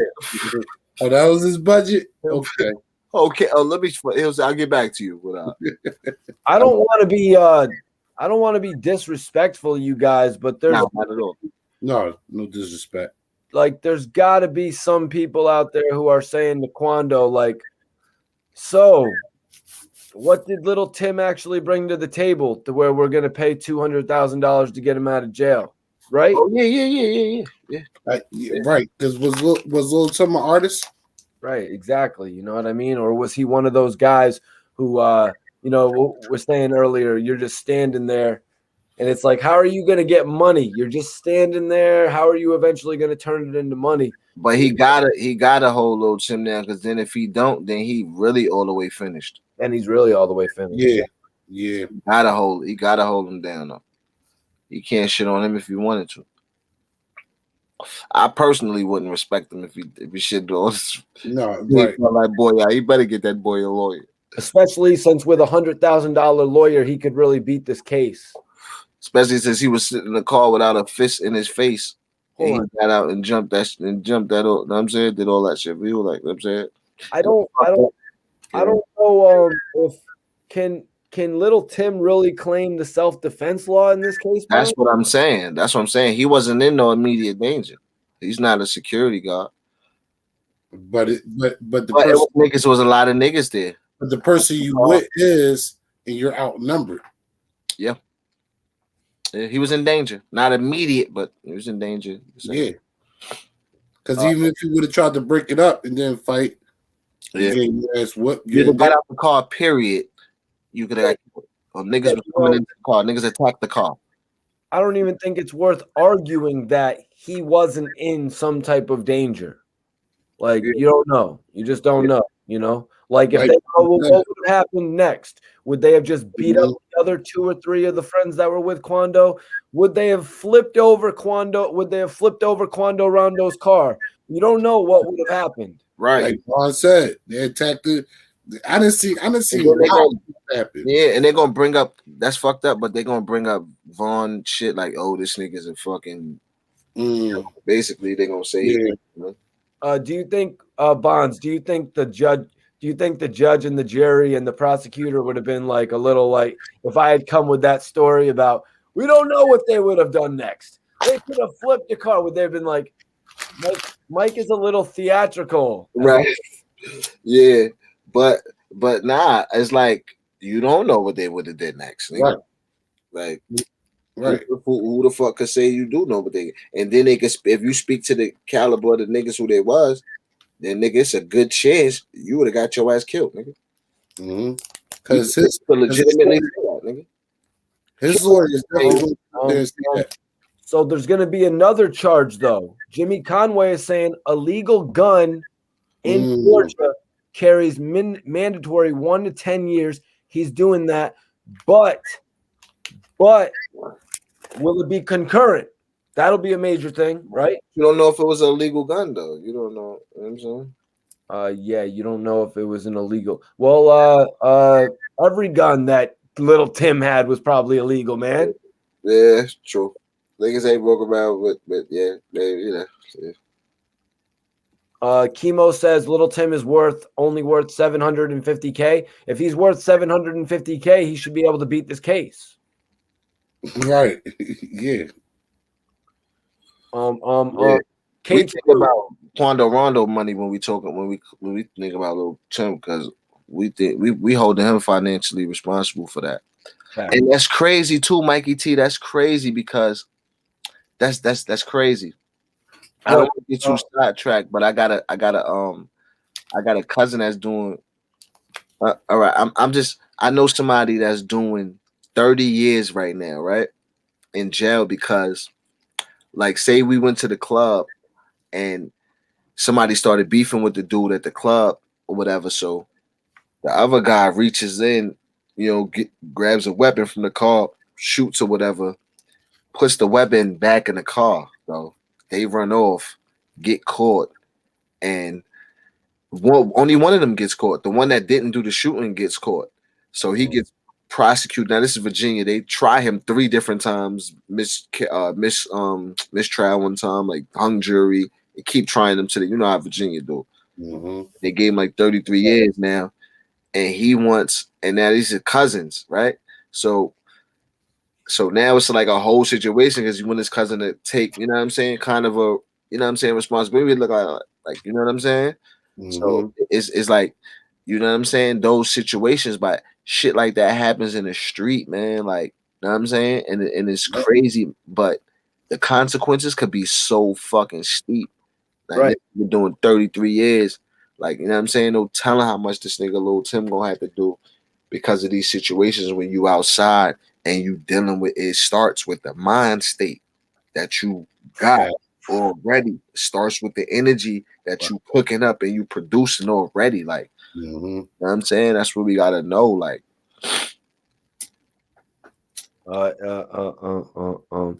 Wow. So, although involuntary manslaughter sentences differ among the states, the crime is usually treated as a felony at both the federal and state level. This means that it can be punishable by at least 12 months imprisonment. So, that's the very least time you can get for it. You know Now, that. what was that comment down there? He said a third party. Yeah. I was trying to look up the rules about third party defense, like if somebody defends you. But something that I found here that actually in involuntary manslaughter, self-defense is not always a defense for voluntary manslaughter. Mm. So Bonds, do you know anything about this third party defense? nah, it sounds like if you know, like if somebody's hurting you and I'm with you and somebody's attacking you, I can use, you know, deadly force to defend you. Third party defense, self defense. If he's saying Georgia got that, It might be because like it might not be staying your ground, but it might be that. the third party defense, yeah. Mm-hmm. Yeah. Does GA have stand your ground? I don't think so. Okay. Stand your ground law states. Let me see. Yeah, I don't think it's Georgia. Okay, can you defend your property? Tell me that. All right. Anybody in the comments know that one? Does Georgia got stay your ground? Only one I know Florida. Florida definitely. And Hold on 1 second. I think I got it right here. The stand your ground law states that allows Georgians. It allows Georgians. Look, it allows Georgians to use deadly force to defend themselves. Others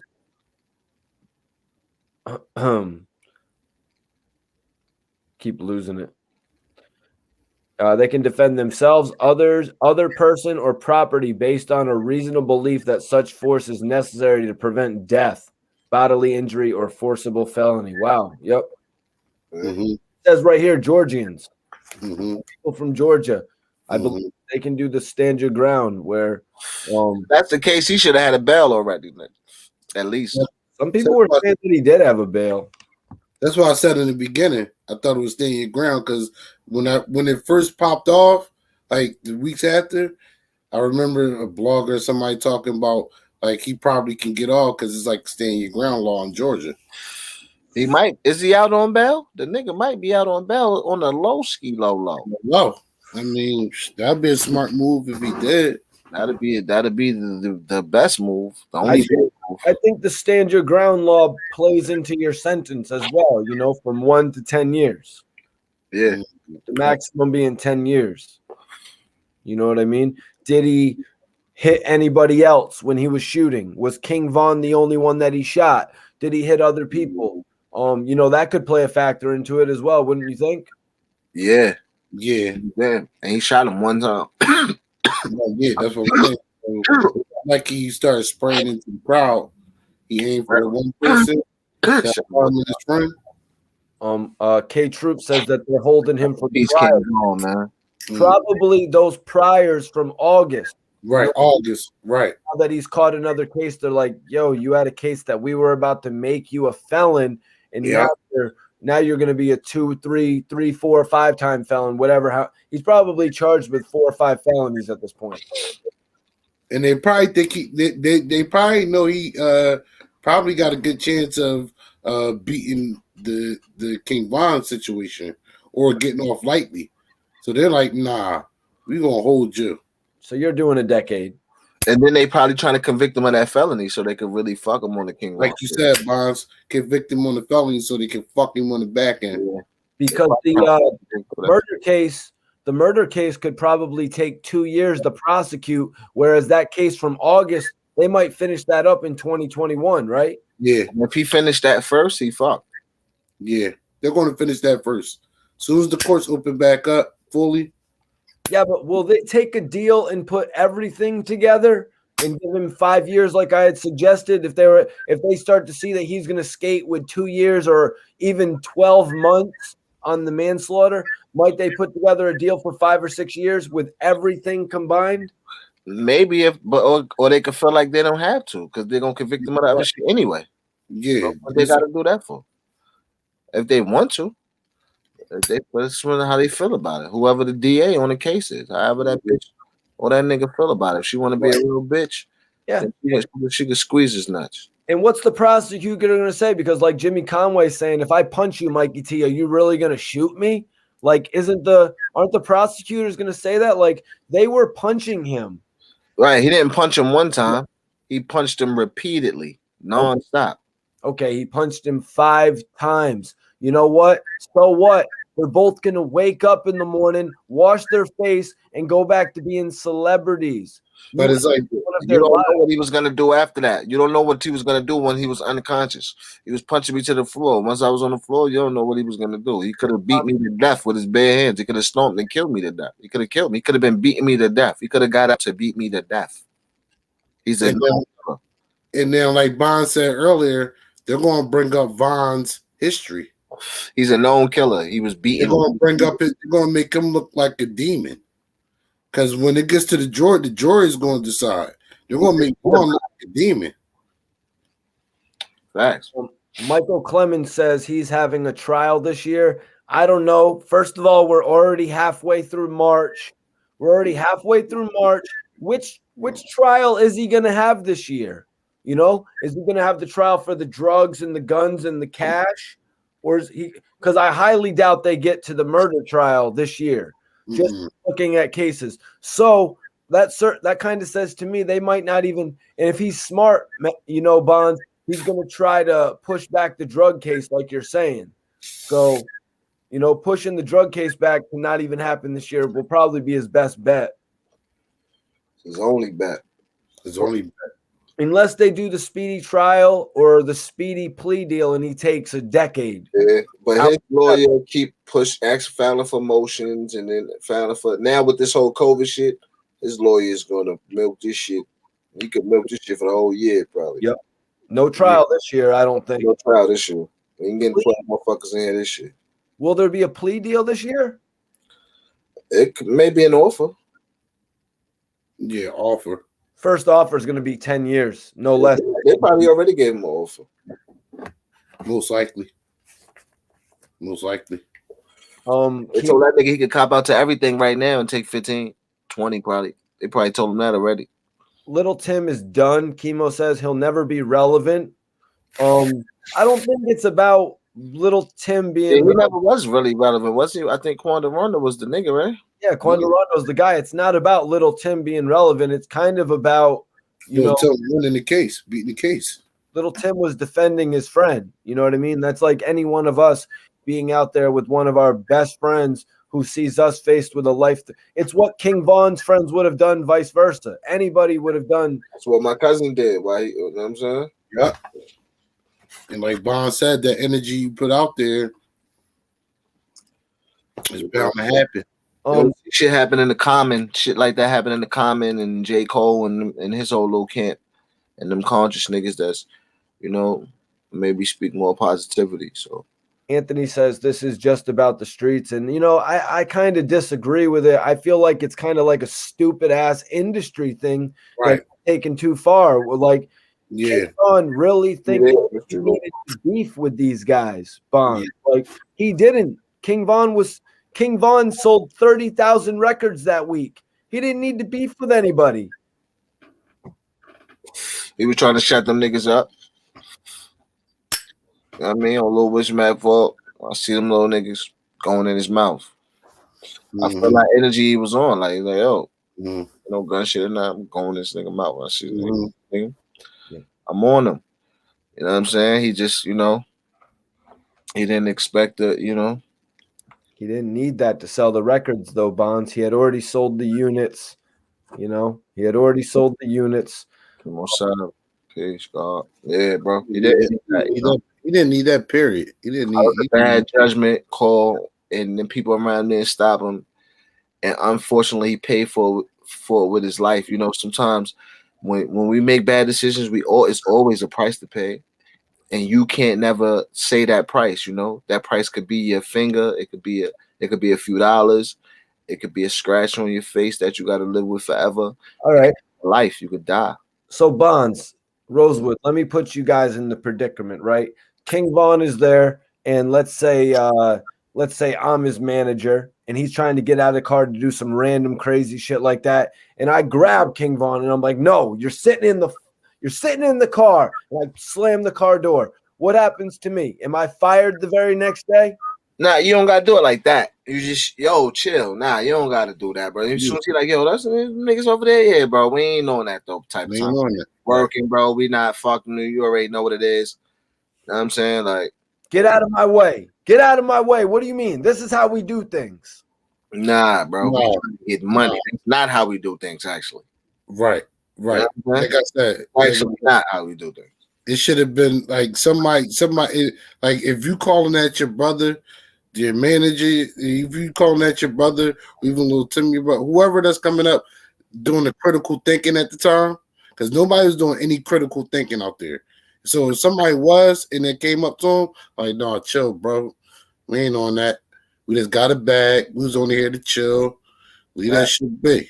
All right. So if I would have grabbed him and put him in the car, he would have most likely fired me or just swung on me. I don't think neither. I think he would have just walked away from you guys and kept doing his thing. He could have fired you like, this nigga froze up. He bitched out when we ran to them niggas. I ain't fucking with this nigga no more. He could have been on some dumb shit. Even though he got to keep his life because he would have never seen that night because he could have probably would have jumped on him another night, and you never know. That shit could have happened then.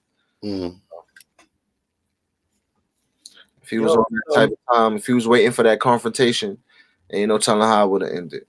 Mike Clemens, it's not that I don't want to hear it. It's that I don't want people leaving dumbass comments in the chat saying stuff like that, man. Like, come on.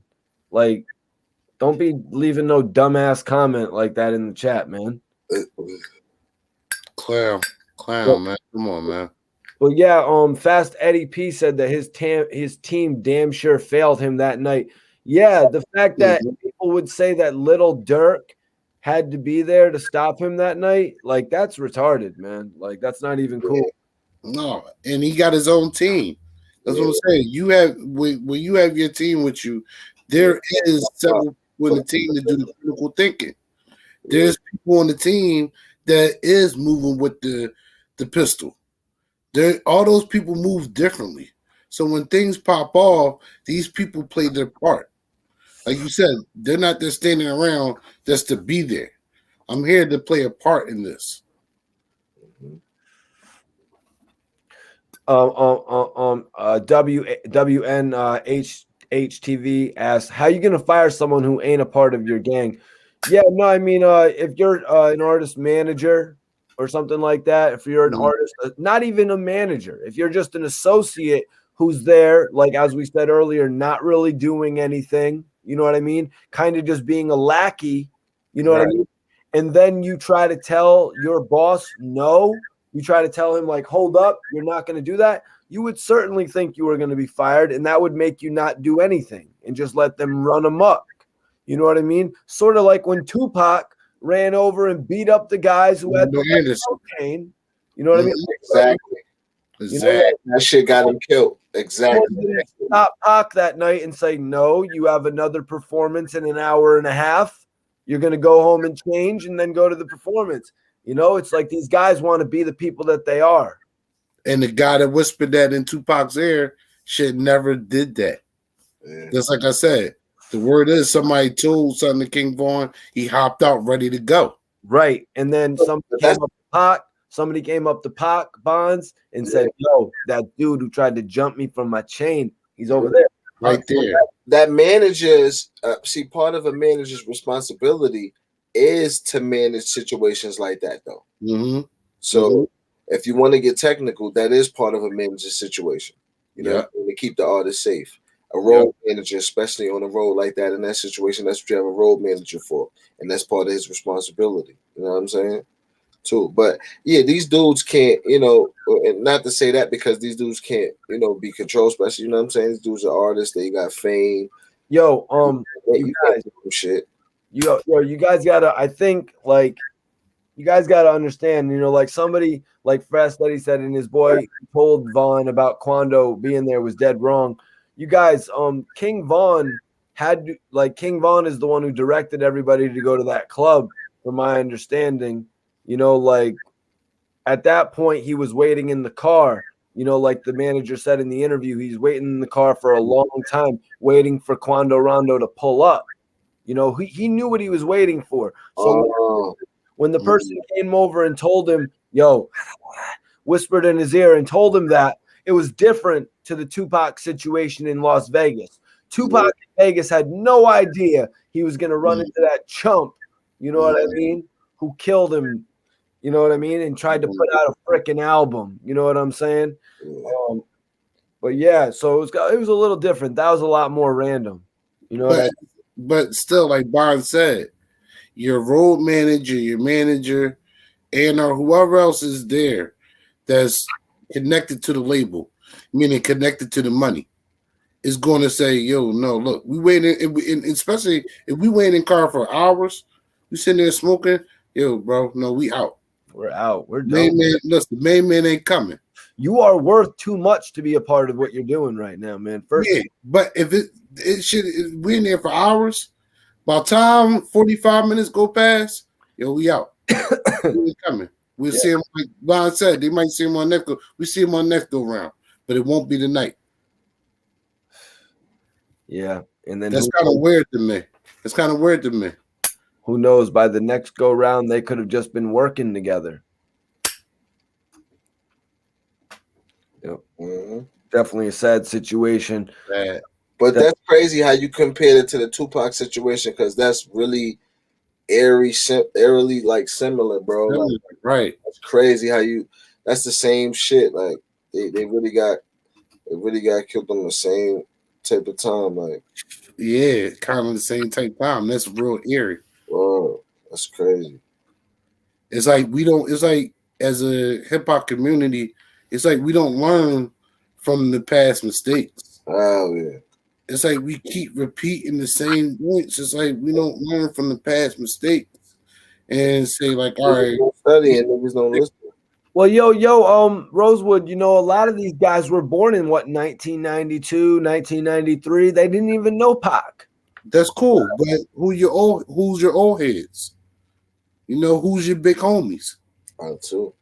Yeah, that's when I'm younger, 1994.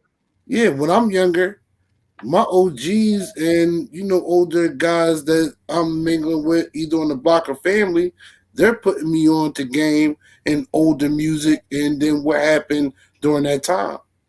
So you're aware. Yeah. How can you be in hip hop and not know the real facts of hip hop? Yeah, especially the deaths, like how it went down and all that. There's so many documentaries now. So it's like it's really no excuse for lack of information on hip hop. Yeah, like Jimmy Conway saying here, he said, imagine if Pac and Big had made more music together. Who knows? A week later, King Von could have got on the phone with NBA Youngboy, and NBA Youngboy could have been like, yo, and my little artist, my brother Quando was good. You know what I mean? And then it could have all been settled, and they could have been making music. You know what I mean? Like, imagine how much money they would have made with that.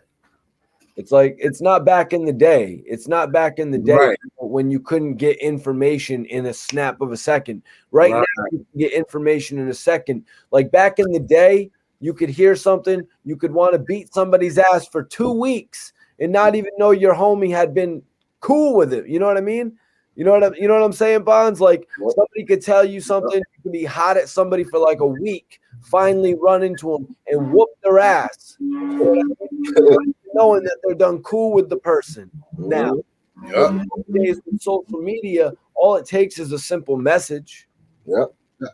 And look, that goes back to y'all speaking on the guy Brooklyn Hands with Joe Buttons.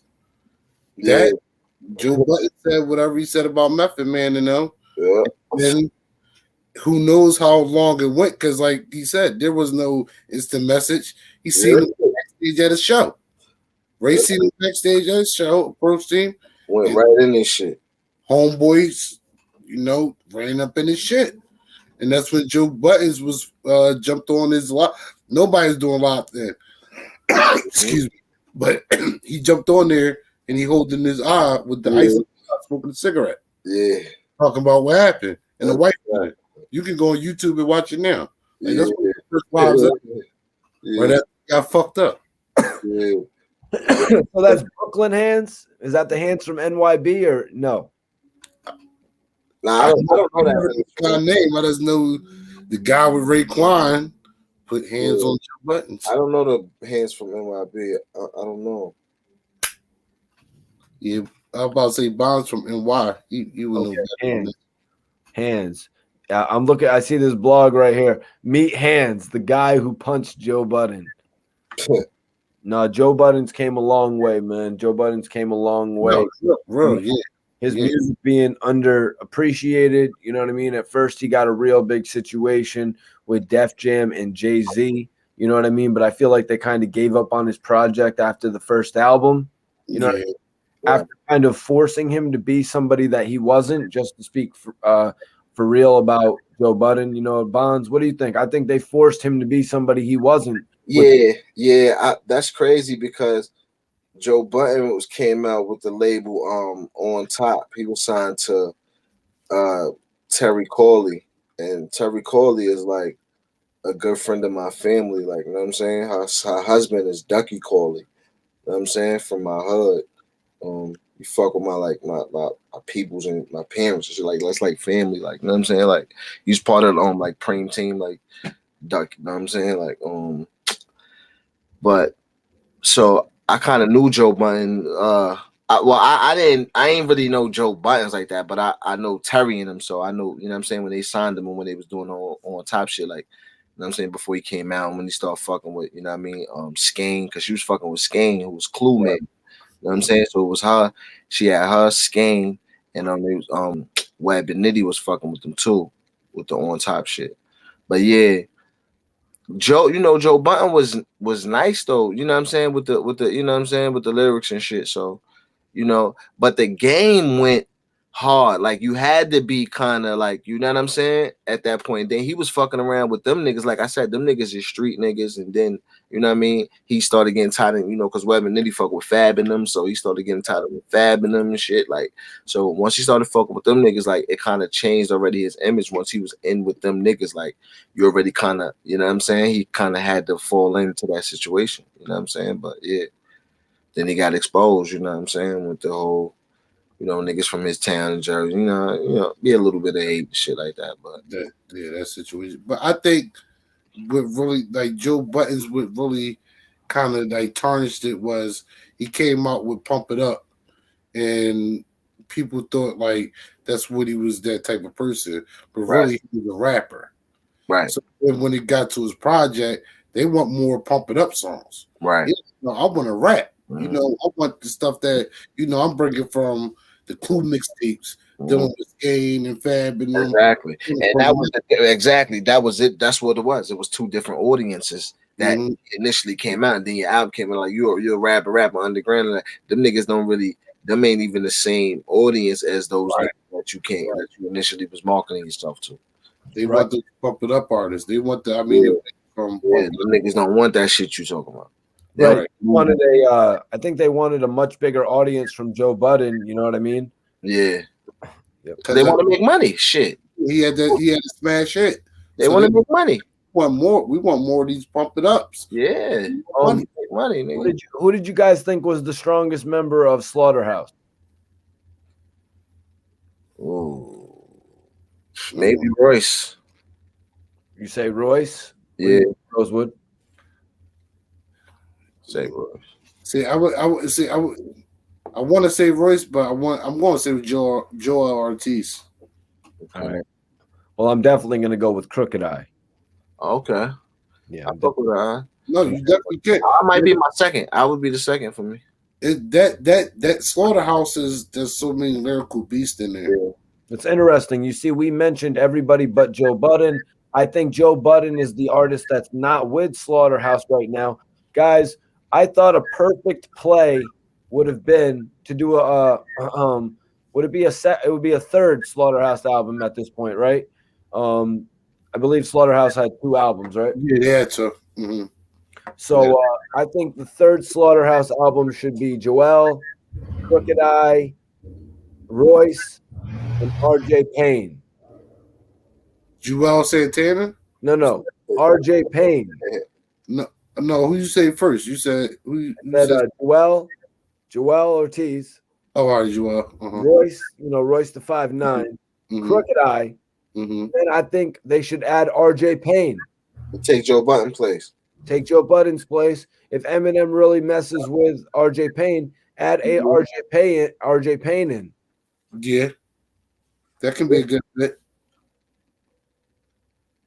That'll be dope. Yep. That's it. That's it. That's all I get. Crickets. So that's not going to happen then. Apparently, that's not. No, it could happen. Shit, I mean, it could happen. I really was factoring that in, merging those flows, and you know what I mean, singing that sound. I had to digest that. That's something to digest, and I think that because he would give them that he would give them the edge, that that grittier. Crooked Eye's grittier too, but he's extra gritty. So yeah, that would have been that'd be good. Midnight says Razcast should have been in Slaughterhouse. Well, I think they had the West Coast taken care of with Crooked Eye, so right. Razcast. Yeah. I don't see how you could have had both. Yeah, no, but I thought RJ Payne would definitely be a good addition, especially if Eminem wanted to do some work with RJ Payne. I thought that would be the best way to introduce him. You know what I mean? Yeah. Man, would it be money though, Bonds? Yeah, it would be some money from him. That's not what where the money is at. You know what I mean? And the other shit. But, it would be some success for them, yeah, for sure. Right. Because I would listen to it. I would listen to it. Right. I would download that album as soon as it came out on the first day. For $10? Yeah. Well, I'm a part of a streaming thing, so I get it for free, but I wouldn't be opposed to getting it for $10. Yeah, I would support it. I mean, depends on how it came out and when I'm, yeah. All right. So Miami Town says panel. I'm with my guys tonight. Bond Simmons, Rosewood, and of course, me, Mikey T, the movie star, your host. Panel. Yeah. Why was there beef between King Von and Quando? They were cool at one point. Was it related to NBA YoungBoy's baby mama stuff? Saw a recent post from Gilly and Wallow about rappers beefing over women.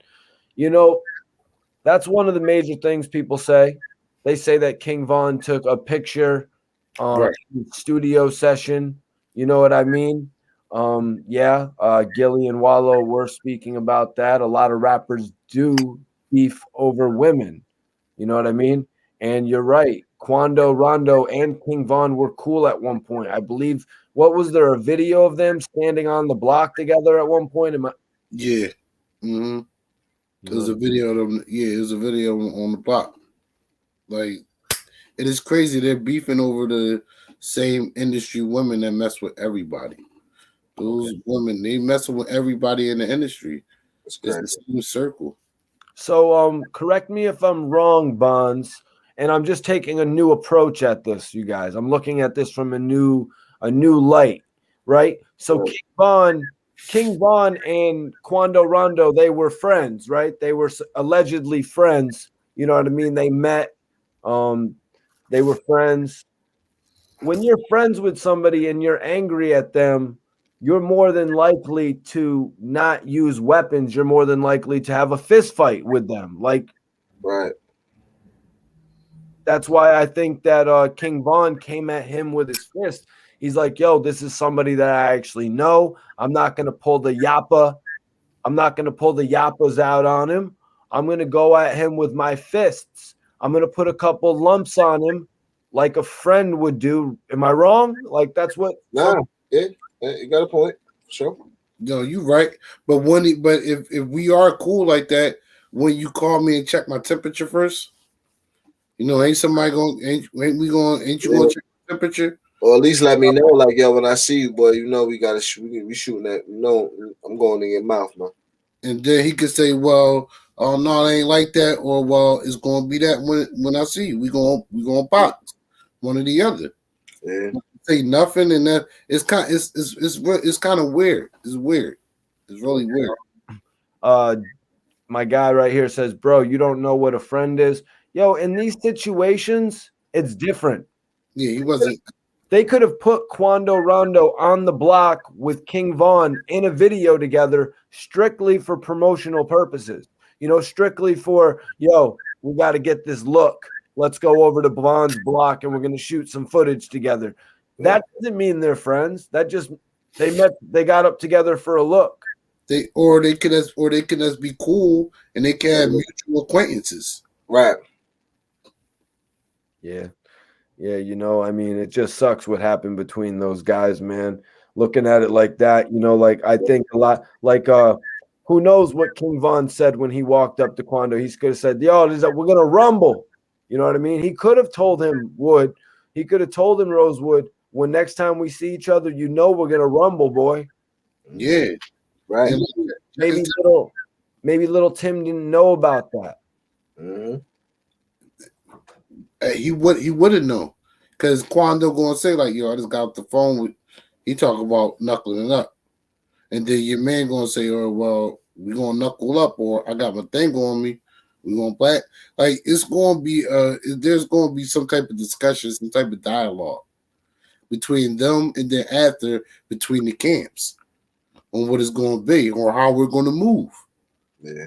Because you don't get into an environment like that and don't have no strategy or even an exit plan. Right. And nobody was ready. If you was waiting for him to come, like everybody around you wasn't nobody ready, at least have him on standby just in case niggas start shooting. Like especially if you're not going into the club.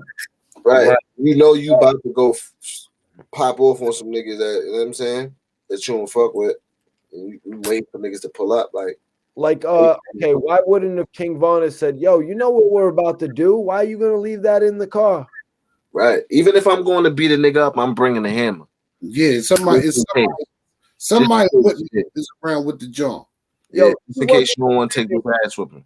He wasn't planning on going into the nightclub after fighting Quando Rondo. There's no way, right, Bonds? He wasn't planning on going to the nightclub. Nah, he probably was feeling like I'm about to beat this nigga up and then go to the club. Yeah. Are you serious? He was gonna beat him up and then go inside that club? Niggas' confidence be on 20,000, Mikey. I'm telling you, niggas be feeling like Rocky. Beat him up and then they go back to wherever they was going. Yeah, niggas be feeling like Rocky, man. I'm about to go beat this nigga up and fuck one bitch. Rosewood, I'm saying if they're gonna beat him up and then go back to wherever they're going, why would the 12, 13 people leave their blickies in the car? Wouldn't King Von have been like, yo, you know what we're fitting to do? Unless, like I was saying earlier, King Von was there on a friendly fighting agenda. That's why I said those hours that they were waiting out there for him or whatever, like what were they discussing? They were slipping. Once you wait for that long a time, you're slipping. Yeah, niggas could have been hollering at some bitches or something stupid shit. It's no way. Some dudes are over at the spot getting the chicken. You know what I mean? They're at the food truck. Some niggas hollering at bitches trying to bring some bitches back to the shit. People are off point at that point once you've been waiting for that long. Wood. But that's where taking pictures for Instagram. Niggas is going live because you totally forgetting the reason why you're here. And then they all see Vaughn, and then all these guys who are all around the nightclub, they see Vaughn moving. Now, we got to go get Vaughn. We don't have no time to now go into the glove box. It should have been. It never should have been anybody going to holler at no chicks. None of that. Nothing. We're here for one reason only right now.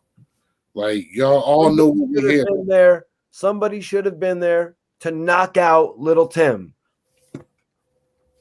You know, come on. How do you have 50 people, but you There don't have should be somebody already lurking. Like I said, you're out there to stake it out. Everybody should have a position. Little Tim pulls out his hammer. He gets put in a full Nelson. It's like, yo, you got a hammer? What's wrong? Somebody, he pull it out. Somebody, boom, let's knock him out.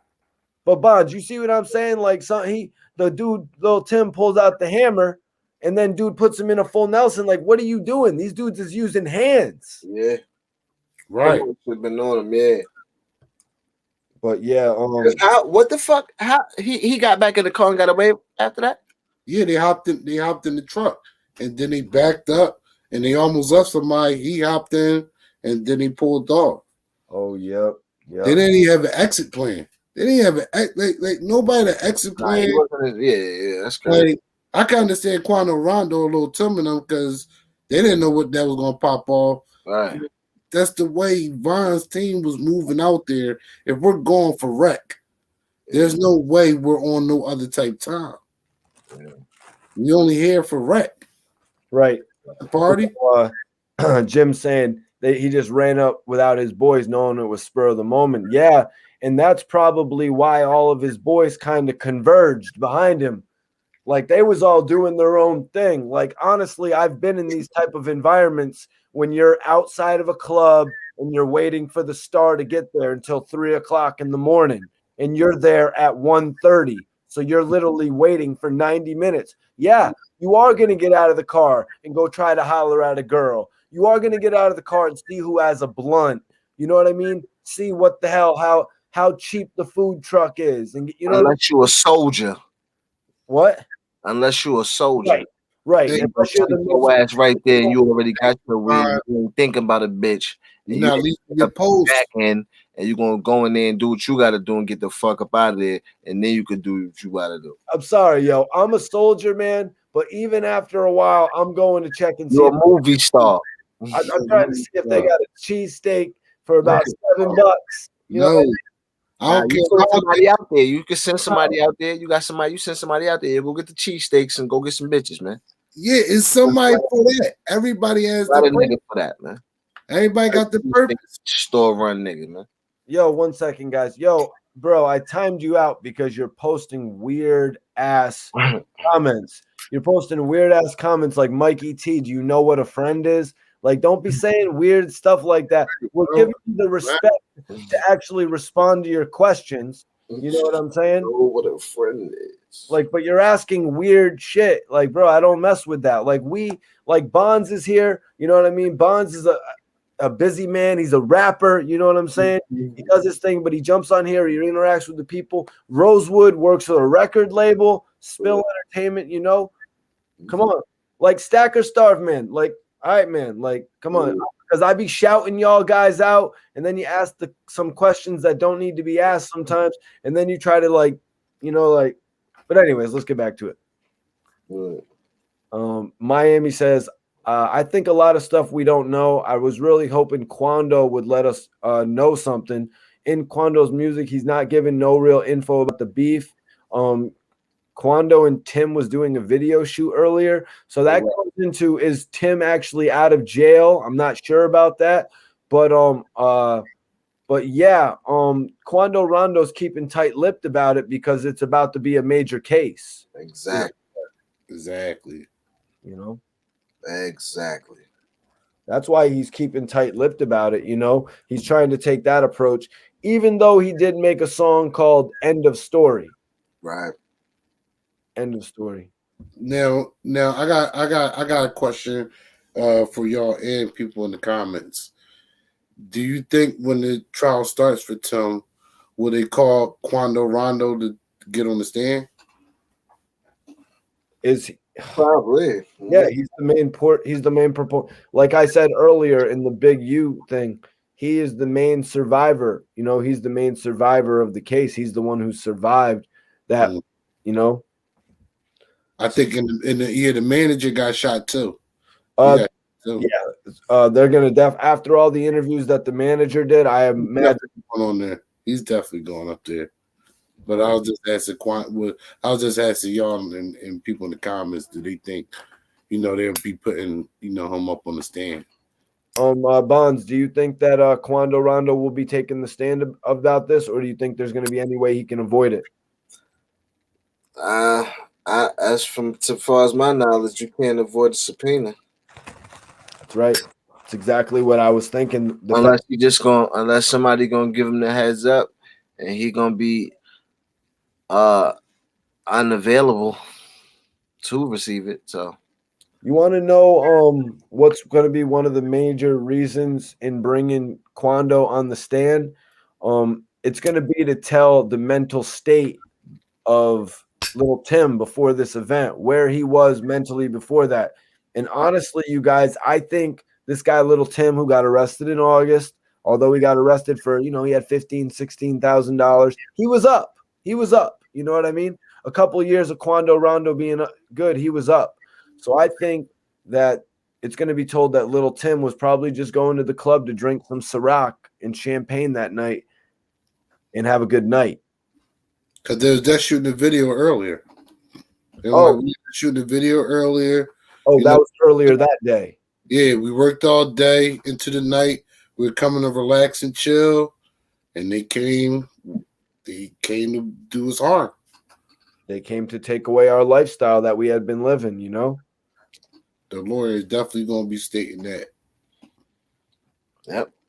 Bonds, are they going to be like the lifestyle that you've been living? What, drinking Ciroc all day?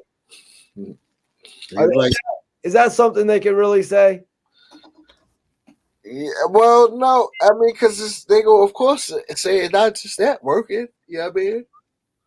Doing music and working. We providing for the family, providing for families, all the people that they provide for. Mm-hmm. You know what I'm saying? Depending on them, they employ a lot of people, other people's jobs that's feeding their families. Yeah. It's a whole situation here. Like little Tim was an example of one of those people you're talking about, man. Tim and his girlfriend or his mom and dad, whatever his living situation. All that. Yep, all that. So I think there's going to be, just like King Von's family is upset, I think little Tim's family is upset as well, and they probably don't feel like he should be in jail. Am I wrong? No, not at all. Not at all. And they probably feel like he should have minded his fucking business, and he shouldn't have been out there. That's probably how they feel too, Vons. That's how Mama feel. But you know what, man? I don't think. Tell me if I'm wrong, guys, but at this point, the family, they don't really focus on the negative. They try to focus on getting him out. They're not there like, you should have fucking known. Should have known that you shouldn't have been at that club. That's something they say to him when he comes home, I think. Right, yeah. Or they saying amongst themselves why he's not around, but they ain't saying that shit to him. It don't make no sense to say that shit to him. I wouldn't want to hear that shit if I call him. Tell me no motherfucking told you so shit. When he really, in fact, he didn't really do all that wrong, other than the fact that he wasn't a licensed security guard. Right. That's right. Yeah. Other than that, he didn't get his license for. He wrote this man down the only way he knew how. Right. Can he argue? I couldn't get my license. They had just hit me up in a case in August because I got involved in this shit where my friends left the guns and the drugs at my house. But he could say, listen, I'm not a convicted felon, so I just had a gun. Yeah, I just don't think I don't think Quando was there, like making $50,000 a day to put all of his homies in position as licensed security, Yeah. He wasn't at that level yet. Yeah, he wasn't. Yeah, I don't know. Like Little Dirk and Meek Mill, like they could literally point at somebody and change their life and be like, okay, you're gonna make $100,000 a year now. Right. You got your license to carry, you can be security. True. But yeah, man. This shit sucks with King. But I think Quando Rondo, I think he might have had enough money to be able to provide that for at least one person. Make sure they got their license to carry, everything's legit, their actual security, even though homie, but their actual legitimate security. I guess right here it says that Quando Rondo has a net worth of 500,000.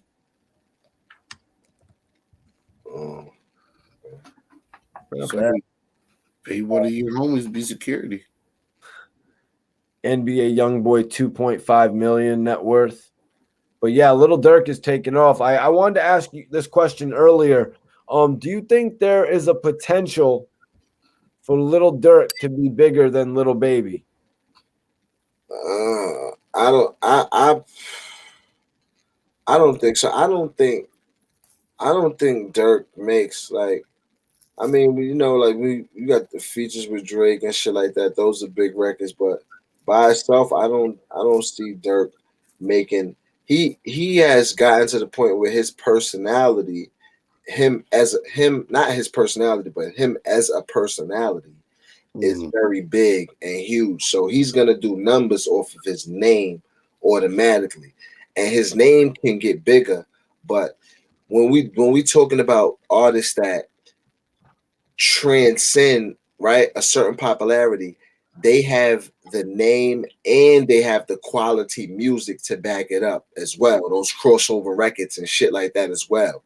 I think Dirk popularity is good and it's growing. You know what I mean? Doing records with Drake and shit like that. But I don't think he's that good of an artist to come out with those records to propel him. Excuse me, to propel him to the next level and be one of those artists like Lil Baby. Like, you know what I'm saying? All right. No. Little Baby's triple platinum right now. I'm talking more so like what Little Dirk has done in recent years. Like Little Dirk has survived the storm for many years. He's elevated himself to the point where some people were like, yo, he'll never be as big as Meek Mill. Personally, I think he's surpassed Meek Mill at this point.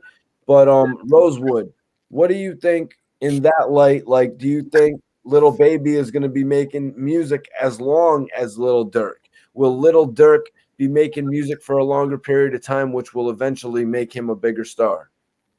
Now, with that, that's hard to say. But I do agree with Bonds on a few points that he was saying. Because Little Baby can make those hits, solo hits, that can transcend. And you look at like even like Lil Durk's album that he dropped 2020, you know, how it sold and whatever it sold. It's nothing compared to the Voice. Yeah, it's nothing compared to Lil Baby. Lil Baby went from charging like 500,000 for like a feature or something like that. Like, and like he's worth that. He's only going to keep growing and growing. Little Dirk is charging 200,000 for a show. Yeah, like, Lil Baby is in more demand than Lil Durk. All right. Does it take longer to do a show, Bonds, or does it take longer to record a feature? What do you mean longer? Take longer? The process of doing it? Yes. Well, it's gonna take long. It depends on the record, though. Right, exactly. Sure. You're going to do a record for 500,000. How long are you spending on that record? And then you're going to do a show for 200,000. Actually, that show for 200,000 better be about 2 hours, right? Yeah. Because a show is your personality, like who you are, how famous you are. I mean, as a personality, like you know what I'm saying? That doesn't automatically transcend to good music and your album is selling. So some people have a huge, you know, like a person. Some people are famous, like they attract people, like people fuck with them. So if you could do a show with them, they may pack out an arena, but they may not be quality artists who music gonna be around for a long period of time and you really like. But if you can combine that, that's when you have superstars. That's when you have Kanye West and shit like that. That's my thought about Little Dirk. And right. My thought about Little Dirk is that he will outlive Little Baby. Little Baby is hot for the moment, but maybe Little Baby will be hot for a decade. But guys, Brian Hudson says Game murdered Joe Budden. So at this point, I want to just say this: buttons. buttons, buttons, buttons, buttons. I remember that beef. That shit was hard, man. The Remember game murdered anybody he beefed with. Did he ever lose a beef, gonna- guys? Game is a spitter. Besides the man we're talking about, Little Dirk, right now, did Game ever lose a beef? I can't really say he did. There was no. Who was that shit where he went back and forth? Was it Beanie Siegel or somebody? Meek. Oh, that was when he went back and forth with Meek, right? Did Beanie Siegel real quick though?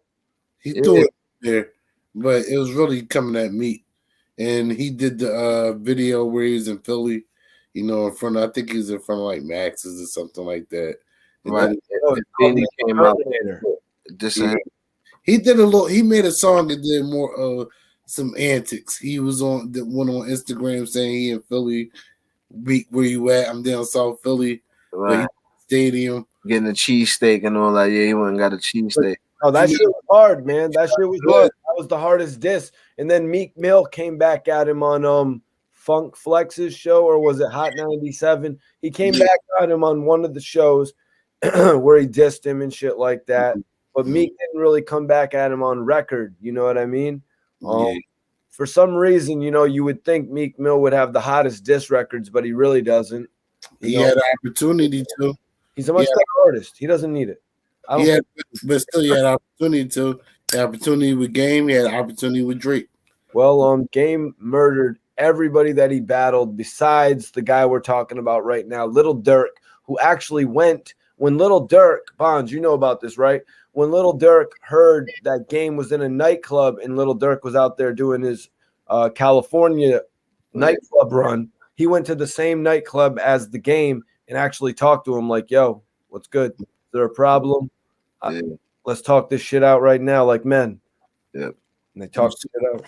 You see that critical thinking right there? And that's what I was just saying with the Quando Rondo situation. Right. There should have been, if we ever have any good relationship period, there should be some type of dialogue where you check your temperature like, yo, we good? Okay. All right. So Bonds, mouth like, why didn't that happen like that though, Bonds? Is it because the Game is as big as a freaking house? And is that why Little Dirk? Or let's say it was King Von. Would King Von have swung on the Game, or did he only swing on Quando Rondo because one, he had met him in person before and knew his stature? Yeah, he knew he was a little nigga. Yeah, he was a little nigga, so he kind of was on the bully tip. He said I'm a piece. He said I'm gonna beat this little nigga up. He's kind of his mouth. This nigga's playing. I'm a joke. I'm about to slap shit out the slow nigga. I don't gotta shoot you. I can beat on you. Yo, guys, let's get your take on this. Logic or Jack Harlow? I'm gonna say now. Don't forget Logic actually had that suicide record, that 1-800 record. That was actually crazy. Logic, very lyrical, man, and he sold a ton of records. Jack Harlow, more new. He's got the attention of everybody in the industry from DaBaby. You know what I mean? He's got the attention of a lot of guys. And he also let me think. I think he's rocking with DJ Drama right now. Yeah, he's on Drama. Yep, he's rocking with DJ Drama. And he just jumped on French Montana's new single. So, but personally, I mean, I do like Jack Harlow. I think he's cool. But Logic obviously has a nice imprint in the game right now. Yeah. So obviously, I'd say Logic at the moment. Yeah, I'll have to go with Logic. Jack Harlow's these two look new. And then for Logic to, quote unquote retire and then do the Twitch thing, jump in that lane and then come back to music, showing versatility and other avenues. Yeah, I would have to say Logic. Oh shit. Dope, Rosewood. I'm gonna go with Jack Harlow. Hey, you're feeling him, Bonds. Yeah, I like him better than. I would rather have a Jack Harlow album than this Logic one. Right. You'd rather do a record. Bonds, I'm gonna ask you to think about this again. you would rather do a record with Jack Harlow right now than Logic. Yeah. Mm. Okay. So Rosewood, how many singles do you think Bonds would sell if he had Logic on the single? That's what I'm saying. I had to think about that too. You said who I want to do a single with now. That is a different situation now. Yeah, like Miami is saying, Jack Harlow's flow is nice. Yeah, that's why Bonds is saying at the moment he'd rather have a Jack Harlow album to listen to. Put him something in the nice mood, you know what I mean? Something to ride to. But now when it comes to doing a record, it's probably a little bit different. Probably because you got probably like what 10,000 people off rip that are gonna buy the Logic record, Rosewood? Yeah, definitely. Yeah, definitely. It's a whole nother that fan base is huge right there. Now, let's say Jack Harlow comes out with an album next week. What's he going to sell? 20,000, 30,000 units on his album? So how are you going to sell 10,000 records of Bon Simmons and Jack Harlow? You know, when only 30,000 people want to buy a full body of work from Jack Harlow. Yeah, you're right. Yeah. You're right. It would have to be a banger that momentum. Yeah. Logic. The streams and the Jack Harlow, he hot right now. Mm-hmm. Right. That new French Montana record, Hot Boy Bling Bling. Who the hell wouldn't want Jack Harlow singing the hook on his record? But I remember I asked one of my homies, I said, yo, who would you rather do a record with, Justin Timberlake or Justin Bieber? And this was in like 2009. So I thought, or this was in like 2010, 2011. So I thought the obvious answer was Justin Timberlake, but he said Justin Bieber. 5 years later, I realized it would have been just why he said Justin Bieber. Mm-hmm. All right. Mm-hmm. And that would have been the best bet, Justin Bieber. Man. Hell yeah. I would have thought Justin Timberlake. You know, Justin Timberlake, timeless artist, sold mad units first week, 500,000, 600,000, 1 million first week. Same thing as Justin Bieber. Child prodigy, fucking YouTube star, transcended platforms, younger. Yeah. In the whole different, another dynamic. Yeah. So, Claude, I'm sorry I timed you out, bro, because you said some shit about a slave ship, man. Don't say that dumb shit in my chat, yo. Yeah, no. Like, come on, Claude. Guys. Come on, Claude. Claude together. Come on, Claude Butler. Come on, man. Claude, get shit together, Claude. Yeah, Claude, like, bro, I'm sorry. Like, am I wrong for that, you guys? Like, come on, we don't. No. This is the Mikey T show, man. You can't be wrong on this show. Oh, shit. Yeah, that's rule number 444, man. No, we appreciate you being here, Claude. You do add to the chat, man. I just didn't see where you was coming at with that comment. Like, I didn't get it. Like, and I just didn't want it in the chat. So that's why I had to time it out for a second. We don't need that weird ass shit in here. And I know you're not like that. Miami says sidebar, but I like Logic as well. After we get off here, guys, I'm going to have to listen to that Logic song just to hear it. I know I got mad annoyed with it back in the day, so I never wanted to hear it again. Yeah. You know, I'm going to go take a look. Yeah, Justin Timberlake actually did just do a new movie. It was called Palmer. It was really good. I didn't see it, but I see the previews. I see the previews for that. Yeah, Justin Timberlake is dope, though. He's talented, dude. Yeah, he is. Yep. Fox with Timberlake. Go. So you would, Bonds, you would definitely consider Justin Timberlake more talented than Justin Bieber?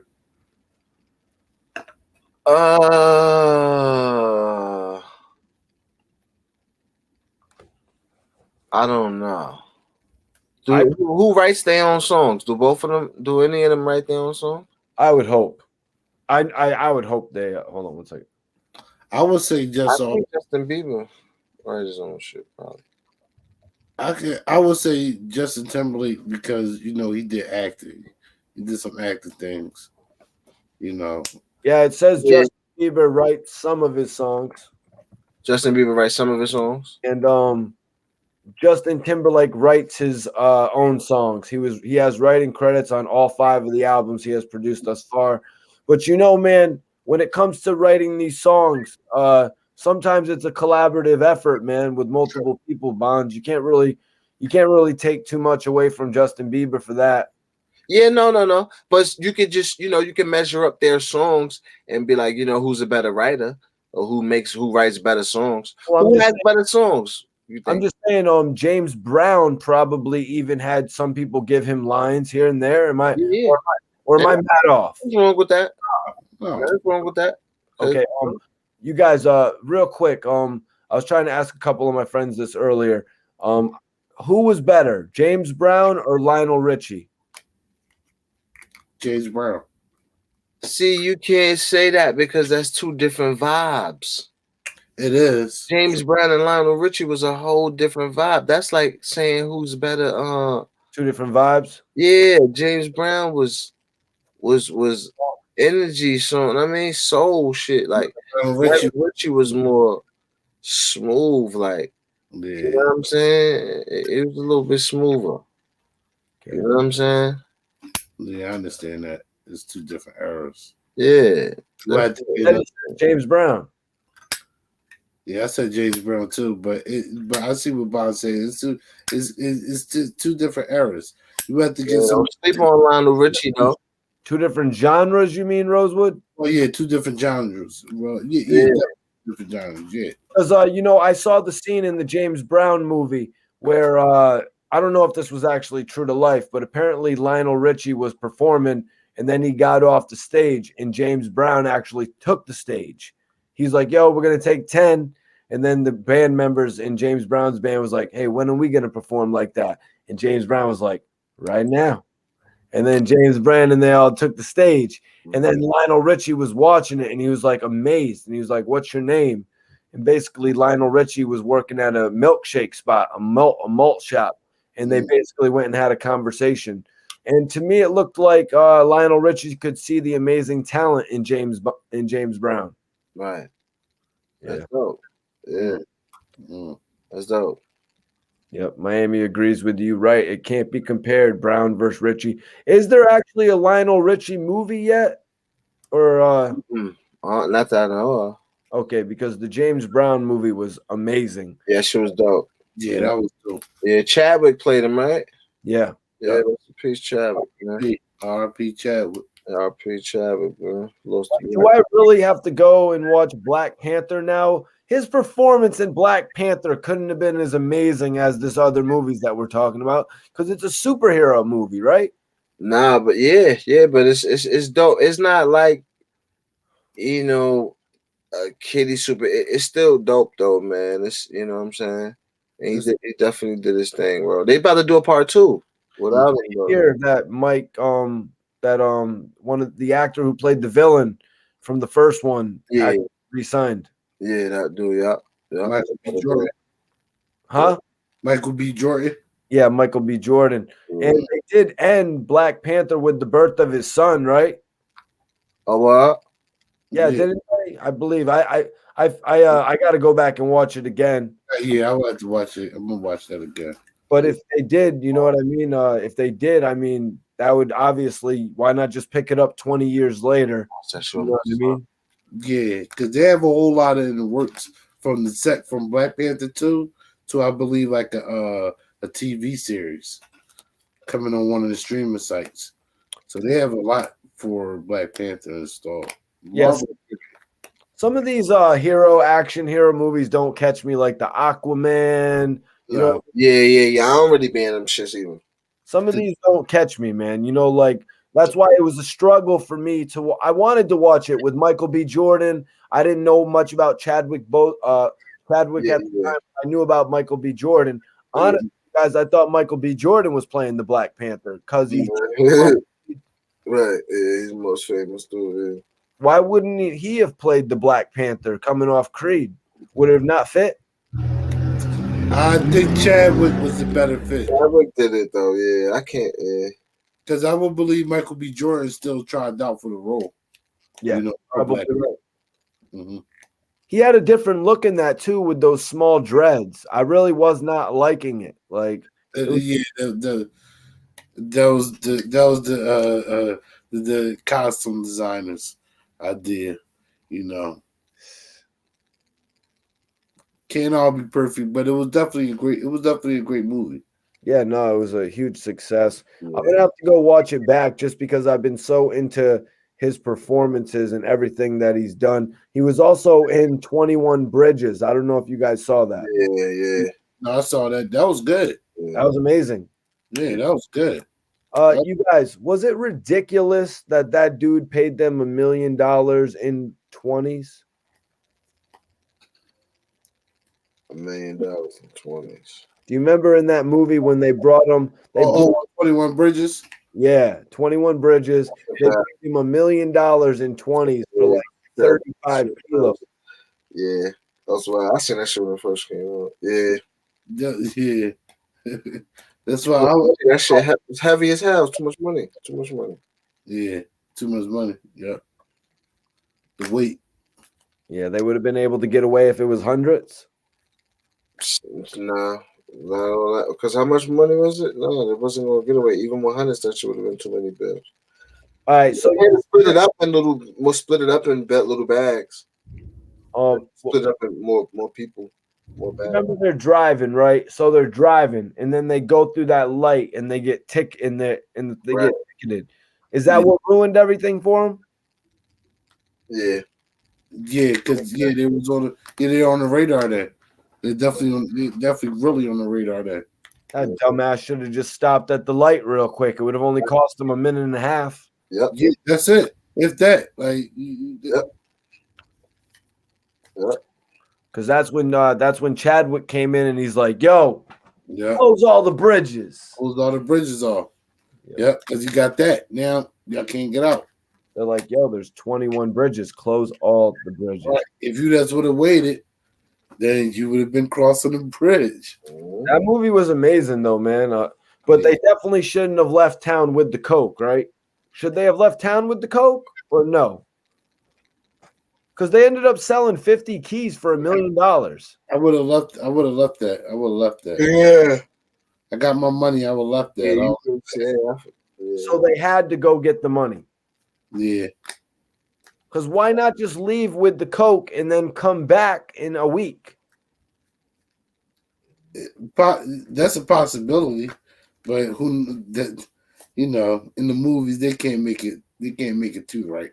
No, they had just killed like 5 or 6 cops. Right. Yeah. All right, guys, I'm about to go watch that shit though, man. I appreciate y'all tapping in with me tonight, man. Bonds. Yeah. Yo, love, man. You already know, Mikey T, man. All right, Bonds. Let everybody know that's watching where to find you, my G. Yeah, everywhere, man. Bond Simmons on all joints. About to drop a video this weekend, man. We're gonna tap in on Mikey T. We're gonna blast that motherfucker off. Definitely. So, yeah, just stay tuned, man. All right, what's the video called, Bond? Think Like an Animal. The song is out right now too. The shit is out, so it's out on everything. Think Like an Animal. About to drop the video to that shit. That shit is going crazy. It's getting a good reaction, like, so people is fucking with it. So yeah, we about to you know what I mean, turn it up a little bit. Yeah, definitely. Everyone tap in. Bonds Simmons, Think Like an Animal. The audio is out right now. Video coming soon. As soon as he's got the video ready to go, we'll put the link in the chat one night when we're on here. Miami Town said, I never saw Bridges, so Panther, is it what? Is it worth a watch? Oh, yeah. Don't spoil the ending. I'm muted. Okay. But the 21 Bridges is a movie that's going to keep you glued to the seat, or it's going to keep you up in bed. I gotta watch that shit again because I watched it one time. I'm about to watch first came out right now. Are you serious? I don't think I could go back and watch it right now because I've already seen it 2 or 3 times. I actually saw it in theater. I seen it once. I seen it. No, I seen it twice, but I haven't seen it in so long. Right, I seen it once when it first came out. Now I'm interested to go back and see that. Yeah. Oh, dang, I peeped that, and stuff like that. Because he's great as the cop. He's like the most badass cop. Now, me, I kind of got to go back and watch Black Panther before I jump on and watch that again. Because I watched Ma Rainey's Black Bottom, which he was amazing in, man. Yeah, he was. That's one you got to check out if you haven't seen it. No, I saw that. He was amazing. You know, he was great in the 42. He was great in what we were just talking about as well. Right. Get on up. So I really got to give Black Panther a realistic chance to see what he does in that movie. Yeah, dope. It's dope, bro. But yeah, Miami. It is definitely a movie that you want to watch tonight, because like if I hadn't seen it ever before, I would go and watch that shit. Like when you guys told me I got to watch Dead Presidents, I went and watched that shit. Is In Too Deep a movie the one with Omar, right? Fire. Is that something I gotta watch, or should I just go watch 21 Bridges? You go watch that one. You gotta watch watch that. In Too Deep. I've never seen In Too Deep. Nah, good classic. You gotta watch that. You gotta watch that's gonna light up to tonight. You gotta watch that, Mikey. Yeah, that's the one right there. I'm gonna give you an oldie but goodie, right? Hood classic. It's a movie. I don't know if you ever saw it. It's called Strap. You ever heard? I've heard about it with King Woodbine and Fredro Starr. Strap. I haven't seen Strapped. Watch Strap. Hood. Watch Strap. Strapped. Oh, you can't. It's not strapped over In Too Deep though. Nah. All right. But In Too Deep. Strap is real though. Yo, is In Too Deep better than Dead Presidents? Maybe not. Maybe not. That's a close call though. You playing with them real close. Yo, some Boys in the Hood. Which one you like more? Yo, guys, Fast Eddie said, thanks for your time, my brothers. Definitely love tuning in when you guys go live. Good night. Good night, Fast Eddie, man. Peace, man. Peace. All right, so they're saying panel put Mikey T on. What do I have to look forward to watching In Too Deep tonight? In Too Deep, you might look at LL differently. You're gonna have more respect for LL. He nailed the shit out of that part. You know what I'm saying? And it's entertaining, bro. You're gonna be entertained, bro. It's action. It's drama. Like it's dope, bro. It's a dope ass movie. Dope story. Dope story. You're not gonna be bored on that one. That's a good movie. Yeah, there's no boredom. Yeah. And like you said, LL really knocked it out the park. Different. Like, character, nigga. I ain't even gonna say the name, but that character, man, that was hard. Wow. Rosewood. Somebody asked, is Sticky Fingers in there? Oh, might be talking about Strapped, or are they talking about Fredro Starr? Not Sticky. Fredro is in Strap. Yeah. No. Sticky Fingers is in Too Deep. Yes. Sticky Fingers is in Too Deep because he run with LL Squad. Okay, so Sticky and LL. Remember A Bonds. Remember Mikey T cover your ears, but remember they tried to get Jay Reed. Right. Yo. Yeah, that's a fact. Sticky was in that. How the fuck I forgot Sticky was in that shit? Sticky was in there. Sticky got a dope ass movie too called A Day in the Life, where everybody right. Epps is in it too. Everybody's rapping, like it's no talking, like they rapping through the whole shit. Yep. He got Omar Epps in and shit. He got my other dude. What's my other dude from that played in Shaft? That he played in Shaft, the nigga that was what's the dude? The black dude. He played in Shaft when the guy killed him, the white guy killed him. Man, he played in mad shit too.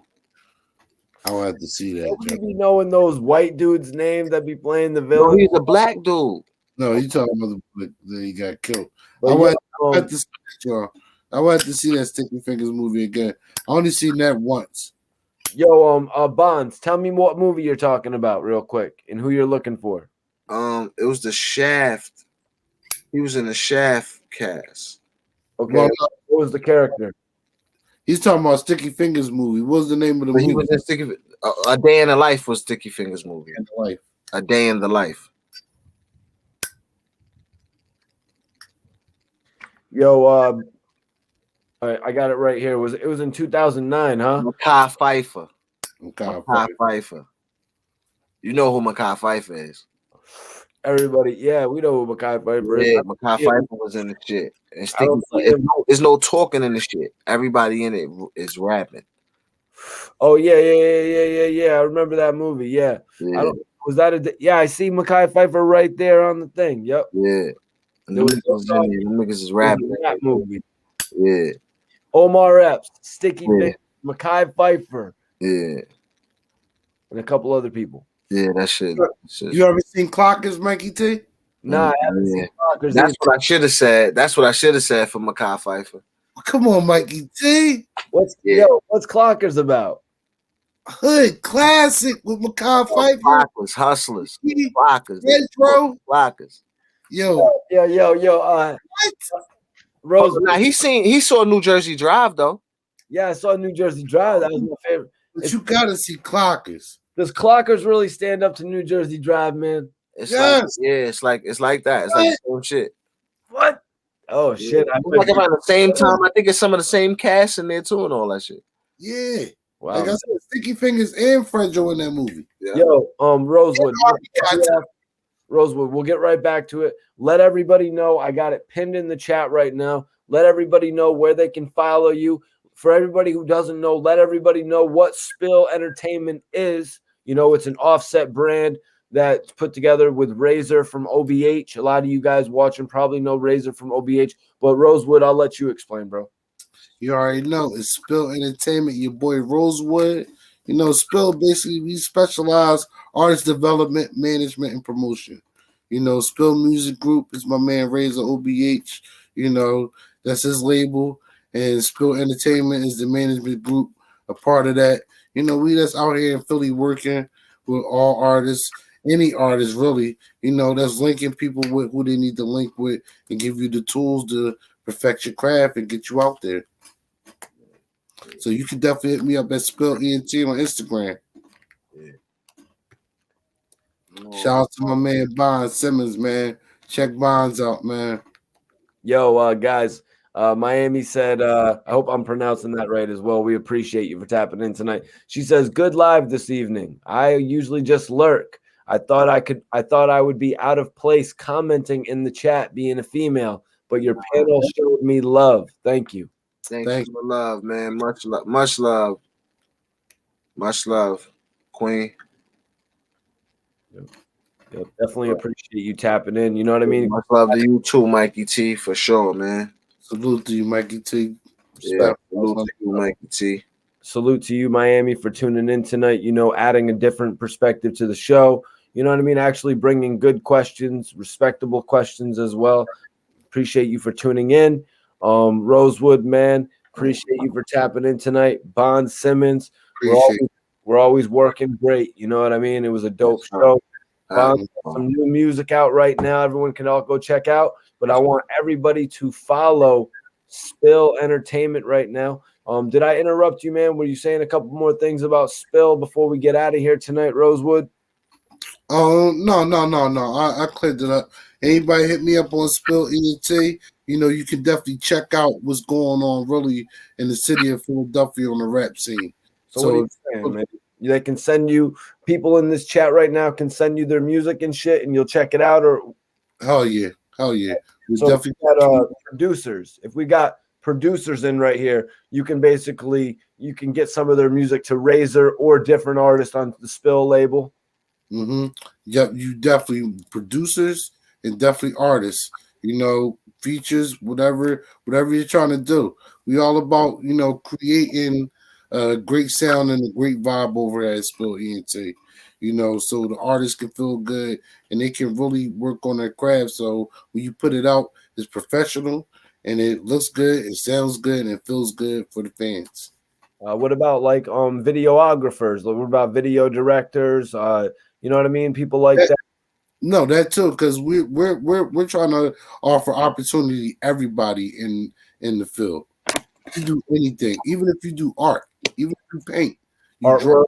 Okay, and so if you do stuff like artwork, Obviously, you could be anywhere. You know, you could literally, if we have people here in Texas, we have people here in New York. Rosewood, you are based in Philly, so you know some things you can do from over the internet. But if you are a video director, Rosewood is in Philly. So if you're in, like, say, the New York area, New Jersey, Delaware, Yeah.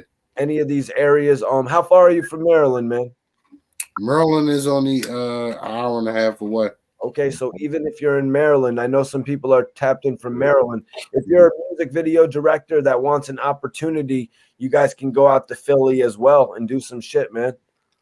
Yeah, Eastern Shore, Maryland definitely got some dope artists. Razor did a few shows down there, and once this get lifted, we'll be going back down Eastern Shore, Maryland, and really like doing our thing down there. They got some good artists down there, though. That's what's up, man. That's what's up. So everybody, right now, go tap in with my man Rosewood. He's one of the generals. What's your label over at Spill? Honorable. Over at Spill Music Group. That's the label.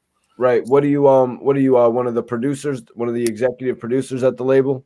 Yeah, over at Spill, I do executive producer and management. That's what's up, y'all. There's a bunch of opportunities, man. A lot of people build their name in Philly, man. You know what I'm saying? Obviously, my man is working. Got to, ain't no choice. Right. Yeah, that's why I said go on the gram. You can see what we doing. You can see because anything that's popping off in the city, with music wise, we around. Spill Entertainment is definitely around on the Philly scene. We're tangible. We're all artists. Any artist, anybody in the comments, any artist you like in Philly, whatever like that, come on the gram. You know, shoot messages of who you like to see, whatever. Or if you're trying to contact that person, we're all about linking people up to make this good music here. Yo, and Teddy White said, "Yo, I just realized that's Bond from Smack DVD. WTF?" And word. Yep. You see what I'm saying? You know, Bonds has been. We've been still working. Here, Teddy. I'm still alive, man. Bonds and I have been connected for a few months now. So a lot of people do realize who Bonds is. You know, we're pretty much jumping on here pretty frequently, a couple times a week at the very least. So it's dope to see a lot of the fans who have been, who have known you for what, Bonds? Over a decade? Hell yeah. You know what I mean? It's dope to see all of them pour in, and be like, oh shit, Bonds is doing his thing. Nah, that's a fact, bro. Like I seen like shit in the comments, like from the interview and shit they did, like, you know what I'm saying? And even certain people been reaching out to me and shit, like, yo, like a few people been reaching out to me, like a couple people, probably more than a few. Like, you know what I'm saying? Like, yo, you know what I'm saying? So that's what's up, man. Like, yeah, like you haven't lost your interest and your drive in the music industry, have you, Bonds? Nah, I had stopped. Like I said, I had stopped from, for a minute when I went, I went through that case and everything. And when I came home and it's like once everything came full circle in my life and I got to that comfortable place, then it was like, nah, like everything is just better than, and it's like it's better than before. Like I'm better than before. I'm you know what I'm saying? I'm stronger than before. I'm more focused. I'm smarter. I'm you know what I'm saying? So, and like I said, man, that space we was in, niggas dodged a lot of, you know what I'm saying, opportunity. Ain't no telling what could have happened. You know what I'm saying? Because I was niggas was in dangerous situations. Like, you know what I'm saying? Niggas was you know what I'm saying? So yeah, man. Well, Bonds, we got to do we got to do what the rappers are doing, for you, my G. Like they're selling the music directly. You know what I mean? Like we got people in here, you know what I mean? Like we got 50 people in here right now. We had a maximum of 200 people in here at one time. We got to show the people what you're doing. You're dropping a video, and then we got to, let them purchase the album directly from you through Cash App, bro. Yeah, that's what I'm working on. I'm about to have like some merch and all of that shit. I'm about to have a exclusive album for only the people that cop the merch. You got to okay, boom. So one of in the next week or so, get the merch. week or two, however long it takes. I got some samples coming right now. I'm about to be sending you some shit. I'm about to send you some. As soon as some shits come in, you already know that shit coming right to you. Because there are probably some people in the chat right now who would want to definitely, you know what I mean? Yeah, you too, Rosewood. I'm definitely, I'm sending some shit Philly for sure, bro. Definitely. And definitely we going definitely spill merchandise. It definitely spill. We already got merchandise, but we're gonna have the updated merchandise. It's definitely gonna be out by the end of the spring, going into Send me a hat or something. I'm throw that shit on in my next video, bro. Yeah, I'm definitely gonna get you that spill gear. You know, sure. For some reason, the people definitely do want to see the merch. I mean, you know what I mean? They've been sitting here watching us for a few hours. So a lot of the times the people like to support with the merchandise. They're like, yo, where's the Mikey T, the movie star shirt? You know what I mean? So Bond, you know what I mean? Selling the music directly is something that artists are doing. And I think we can do it right here for your next album. Have you thought about a title? Local Legend. What? Local legend. Local legend. All right. So we'll have the music video to promote, but then we'll also have the album for purchase. But Rosewood right here for the artist development. Everybody, really, it's really nationwide, Rosewood. But if you're local to Philly, whether that's Maryland, Delaware, New Jersey, New York, hell, if you're extra ambitious, Connecticut, Connecticut too. Like we definitely got connections up in Connecticut. I'm 4 hours away. You know what I mean? I'm 4 hours away. I'm extra ambitious. I made my name in Philly. You know what I mean? I made my name in New York. I made my name in Florida. You know what I'm saying, guys? Yep. Well, shit, man. Respect. Shout out, man. You Philly. You making huge contributions, man. You know what I'm saying? Acknowledge that, bro. So just want to let you know that, man. If you're from West Philly, check out my guy Ghetto Reese. Yeah, Ghetto Reese. So he tapped in. I'm gonna tap in. He coming this way for a show too. So yeah. I'm gonna hold him down. Yeah. Where's he at, man? Somebody in the chat was asking for him earlier. Where's Ghetto Reese at tonight, man? I think he had a show and a session. Oh shit! Well, if he's not out in ATL, I don't know when's the next time. We're probably going live on Saturday again, you guys. Yeah. I don't know. We'll probably, I'm gonna talk to him. I'm gonna make sure he tap in with the bars. I was just talking about him actually on my live earlier on Instagram. I don't know, y'all wasn't on it, but I was talking about him. I was like, the homie Ghetto Reese came through and spit 5 verses last night. You know? Heavy, honorable. Because I try to explain to people, like, you come on here to spit, like, don't try to freestyle. Like, if you're not particularly good at freestyling, don't freestyle. Come up here and spit. Have your shit together, man. Your 5 favorite songs that you have. So that means if you have 5 of your favorite songs, that means you should have 15 verses to spit? Right. That part, yeah. Yeah, that one of your shit. Save one of your shit. I mean, you're an artist. Does the artist, when I bring them in there to do that, why don't they want to do that? Shit, it's only I would just say nigga ain't prepared, man. Nigga ain't focused and prepared, man. He ain't serious. I would agree. Salute to you, Gambit. I appreciate you for tuning in tonight. Well, guys, is there anything else you want to leave the people with before you get out of here tonight, Bonds?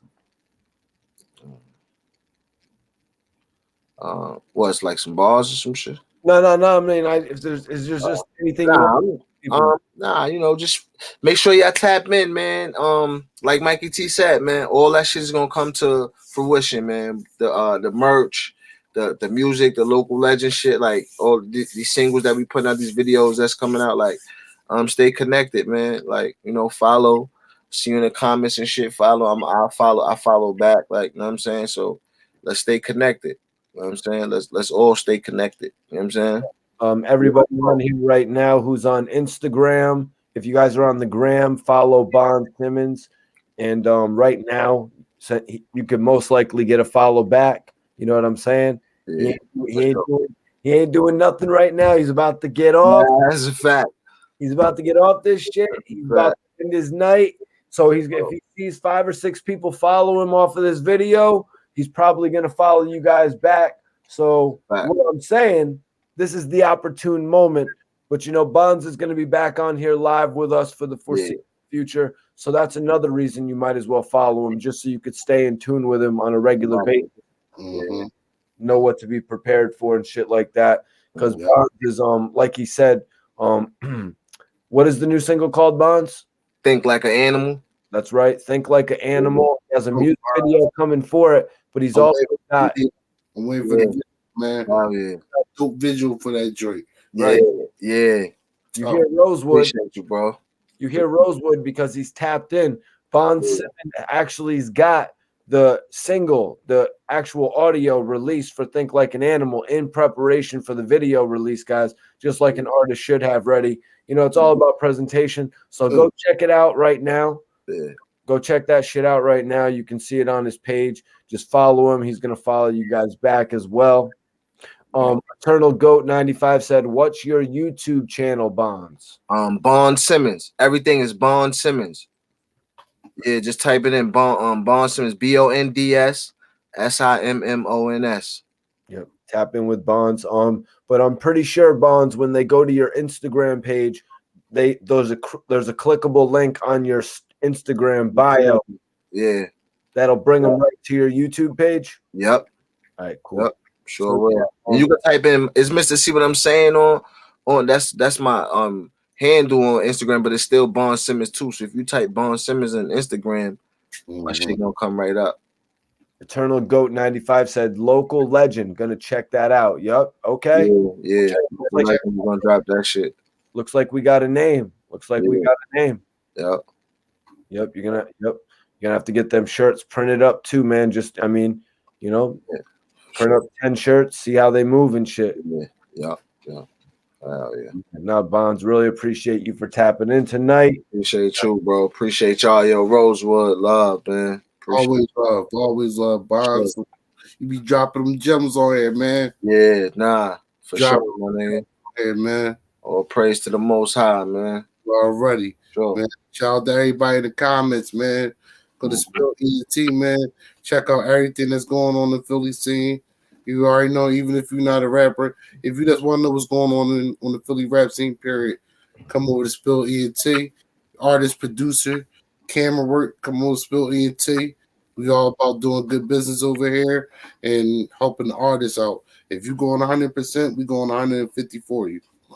Straight like that. And everybody that wants to go a step further, we got 104 likes on this video. If you haven't hit that like button yet, hit it right now. If you want to go a step further and support the channel, Cash App, Mikey T Movie. Right. Any donation is accepted, you guys. I mean, if you want to be an ass and donate $1, it's kind of funny. You know what I mean? But do whatever the hell you want. Donate to the channel, you guys, or just hit the like button. It's whatever. Boom. The likes just went up to 108. You know what I mean? We all appreciate all the support that we get here on the channel, you guys. You know what I mean? We're young entrepreneurs. You got artists here. Bonds is an artist. You got young, you know what I mean? The homie Rosewood is trying to get a label, a management group off the ground, Spill Entertainment. You know what I mean? Razor's been doing some major things this year, a couple videos this year, up to about 30, 40,000 views, man. Says a lot about an independent artist. Working. And just to mention to everybody in the comments and everybody that watch it, check out my artist LX. Her videos on YouTube, Simi. Dark Skin Ab. Go on SoundCloud, Dark Skin Ab. Go on YouTube, type in LX Simi. And, check them out. 2 female artists from Philly, they go hard. Oh, a couple female artists from Philly. Yeah, female artists. I got 2 female artists that go hard. All right, man. On SoundCloud and LX on YouTube. I need to check them out. You can send me the links on the gram or something, bro. I got you, Bonds. I'm gonna send it straight to both of y'all. I bet. You're gonna have to potentially bring them on the show, man. Oh yeah, I'm looking for some females too to work with, bro. Are they a duo or are they separate artists? No, they're separate artists. All right, so you're gonna have to bring them on the show a couple separate nights. You know what I mean? I got you, Mikey T. You already know, man.